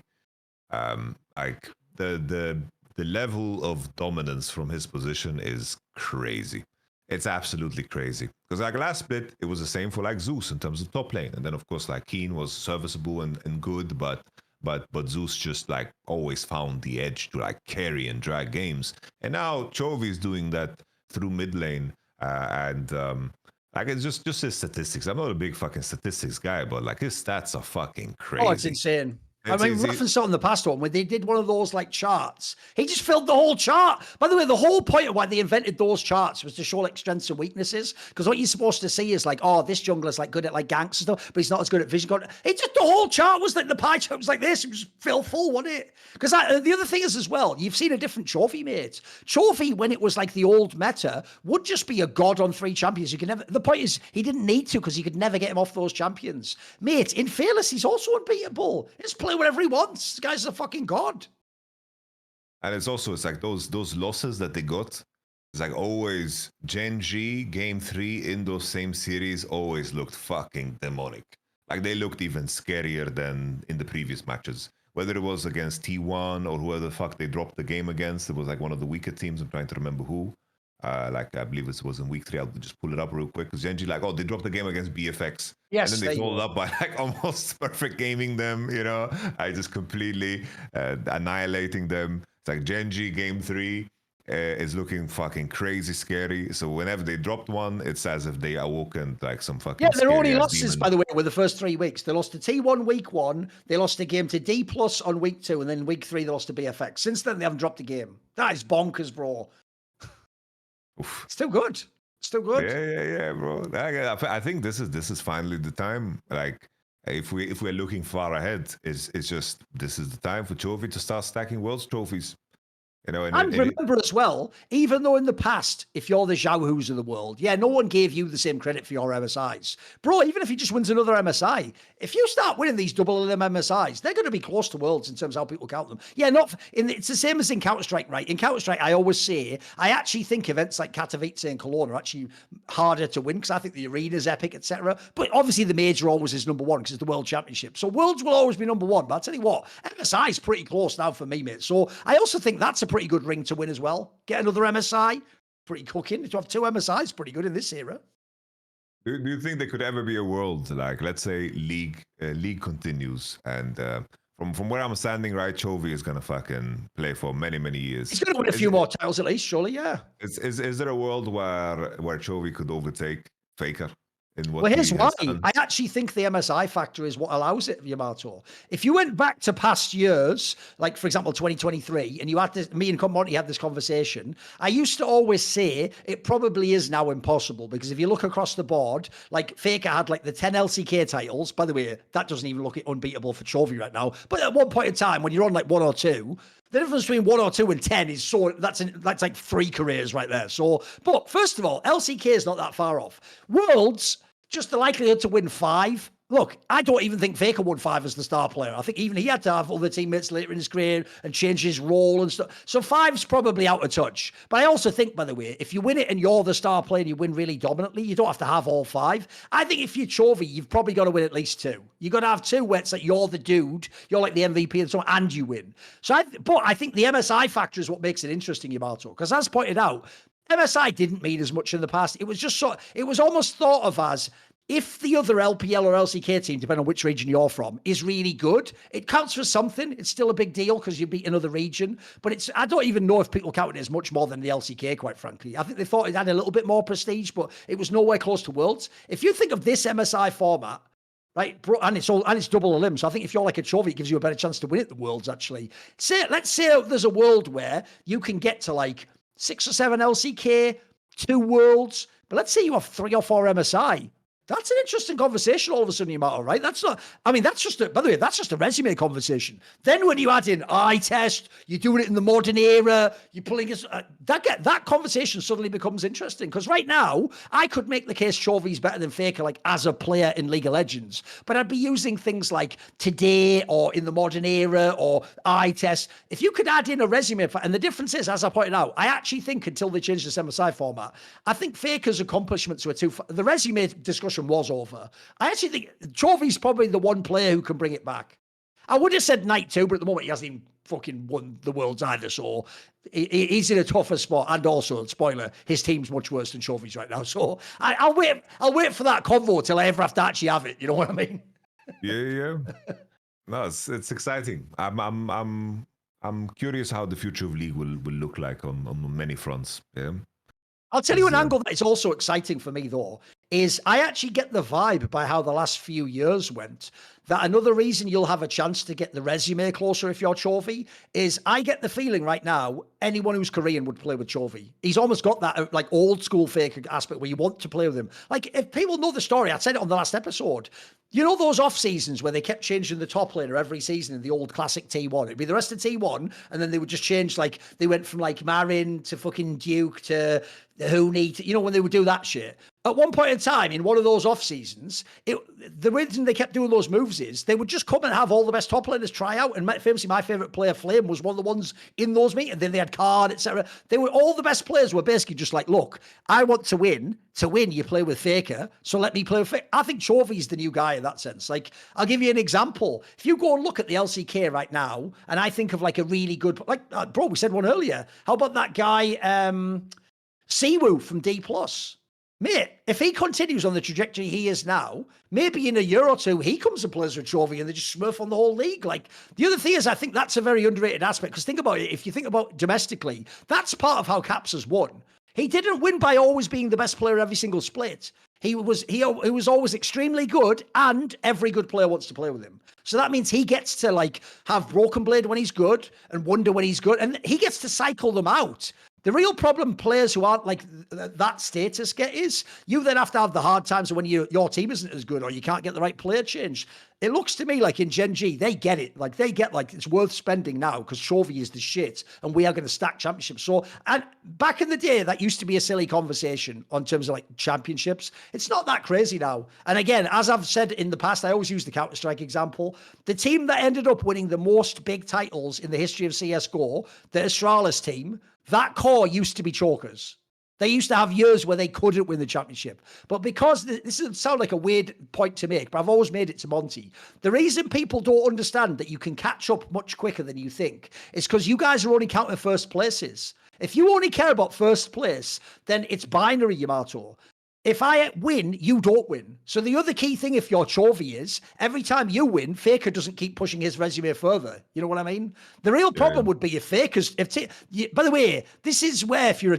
Buckle up if you're a T1 fan. You survived the whole episode without getting mad. Now I'll make you mad again. This is why if Zeus had stayed and you could bring Smash in, now it'd be interesting because now every LCK you win an LCK Chovy doesn't get. Every time you win Worlds or MSI, he can't win that. Like that would make it impossible. Right now also, Faker's not going to win much for a while now, mate. Probably nothing this year, right? So if you're Chovy, the way's wide open to start stacking. Start stacking that trophy cabinet, mate. Don't you think so? No, I could see it. I could see it. Like I think the main thing now. You think he will do it? Do you have that? Have you got that vibe? I get the sense you think it's going to happen or something. Like it's like now I don't know how long, especially now with how T1 converted this year, and in regards to GenG, I just don't see ever a world where Chovy's performance. Like I think Chovy's performance will continue to be insanely like at the highest level of league for many years, and that's the main thing that allows me to dream about this, dream about this specific scenario, to even think about the scenario, because he's been just so damn good for so many years, and his worst game is some mid laner's best game. So like it's crazy. And already on that like front, like in terms of his volume and his overall play ever since he like joined the league back in like 2018, it's his body of work is just absolutely insane. So something that's very like underrated, I think, about his time was like that How Life year where he basically played with it was 4 bots. It was nuts, wasn't it? It was crazy what he was doing on that team. Absolutely. Bro, he had them go top 8 at Worlds. That roster. Crazy. Morgan, Willer, the most bomb-ass roster of all time. It was crazy. We played against them at Worlds, and I was astonished. It's like it's one thing to watch the games, but then and understand it, and then there's another layer to it when you get fucked completely by Chovy. Like that was like we played like TF into his LeBlanc, which is something we played. It's like, bro, he played this matchup in regionally, and he was solo killing like Viteo and shit. Like he was farming people. Yes. And then it's like he plays a matchup against Chovy. Chovy is 30 CS ahead. is fucking nuking him out of the lane. He's playing fucking LeBlanc out of all things, which is not a Chovy thing that people associate with him now. It's just that in that context, he fucking turned into something different. And I think like those years when you don't win get so underrated by like a lot of people that didn't like get to see them real time. Because that's like one thing about like Faker too. Is like, bro, that year he didn't win Worlds 2017. That was one of the best Faker years ever. Which I think is always a fun conversation to have, you know, about the years where you're trophyless. Well, you know what, Yamato? You talking and imagining Chovy winning Worlds is obviously music to my ears. I could listen to you talk about that every day, especially if I had Raycon, everyday active earbuds or whatever the fuck they called. I can't read because it's backwards on my thing. Everyday earbuds, baby. Yes, Raycon. Because if you don't know, Raycon, obviously, Mother's or Father's Day, always around the corner. This is a great gift to buy also for people who are boomer because they're so easy to use. So many quality of life upgrades with these earbuds. Like they have the 32-hour battery life, so you don't even have to keep them on charge all the time. You'll still be able to use them when you commute and go to the gym and do all sorts of things. They have the multi-point connectivity, so you can connect two things at once. So they have to remember to switch between all the time. You can just pair two devices. They have the active noise cancellation, which, especially, by the way, I actually think people like your mum and your dad, they'll be used to really old school headphones that don't have anything like that. Like, that's actually a game changer if you have that, by the way. It's mega for when you're in like a bar or you're out and about or you're fucking at the gym and you don't want to hear the other guy. So I don't want to fucking hear that, mate. If I wanted to do that, I'd put gay porn on in the background. Definitely not written in the copy here, but whatever. I'm freestyling. Lance Armstrong and those fucking intrusive thoughts every episode. Anyway, the point is you don't want to hear those weird sounds in the gym, whatever they might be. So also, they're about half the price of normal good earbuds that are at this kind of a quality level. They always keep the price point very reasonable. And if you've got one of those parents that complains and you never sure what they're going to like, don't worry. They've got a 30-day happiness guarantee return policy with no questions asked. So go to buyraycon.com/LFN. It's on the screen to get 15% off site-wide, so everything on the website. Right now, Raycon is offering up to 15% off site-wide when you go to buyraycon.com/LFN. Buyraycon.com/LFN, just because they ask you to repeat it a third time. So I did. So, yeah, thank you to that. I tell you what, why don't we do a little break and then do some Q&A to end the show, yes, the viewer questions. Let's do it. We'll be back in 5 to 10 minutes, boys. Right, it's time for the last segment of the show, which is always the traditional viewer questions. The way you ask a question is quite simple and actually now has additional value, which is if you subscribe to the Last Free Nation Discord, you get access to a bunch of channels where you can submit questions, not only for this show, you can also submit them for the Four Horsemen, the show I do with Richard Lewis and Monty. You can submit them for hot take, both in League of Legends and CS. We have ones where you can submit your own hot takes there. So anyway, you will obviously get a chance to ask questions here. In general, as you notice, we do try to do quite a few of these. Some of the other shows skip it or whatever. I try to always do the segment because I like to give value to people who support the company. But there are always way too many questions. So unless we have like a really, really dry week, we're probably never going to get through them all. So I will selectively pick, and where possible, some of them will roll over. So let's get into the questions as usual. So when I go into the SI questions, let's see. Here's a good one. It is Hellfire206 asks, who would win in a series between an all-star lineup of the bottom 5 of the LCK and the LPL? So if we made like an all-star lineup of the best players in the bottom 5, the worst teams, who would be best, LPL or LCK, do you think? I think by the idea that LPL has 16 teams just makes it worse. It kind of makes it unfair, doesn't it? I know, true. But I think if the question was top 10 versus top 10 to make it a little bit more fair, because that would then put conversation of like, let's say some TT players, maybe an NIP player here or there. Then the conversation becomes a little bit more intriguing. But I think that DNF has just set such a low bar for League of Legends that they would just lose in a conversation of a top 10 versus top 10. Like DNF is just so tragically bad. But DNF against OMG and RNG, I could see that being like a DNF win if we want to go so far. But I think the question is more fair if we say top 10 LPL, right? I'm going to cheat for my answer, though, because I just don't really care about this question. So the way I'm going to cheat is this. I always point out that the most unfair thing about comparing LPL teams and LCK teams is a lot of LPL teams have a Korean player in them. The Korean teams, barring DRX, are all Korean players, because the Lazy Field guy plays there from Vietnam, if you don't know the reference I'm making. So my problem is this. The reason why I think people forget this is because what you're ignoring is this. It's not normally a normal Korean that you have in the slot in the LPL team. You have like one of the absolute best players in the whole world. So those players are so cracked out, like the scouts of the world. You almost forget them. Like the one I always forget is Korean, is Dongbi. In my brain, he should just be Chinese, but I have to remember, no, wait, he's Korean too. So essentially, my point is this. At the top level, I think you get away with it because they're just so good they make it work. At the bottom level, I think that part would kill any... If there's any LPL team that has like a Korea there, you're fucked already. So if we have to pick all players, only Chinese players, only Korean players, it makes it even. I don't think actually it would be quite an interesting match. I would love to see it actually. In the same way as in the past years, you know, for some of the IEMs, they would invite like a T1 or a KT, even when they were number one for like fan value. And sometimes they would still dust off all the Western teams, man. You're like, fuck, in LCK, that's like the 8th best team and they're winning our international event. But that's just how good some of these teams are. So I actually think the match will be better than people think. Right. The next question will be, the dog says, right, whatever. This guy's, right, you have to understand some of the backstory here, Yamato. This is a guy from my Discord server who's, he's American, and his whole style is like sort of troll questions. It's not Bot Powder 420. It's a guy called The Dog, but he's sort of like a boomer. It's like boomer dad jokes. So get ready. He goes, Thorin, 2 weeks ago, you baselessly accused Zika of winning worlds aided by the abuse of spiritual steroids. Can you remember? I know I've said a lot of shit, Yamato, so you might think, did he say that? I definitely did say that, if you remember. Like, so on that topic, here's a good one. Which match or tournament had the use of the spiritual steroids run the most rampant?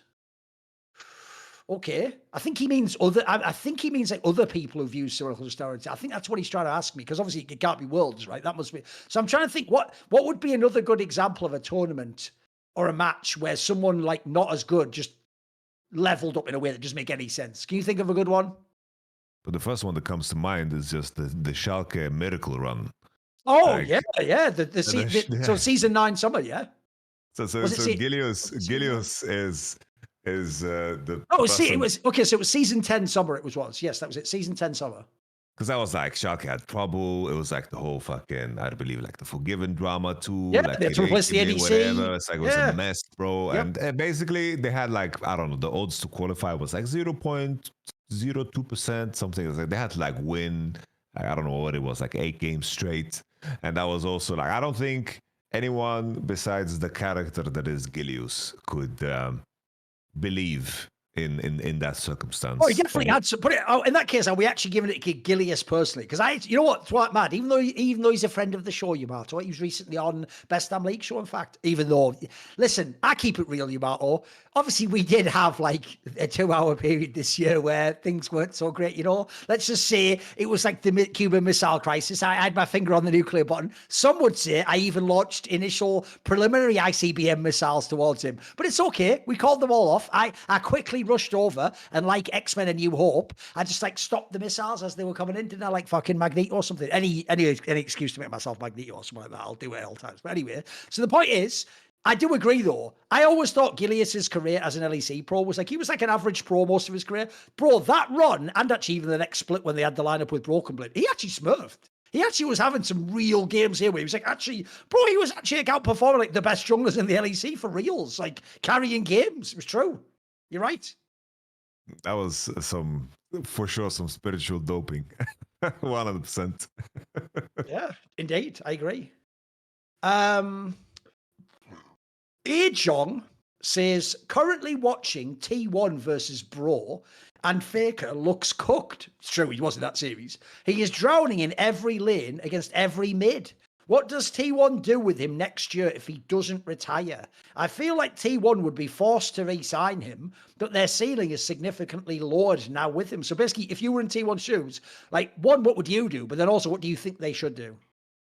Or what do you think they will do, maybe? We had a similar question, I believe, the other week too, where like in terms of how they like the the upside of signing a different mid laner in terms of it's like the business of Faker just outweighs like he could run it down for 3 years straight. Like they cannot move on from him.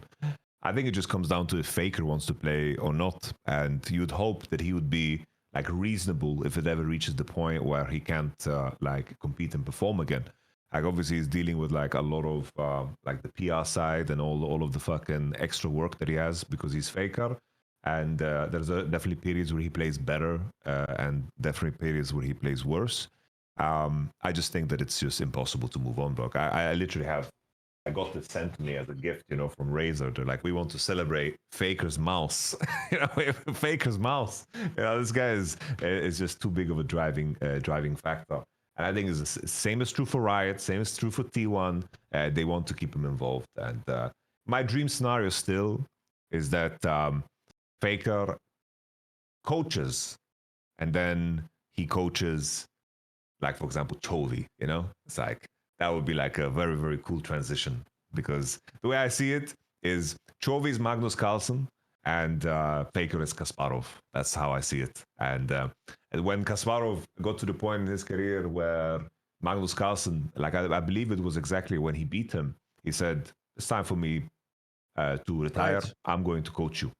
And that's like movie-esque, It doesn't get better than that. Right, the main thing for me is this. Everyone's done that thing for the last 2 years where the copium about Faker goes like this. He could just role swap to jungler or support. The problem is this, Yamato. As of today, you'd be a lunatic to kick the jungler on the fucking support and role swap Faker. Even if you get to keep Faker, who are you going to give honor to in the LCK? And by the way, if you're even considering kicking Carrier, just leave this channel right now. Like this, you can't be part of conversations with me because you actually just only care about Faker in the world. Like Carrier is an all-time generational cracked player. There's no world where I'm... By the way, I even think actually Smash has made Carrier's value even more, because now he can't even do some like copium of like, I guess just how him and Guma played, but he looked fine with fucking Smash too. Like, so in my opinion, even though in past years you would think like when Orna was a bit up and down, you'd be like, maybe he just becomes the jungler. Right now, the real problem you have is, realistically, it probably is like he says here. If you re-sign him, it's probably at mid again. Here's where, Yamato, there's a really difficult circumstance for T1, and I'm going to give you an example, right? This might blow your mind, but I'm actually one of the only people in the world in basketball who, when they did this trade of Luka Doncic from the Mavericks to the Lakers, I didn't think it was a terrible trade. Like, I do think it's very, very hard to make that trade work. But essentially, if you look on paper what they were trying to do to their team, they were trying to get like a better defensive player, which the player they traded for was, and they wanted a big man, and they already had a ball handler. So their logic was like, we can rework the team. And it didn't happen because actually their ball handler, Kyrie Irving, got injured this season and he had to stop playing. But essentially their logic was sort of like, even though we're giving up one of the best players in the NBA, we're doing it so that this year we might have a better chance to win. The problem is, if you use that logic as T1, the only way you will make it work is if you literally won Worlds without Faker. If you don't, if you essentially don't re-sign Faker, and then even if you came second, it wouldn't matter. You would be hated by every T1 fan. So unfortunately, it's a rare scenario of where I actually think the GM is not allowed to do his job. Like, in theory, the GM should do what this fan did here and just assess Faker with the nameplate off and go, oh, I can't win Worlds with this mid laner. Like, his years are done. But the problem is the cultural factor of Faker is too big. I actually think you would just do so much harm to your brand and to the T1 fan base if you kicked Faker and didn't re-sign him that it's not. So the main question here for me would be this. If I kick you, Faker, or rather if I don't re-sign you, are you going to retire? Because if you retire, we can do this. We can make this work. Congratulations, Coach Faker. Congratulations, Ambassador. But the problem is, if you tell me that if I don't re-sign you, you're going to go play for D+ or KT Rolls, then I have to re-sign you no matter what. Even if it means we won't win. Because essentially, I think the fans would rather not win with Faker for the last 2 years than see Faker play for another team. I don't think he'll win there. And just start over. I actually think fans would just go so mental. So I think actually they're in an incredibly difficult situation. I actually feel sorry for the GM of fucking T1 in this scenario, because with that said though, this is where it also matters. If you think about a couple of episodes ago when I said I heard basically like maybe T1 also doesn't have that much money. Actually, they can't just spend like 5 million per position. And also remember, at the moment, what's allowing them to pay Faker so much is his contract was grandfathered into the new salary cap. He essentially is allowed to get more than he would if you signed him tomorrow. So right now, the other problem is this. If this was the world before the salary cap, and you can just have teams like that, you know that JDG 2023 roster, the rumor is, Yamato, that roster was $18 million worth of salary. 18 million, as in, like, by the way, that would be the entire LEC, every player added together wouldn't get to that amount. So that was like when you could really cook. If you were in that world, and essentially I can make a dream team around Faker, then he could still win. I think it'd be very hard because it is mid lane. Like, one of the reasons I think I have a different opinion than most people. A lot of people now think Smeb was overrated. Bro, he was playing with Kuro. He was trying to win worlds with a mid laner that I thought never was better than, I don't know, fourth best or something. That guy was never a top mid laner. But the problem is, it's really hard to win without a superstar mid laner. So I think if you really do make this team, like Viper and Carrier and fucking Canyon and maybe Yaz Keen or something, yeah, then you know what, that roster, maybe Faker could just pilot that team, no matter how bad he is in lane, and win the game anyway. But I just doubt, one, I doubt you can make that roster. And then two, I actually think the real answer to this question is, do you want all the T1 fans to hate you? And since the answer is no, you probably just have to accept the end of Faker's career. By the way, I actually think the real answer, but I just don't think, sadly, this will happen, is I actually think the best for everyone would be for him to just retire.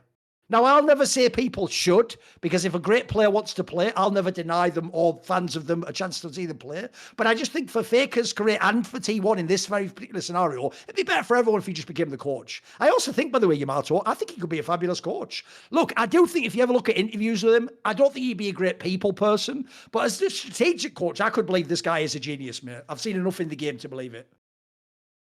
Agreed. And I also agree with you. If he retires, mate, now we can go the other direction and make the best T1 roster. Like you say, bro, imagine a team where we have a super duper T1 roster, Faker's the coach, and his mid laner is either Chovy or Scout.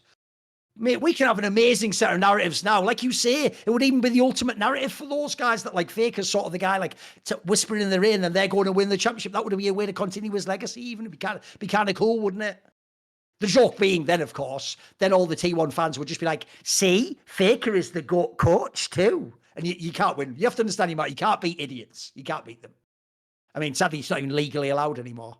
That's just a joke. Damn, Lance Armstrong and those intrusive thoughts. But we're just going to keep, by the way, that's going to become a running joke. About 2 years from now, people are going to be like, what's it, Lance Armstrong got to do anything? You weren't there for the deep law. Rasmus Moller, so actually Caps apparently. Okay, so Caps himself apparently. No, there's someone's named himself like whatever. Rasmus Moller says, this season I've hit Masters for the first time, but I want to climb further. Does Yamato, no offense to Thorin's Pike, how dare you, sir? If you want to climb, you do what I do. You get high as shit and play Pike all roles. And at the beginning of the game, you auto-mute everyone on both teams and just do whatever you want. Because it's not a team game. It's solipsism. You're the only person who exists in the universe. Have fun. That's why I enjoy League of Legends. Now, look, that is one of the most toxic sounds. So does Yamato have any tips for climbing at his rank at Masters? It says, yeah, shallow/deep champion pool is studying film efficient. So do you have a few tips, or is like studying film the way to climb from Masters? What would you say? I do think it goes a long way, because I think you can learn lessons that people above your rank, what they've basically they have taken a lot of steps to figure out what they do. And you can kind of circumvent that by just watching players that have done it better than you. You're not a pioneer in your position. There's a lot of people that have climbed from Masters to Grandmasters and onward. I think isolating your champion pool and making it streamlined goes a super long way. Like, if climbing is your only purpose, then duo queuing is a must, because it's just inherently just broken. Let me just pick up on something you're saying, because I'm going to do that thing where, like, an interviewer, I ask a question to clarify. When he said there's shallow/deep champion pool, even though in theory to be a better player, you'd want to be able to play more champions. If he's only asking about climbing, though, he probably should restrict his champion pool, right? Like, if he can get down to like 3 meta picks and just play that in most matchups, he should probably do that. That'll be a better chance to climb, right? The less you have to think about like what you do through your champion, the more you can think about like your overall impact. Perfect. Like instinctually, there's a good way to climb and there's a bad way to climb. And there's certain high ranks that I don't value highly, and there's certain high ranks that I value very highly based on how they did it. Like, if you want the cheapest way and climbing rank is the only thing that you want to do, You should basically choose your champions depending on who you are, but you can also be very selective by just opening any of the websites that offer like any analytical tools in terms of what is performing good. Duo queuing is very, very OP, and I do recommend like something that is so important is mapping out when you are performing and playing good, and stick to only playing, like treating your solo queue games on your main account as if they were tournament matches. Right. Do everything you can to prepare yourself for those games, and it goes such a long way. Like making sure that your sleep is good, you've eaten, you've warmed up, doing all the things, making it a ritual to actually play matches on your main account that you never ever play when you are weaker than you can be, because you can choose your schedule. It's very easy to have an off day and then choose to play solo queue and then play another one and play another one, and then maybe you rack up 2-3 losses. All of a sudden, in terms of time investment, it's like it's not only that you didn't win, you lost. It's like you're taking 2 steps back for every time that you lose, and you've wasted time, and you've created a circumstance where you've elevated risk for no reason. So be very selective with when you play, and treat those matches like insanely holy. Like your solo queue games, maybe you play 3 on your main a day. Those are sacred. These are your tournament games, and you should prepare for them as if it's the case. And the more clean your let's say your hygiene around how, like, when you play and when you shouldn't play. You can also use dodge as a tool to make sure that you have conviction in the games that you play. There's a lot of percentages you can really trim down in order to make each game like as impactful as possible, because it adds up very fast. In the long run, it's like certain things that you do in the long run. I think with solo queue climbing, it's like a player that has 55% win ratio is going to win 5 games more than they lose. 55% is still very commendable, but in order to see the impact of something like that requires a lot of fucking volume. Like over 100 games, you have won 5 more games than losses. That's a 10 difference, and that in theory is then like a 100 to like 150 to 200, maybe even 300, depending on your MMR LP difference. So the consistency of your work is super important, and just treat it as tournament games. That's like the big one. Right, I actually haven't played League, as in trying to be good, for many years. As I alluded to, I just play for funsies when I play. So I actually have to ask you a question if this is still possible. By the way, as a result, don't listen to me for advice about climbing, but I do have a note as an outsider that a lot of people didn't seem to take advantage of. So I want to ask you, is this still possible? One thing, back in the day, the person who taught me League used to tell me to always do, but I just didn't give a fuck by the end, was, when you go into a game, the second that the lobby is locked and it starts loading the game, he would tell me, you go and you open up like OPGG or whatever for that match, and you check all the teammates of yours and all the opposition and see what rank they are and what champions they're good on. And essentially, the reason you do this is, can you still do that, by the way, while the game's live? Yeah, you can. Even though I don't take any other advice, but I do think if you don't do this, you're missing out. Because look, he's at Masters, to be fair, so they're better players. But the reason why I think this is actually an OP trick is because, bro, you will sometimes find out that you're playing against a guy who's like first time in that champion, or he's like the guy who's boosted and he's the worst one on their whole team. And it can allow you sometimes to cynically target that person or to reset your expectation. By the way, probably the more important one for him at Masters is the other way around. You'll find the one where it's the guy who's going to 1v9 and it's like his fucking main champion. Like, you want that info. That's going to help you play out the lane differently than if you don't know, if you think it's just some random Masters mid laner on Azir. Like, if that guy's like some Azir one trick, be careful, play like respectfully in lane as well. I actually think that's underrated, bro. Like, a lot of people I know don't do that. It's a good trick, isn't it? No, it's super good. I know there's a lot of tools. Like, I don't know exactly the name of them, but they're like on Overwolf. There's like tools that you can abuse to streamline that process. Like, I use something called Meta TFT when I play TFT, and they're telling me like about like, this person is a one trick with this build. This is all he plays. This one is on a lose streak. This one's on a win streak. It's like gives me percentages in terms of like win ratios when I'm choosing augments. Like real time, it's like, oh, this is an A+ augment with the context of what's there. I was like, oh shit! Like, the less I have to think, the better, Just information is king. I'm with you, and you can still do this. There's nothing that blocks you from doing this shit. Yeah. Obviously, don't go too far with it, but I think in general, it's nice to know that they're not just 10 identical players in the server. Right, Keku asks, it's another interesting one. This is actually a good one. Believe it or not, I'm going to give props. It's a good question. The timing is perfect, by the way. The Keku question is, should Fnatic re-sign Humanoid at the end of 2025 if they win a split and have a good run internationally? Now, what makes this a banger question, Yamato, is any other year, the answer was, are you out of your fucking mind? We've been waiting for this contract to end. But he's right. Not only is Humanoid actually playing pretty well right now, but he added the condition of, you win a split and you have a good run internationally. If that happens, should Fnatic re-sign Humanoid? What do you think? I think if they win a split and they do well internationally, I feel like it's a no-brainer. But in a case where let's say they don't win a split and they don't do well internationally if they qualify, I think even in that scenario it's a very tough question. I think even in that scenario it's not like just so easy, because the context is already, it's like Caps resigned already, allegedly, based on the Sheep Esports reporting. Caps already resigned. It's not updated in the global contract database, but him resigning, Vladi not being available, what is like the big jump that you're going to make? Because it's like Jackie's can be fine, but would that be that was like, what I was thinking about, yeah. Or is that like, can we with great conviction say that he's going to be just better than Humanoid? Maybe you reach a certain point in time where a change needs to happen because you've had too much of the same and you need to take that leap of faith. But moving on from Humanoid, the conversation is always interesting, because it's like when people complain about Humanoid and criticize Humanoid, rightfully so, that he should be replaced and so forth, it's like, who do you replace him with? That's always a very, very tricky one. I think Jackie's could be a player. I'm trying to think about the names in the league, but it's like, you're not gonna fucking put Nuke and Fnatic. You're not fucking doing that. You're not fucking bringing in Larson. You're not fucking bringing in Camilo. Larson would be expensive probably because he's got that big contract too, so that'd be hard. It's like, you're not fucking bringing in Camilo. Like Chayek is a little bit too fresh. Didn't really showcase anything crazy. So it's like the big upgrade.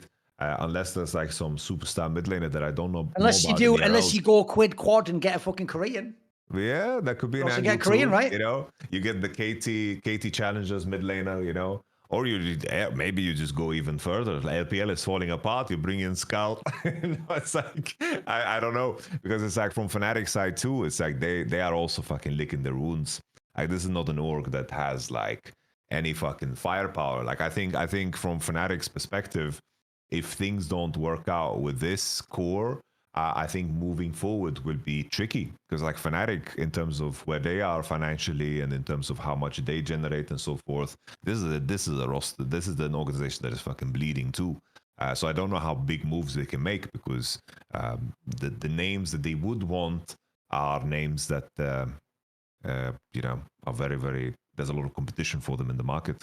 So in both contexts, I think it's a tricky one to do. I think sticking to Humanoid, the main question is, if you just need to disrupt the pairing that is Razork and Humanoid, because I think if anything, I think Razork is a fantastic player. He's very, very good mechanically. I don't think his year has been that great, but I can look at the whole context of his career and know that this is a player that has a great capacity.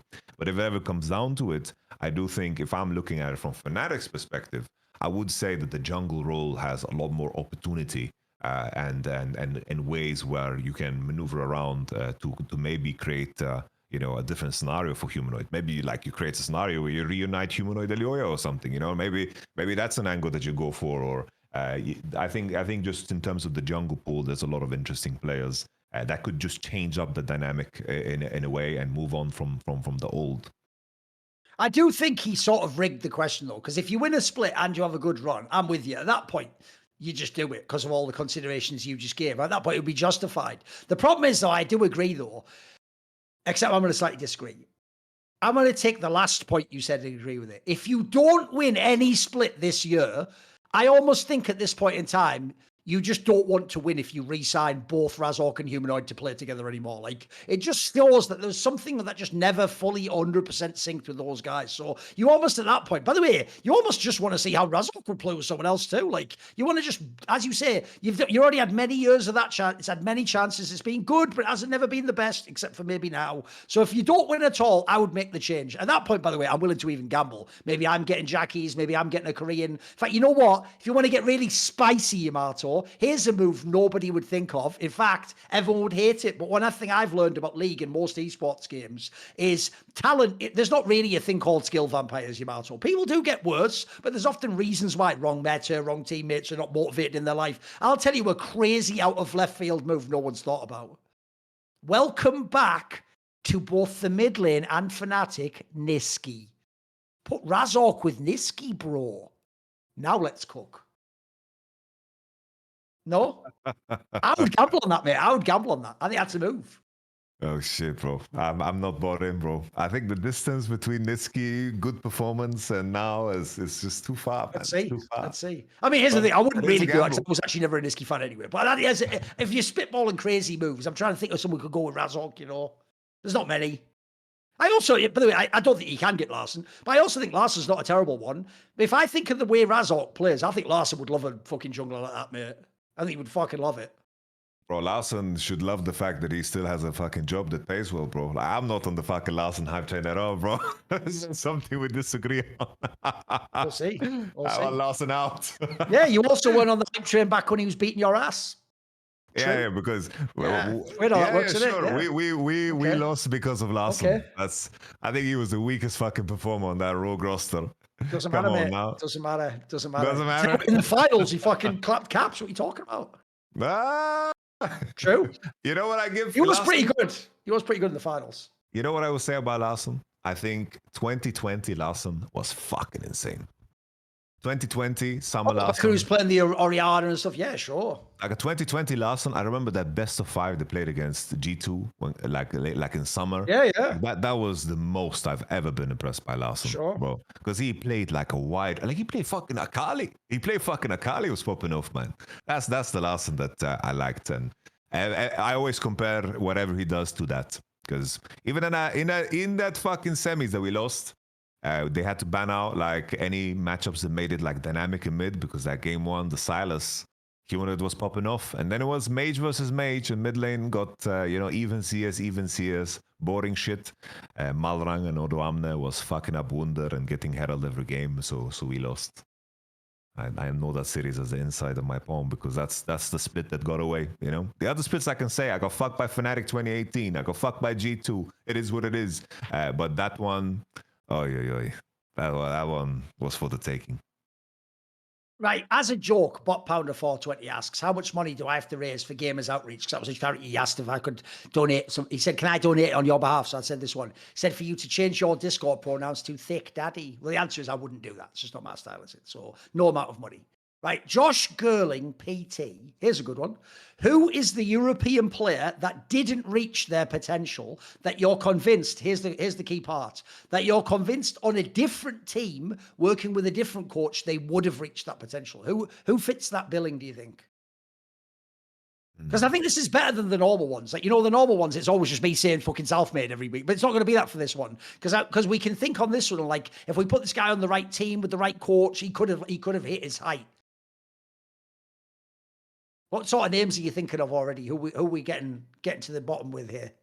Because by the way, I'll tell you right now, I can tell you some names I can eliminate. I actually don't think people like Selfmade are forgiven. You know, a lot of the what if players, those players, by the way, were uncoachable in my opinion. Like, I don't think any coach I told you the story before. If Forgiven could complain about every member of that H2K 2016, like I told him to his face, bro, then you can't have any teammates that'll ever be good enough. Like Prime Yankos and Otto, I'm not good enough for you, mate. Like, so some of those players aren't actually even the ones I'm thinking of. I'm trying to think actually of more like fringe cases, you know, people I thought were really talented, but they didn't necessarily make it.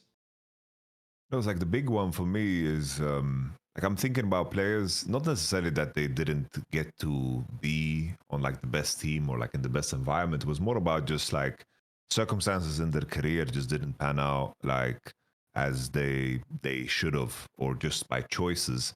Okay. Like I think back of players that I played with back in the earlier years, and like someone that stood out was Extinct. Like Extinct was a player that sure, yeah, mid lane and top, yeah, he was a gangster. Like he played mid lane and he was so fucking good. Like he was by far like the best player in Europe, but he was just he beat Moscow 5 on LAN. He was absolutely nuts, this guy. And Yeah, then he absolutely.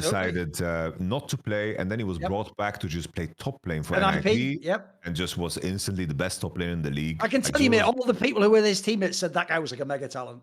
like this guy was just one of the best players I had the pleasure of ever playing with. Like it was insane how good he was. And I think if he just kept going, like if he just played mid lane and just was on like the right team, I think this guy would have been like one of the greatest European players of all time. The weird thing is like I don't know if it was like season 6 or 7, like fucking Rocket brought him in to support. Like that was the most random shit ever. For like 1 week or something, right? Yeah, you're right. I think he It came was as so a sub or fucking something, didn't random. He just came in and played support. That was so fucking random. But yeah, this is the guy that I think of. Okay. There's another person like Hawkton who was like baby frogging pretty much. Like I think he was also really fucking insane. But he just like got as far as I remember, like because I was making a team with Hawkton and Sven. I remember Hawkton was so fucking insane. And in the end, Hawkton just said, like, I don't want to play League. I fucking hate League. And that's when we pivoted and made, like, the whole Jensen Darkwing Jacks roster because we didn't have any players left. So we had to fucking go in and make the fucking Suicide Squad, you know? Like, we had to go into the depths of solo queue to bust out players that can be good. Just nobody wanted to play with them. And that's how Team Solo Mebdi was created.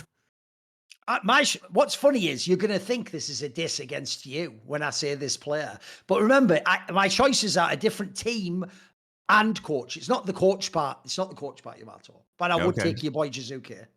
Because there's the problem. It's the team part. Bro, I don't think he ever was on a single roster that ever should have been top 2 ever in his whole career.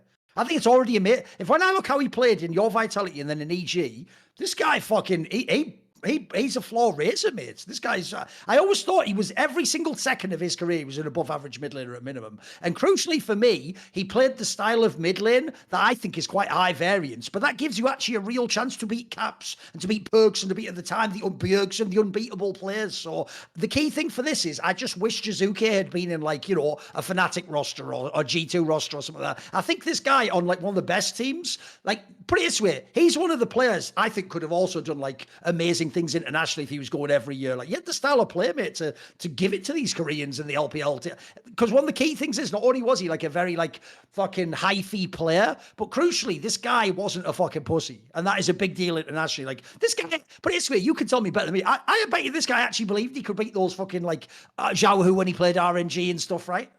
No, 100%. It's like he carried a level of confidence that came from the purest place, because like the way Jizuke studied the game and was in tune with how he needed to play and how he figured out details. You could just hear him sometimes when he comes in. Like he comes in and he was on the co-streams with the sack and so forth, and he just fucking starts talking about how every single player is playing things wrong, and he's saying, like, giving us details about matchups, and we are like watching League every single day, and he just sees that, you know, he just sees that because he's so fucking in tune. And it's like the main thing that I always say as the biggest selling point about Jizuke is his reaction to us losing at Worlds. He said to me, I am going to stay in Korea. I'm like, Jizuke, you need to rest. He's like, no, I have to stay in Korea because if we at some point play an international event and we play against IG and I'm against Rookie, I don't feel ready. So I have to boot camp.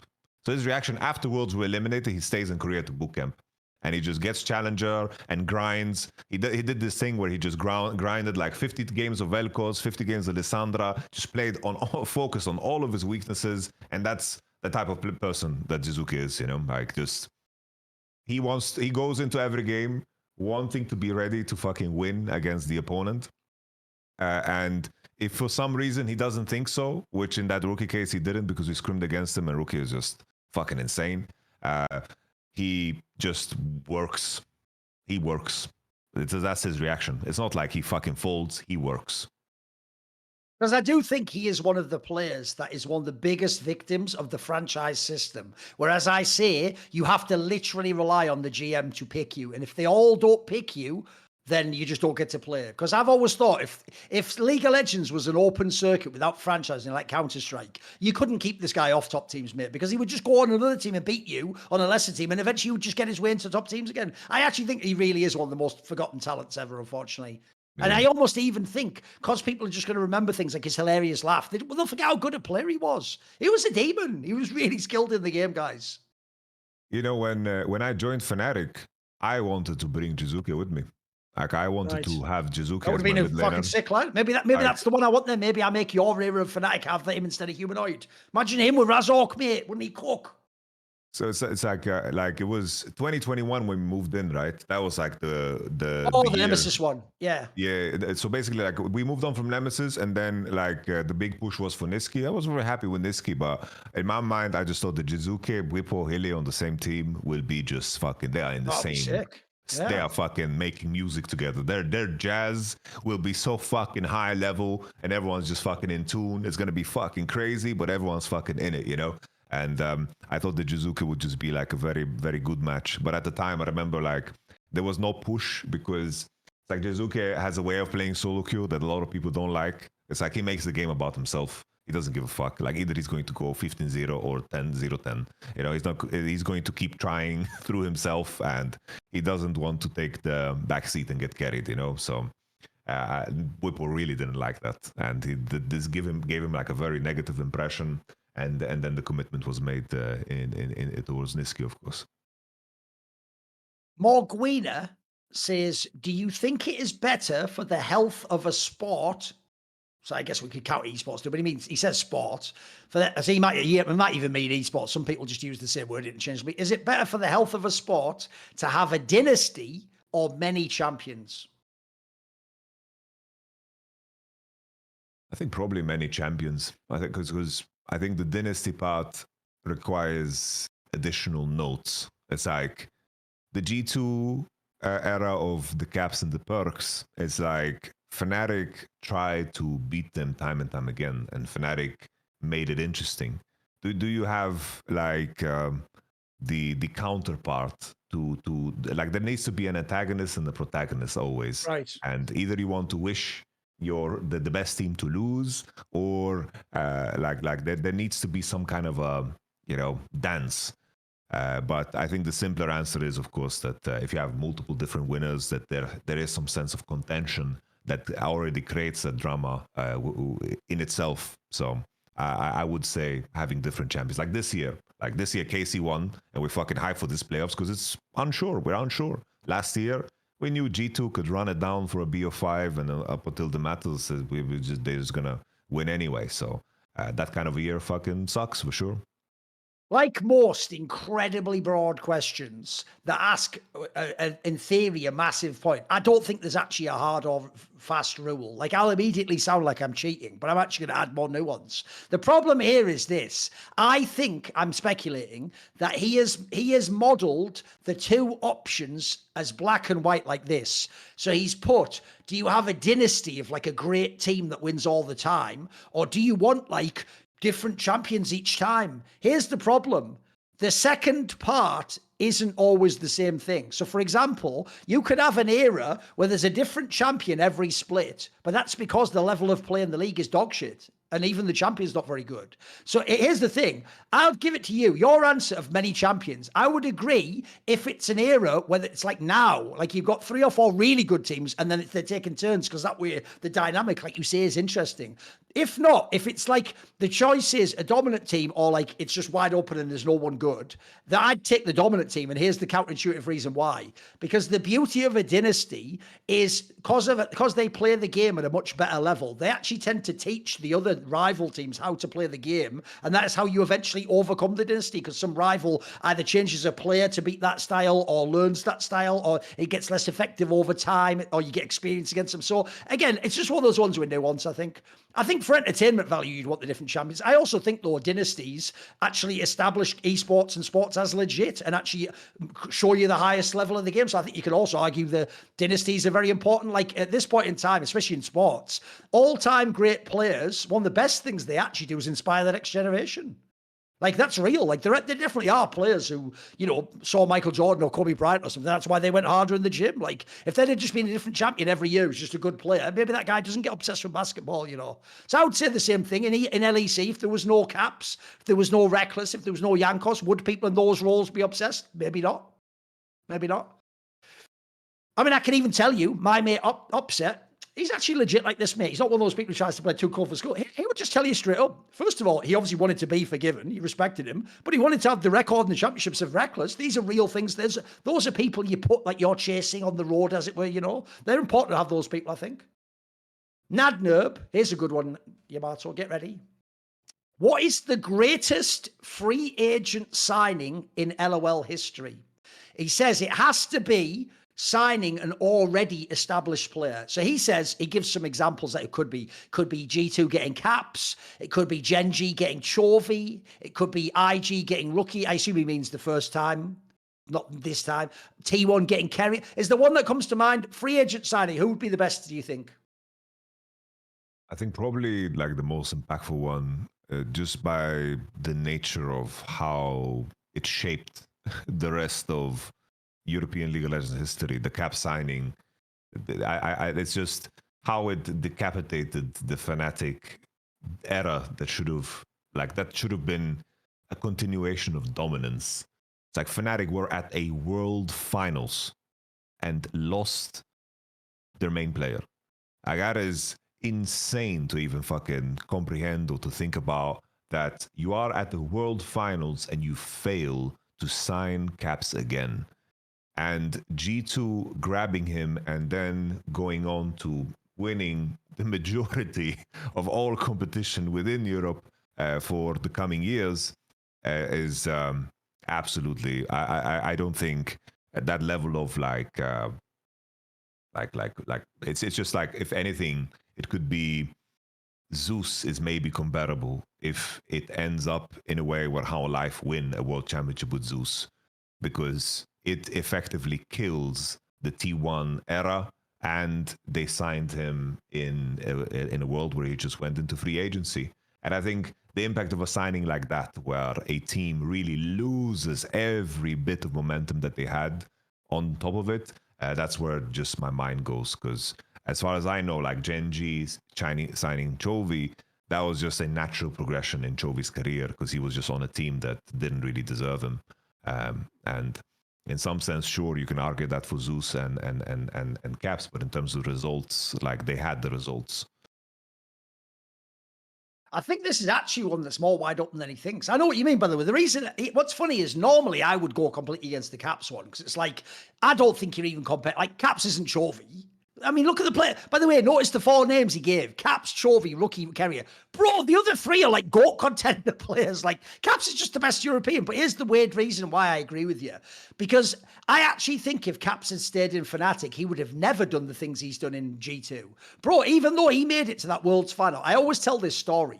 People have it the wrong way around. In their brain, they remember Season 8 was when Caps got really insane. And then Fnatic went to the Worlds finals. So they think in their brain, Caps was awesome at Worlds. He wasn't. He was actually a bit whack at that Worlds. It was actually Reckless who was awesome at that Worlds. He fucking smurfed on EDG and iBoy and bodied Sneaky, and he was actually really, really good. The joke is, the one they get wrong about Reckless is the 2021. I actually showed in my video. He just played all fucking like utility champs and barely did any damage, and it was just Hillasan going maniac mode on TES was like that. He like was smurfing there. So I actually think if Caps had stayed in Fnatic, I think he would have been a very good player himself, and they would have made like some semis at Worlds and stuff. But I don't think they ever would, for example, have done what G2 would and win MSI.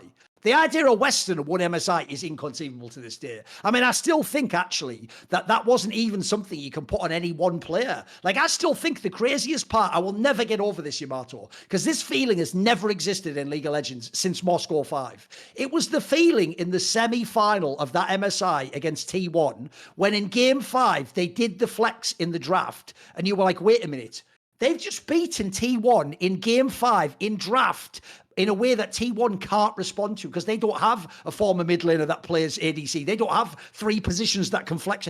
When I was like, bro, I've been waiting with my mate Monty for years to ever have a Western team have a draft edge. And they've got it. Like, holy shit. And it's against T1 and Faker and fucking like insane people that you can't even dream of that. So I do think that did change the whole history of League of Legends, mate. I mean, remember, at the end of League of Legends, people are going to look back on Season 1, Shushe Championship, and all.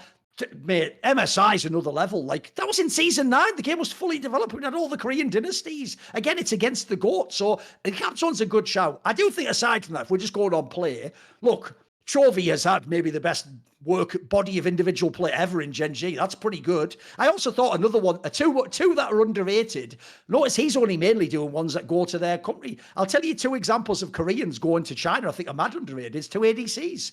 How about Viper? Bro, he won the Worlds.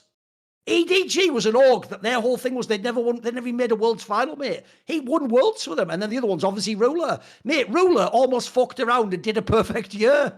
That was pretty nuts to remember. That was massive because he had the chance to go to a GenG again or there's plenty. I'll guarantee Rookie was one. Ruler was probably one of the most eligible free agents ever. I bet he could have gone wherever he wanted. So I know he didn't complete the Golden Road, but that almost happened, mate. That was nuts. Right. We'll do a couple more, then we'll roll it over. Warrior says, all right, here's an interesting one. Actually, you know what? It's not as interesting, but we're going to do it anyway. It's actually a mental question, I realize. As I started reading it, it got less interesting. But get ready, just buckle in, because this is some full, like, Twilight Zone shit. He goes, in an alternate reality in which not only, get ready for how many crazy scenarios we're about to stack on top of each other, right? So we're not even just doing a butterfly effect, one thing. He's just changing, like, you know, he's just fucking Thanos with the reality stuff. Like, now reality can whatever I want it to be. Like, so get ready. In a reality where not only does Ryu win the infamous Z1v1 against Faker, but also C9 miraculously, this is already getting so fucking bonkers. Get ready. C9 miraculously 3-0s, not only Fnatic in Season 8 Worlds, but then also IG in the final. So already I'm just like, mate, I need the greatest ayahuasca of all time to get to where this guy's at. So they also then 3-0 IG with fucking Sneaky and Liquor and just win that shit too, and contracts or whatever. Right? No, that was actually Sense Fair to be fair, that one. Which piece of history do you think would be looked at more heavily? In essence, do you think Faker losing that 1v1 would have a greater like ripple historical effect than if NA won the Summoners Cup? Which would be bigger? Oof. I don't think it's like C9 winning a world championship as an anomaly. Like, it's just hard for me to imagine, you know, that getting over into something more significant and knowing Faker's impact on the game, guaranteed, and how that could have potentially reshaped him. Because it's always the same. Like in the context of Jankos, I asked him if did it get easier after you won the first one, and he said yes. Okay. And it's like for the longest time he was chasing a championship, and for the longest time he was one of the players that you know, should have won the championship, but he just didn't. He was one of the guys where he just said, "This is he's on the short list of a player that should win but hasn't." And in my mind, it's like in a world where Faker, let's say that like Ryu wins that, and for some reason, let's say that the ripple effect is Faker doesn't go to Worlds. Like already from that to zoom out where it is, 2014 already is looking different, because 2014 was the year that T1 didn't do so well. They needed to restructure, recover. And the context of even already 2014, maybe you can snowball it into a good 2015. And then all of a sudden you don't get the players that you want. And then if Faker doesn't have that legacy, someone or some team probably would try to take that place. And there's no T1 dynasty. And I think that is probably the most important historical like context that you need to have when you talk about League of Legends history. It's like League of Legends history is synonymous with T1. You can look at it through the lens of T1 always. So C9 winning as an anomaly, I think it's just, that's what it would be. It would be talked about as G2 winning MSI. It would be just one freak off. But I don't see in this alternate universe that C9 would continue that and bring back glory to North America and they would be competitive in 2020. I don't think so. The problem I have with this question, get ready, buckle up and close your fucking arsehole, because I'm going crazy on this motherfucker. I'm roasting everyone up in here. Hide your girlfriend, hide your wife. I'm going off on this one. First of all, Lance, what an insanely disingenuous comparison. You have actually done the nuclear bomb versus coughing baby. So I'm changing either a meaningless 1v1 at the end of a game, or I'm making C9, who couldn't even have won that semi, win the whole Worlds and beat Rookie in the Shy. Like, Again, one of those is a nuclear bomb. The other one's a coughing baby. Like, I think the nuclear bomb is more. Guess what, Yamato? I think it would probably change history more for C9 to win Worlds with fucking Sneaky than, I don't know, Faker loses a 1v1. Because here's the detail that you don't get, guys. Let me give you a little thing only I can do because I'm Thorin, motherfucker, the esports historian, aka esports itself. So here you go. Here's what people don't know about the Faker 1v1. It's insanely overrated. It's really cool because it was in a final and in a game 5, and they just did hands and they did all like the timing. He has to get it. But here's what people forget: the game was already over. T1 had basically won the game already. That's why he went for it. Then, lastly, I'll give you some trivia people don't know. What was the detail about that one match? Let's see if anyone in the chat. I'll give you 5 seconds. What is a piece of trivia about the other players in that match? Game 5, summer 2013, KT roster Bullets against SKT. What was a piece of trivia about a famous pick in that game? Can anyone in the chat tell me quickly? I'll give you 5 seconds. Not Midland. There you go. He nailed it. The meme was 2 Shens. Here's the detail people don't know, Yamato, about that play. Both of the Shens could have ulted in and didn't. There's even a story where supposedly Impact said to Faker, do you want me to ult? And Faker, because it was over and he just wanted to swag, was like, nah, don't bother. And then they just had an actual duel, like, on guard, sir. Well, excuse me, do you have your second? Yes, but he'll stay there until the fight is over, sir, until I have satisfaction. That's the best part of that fight. The real part of that fight is the game's basically over, so Faker just goes, let's just fuck around. You ever dance with the devil in the pale moonlight? Woo! And starts doing all moves. Look at the moves. If anything, the real person who went off in that moment was fucking Doer. That's the iconic shit. Most of you can't even remember what he did with the cleanse and the shadow, but I tell you what, you remember Doer's call. So actually, the 1v1 wasn't even that good. And also, by the way, as far as I know, T1 would have won the game anyway, which means they would have gone to Worlds, all the rest of it. So, and here's the real sad part. If he's imagining mistakenly, Yamato, that if Ryu would won that 1v1, Ryu would get the fit, I think people would just forget that happened. I think T1 would win the game and they'd go, who cares, it was the end of the game. So it's easily the C9 one. It's just that, as you pointed out, I could take your sentence, Yamato, and cut it off nice and early. You went, I can't imagine a world. No, just stop after the word imagine. Even John Lennon couldn't have imagined this shit. Fucking hell. Imagine there's no heaven and Sneaky can win worlds over Prime, the Shy, and Rookie. How? In what possible way? My first questions there, Yamato, aren't even about that. It's about what else is going on in this reality. Do we breathe fucking water? Do I walk on my hands? Is my dick going up my own arsehole? What's going on in this world? It's already so crazy. You're acting, you change one planet. You have to change the whole multiverse, motherfucker. Get out my face, Dr. Strange. Get the fuck out. Get the fuck out. I thought the question was that KT won, not that only the 1v1. Because the only one, I'm with you, the 1v1 is pointless. It's because here's the problem. That's why I brought it up, Yamato. I think it's because a lot of people think that's what decided the game. They think Faker winning that then won the match. But actually, I said, if you ever go watch the game, the game's basically over at that point in time. So that's why it's not really that relevant to play. It's all good. I even think, to dive in, that's why the 2 Shens didn't join in. I think they actually just thought, essentially, we're just having like a meaningless 1v1 at the end of the game. So go for it, guys. Right, we'll do one last question, then we're going to rock off. Architect of Korean esports based Joe. I didn't write this question, Yamato. It just happens to be one I align with. So, why are Scandinavians all antisocial nerds? Do you think weather can morph humans' personality, which can explain why Californians are all alpha male giga chads? You do with that what you want, Yamato. There you go. I'm pushing that out to you. What do you think? Californians are alpha male giga chads. Is that what my man just said? Californians are all alpha male giga chads. Bro, Californians are soft. Soft. You're very, very soft. Because you allow yourself to get fucking beaten to a pulp by your rent prices. And you're not fucking rioting in the streets over them. Because your rent price goes up and you keep paying it. And soon you're going to live in an apartment where you are fucking can barely move. Like it's at the cheapest hotel room possible in Tokyo. Get me fucking out of this conversation where my man is telling me that Californians are giga chads, bro. Most of the time, when people live in areas that have fucking insanely good weather, you have fucking summer vacation year long, bro, that you're not fucking afraid of anything, bro.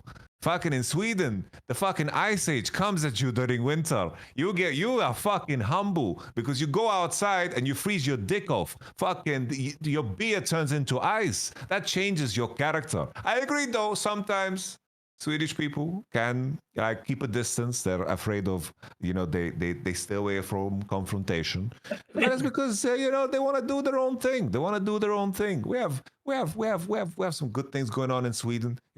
I do think the main point of criticism sometimes, like if someone is in danger, someone is in trouble, then in my experience, Swedish people tend to be like, oh, that's not a me issue. If I get over there, then it becomes a me issue, right? And that would then bother me, and that's not good.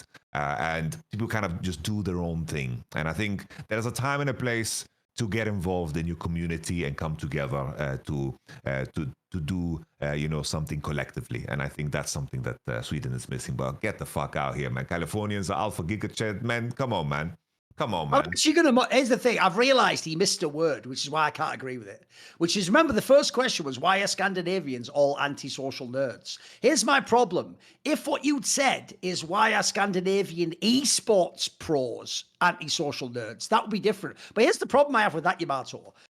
First of all, you've fucked up because you've said Scandinavia. If you said Nordic, you know what? Finns all are antisocial nerds. That one I've given you. Like, the joke is, God invented alcohol so Finnish people could procreate. Like, that's a straight fire joke there. I don't give a fuck. And also, they're antisocial nerds. So what are they going to say? Nothing. They're just going to drink. Look at, just drink my Coscan Carver.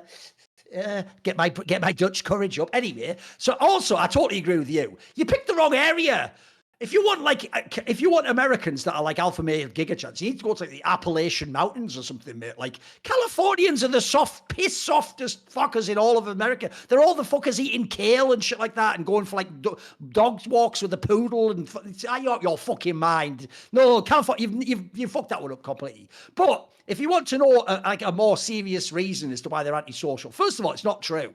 Like, when he put Scandinavians, this is why he should have said gamers. Because if you're talking, like, if I go to Sweden, I'll give you an example. If I come to Stockholm tomorrow, or Oslo in Norway, or Copenhagen in Denmark, and I just walk up to a random normal guy in Starbucks who's a man who's 25 in Scandinavia, bro, he's going to be a very social person. He's actually going to be like quite a well-balanced figure. He's going to be quite smartly dressed. He's probably going to have like a decent job. He's going to they're actually not weirdos. They're actually fairly good at like conversation. In fact, one of the things that's annoying about Swedes is, everyone goes, oh, their women are so their fucking men are almost as beautiful and all fucking perfect, like 10% body fat and all fucking, oh, hi, I am Sven, I am social. Yeah, all right, mate, whatever. Can we start talking about games so I can hate you? So actually, they're pretty normal, mate. Meanwhile, I'm with you. Like, Californians aren't what this guy imagines at all. He's picked the wrong one for that one. He's picked the wrong one. I think he's from California. That's what Jesus revealed. Probably is, isn't he? I know. And he's just thinking of like fucking Reckless and Larson or something, isn't he? Like, he's not thinking of, like I say, like a random guy in Oslo. He's not thinking of that, is he? Yeah. Anyway. I mean, put it this way, Yamato. Let me just ask a quick question. Might alarm you a bit. In theory, if you're talking about the past, you can mention a time you did drugs on Twitch, right? I think so, yeah. I mean, as long as I don't do it now, it's okay. Yeah. Right. Okay, then. Here's why Scandinavians aren't antisocial nerds. I won't say when, but I was once at an event in Sweden, and I was in a nightclub. I'll write it to you which one it is here. Just let me. You know what this one is. I won't say it out loud so we don't get. You know that place in Stockholm? Banger, innit? Straight Fire Club. I was in there, Yamato, and I was going to the toilet. Let's just say in this scenario, maybe I wasn't going to do drugs. Maybe I was just going to the toilet. And I was stood with a bunch of people, and I didn't know them. They were all talking. And so as a joke, I leaned in and said, is everyone in this queue just waiting to do cocaine in the toilets? And they went like, yeah, do you want to come on in? And then I went in with them, and we all did, well, I saw them do some cocaine. Well, I did the cocaine too. It was brilliant. It was great stuff too. Top primo. Listen, who knows how many years ago this was? By the way, that's not a recommendation in life. I didn't say to do that. I don't suggest anyone does that. But all I'm saying is I found them to be very social and welcoming about them. There you go. And also, lastly, party with Thorin if you want to get hooked up. There you go. Right. So anyway, I think that's going to be it for this week. There you go. At the end, a shocking revelation of a drug-fueled past mixed with hubris and charm. But that's enough about Summoning Insight and Yamato. Now let's see you next week. I thought you were summarizing Lance's life. Yeah, true. You're right. That's actually good. It could have been Lance all along. It was Lance all along. Exactly. See you next week.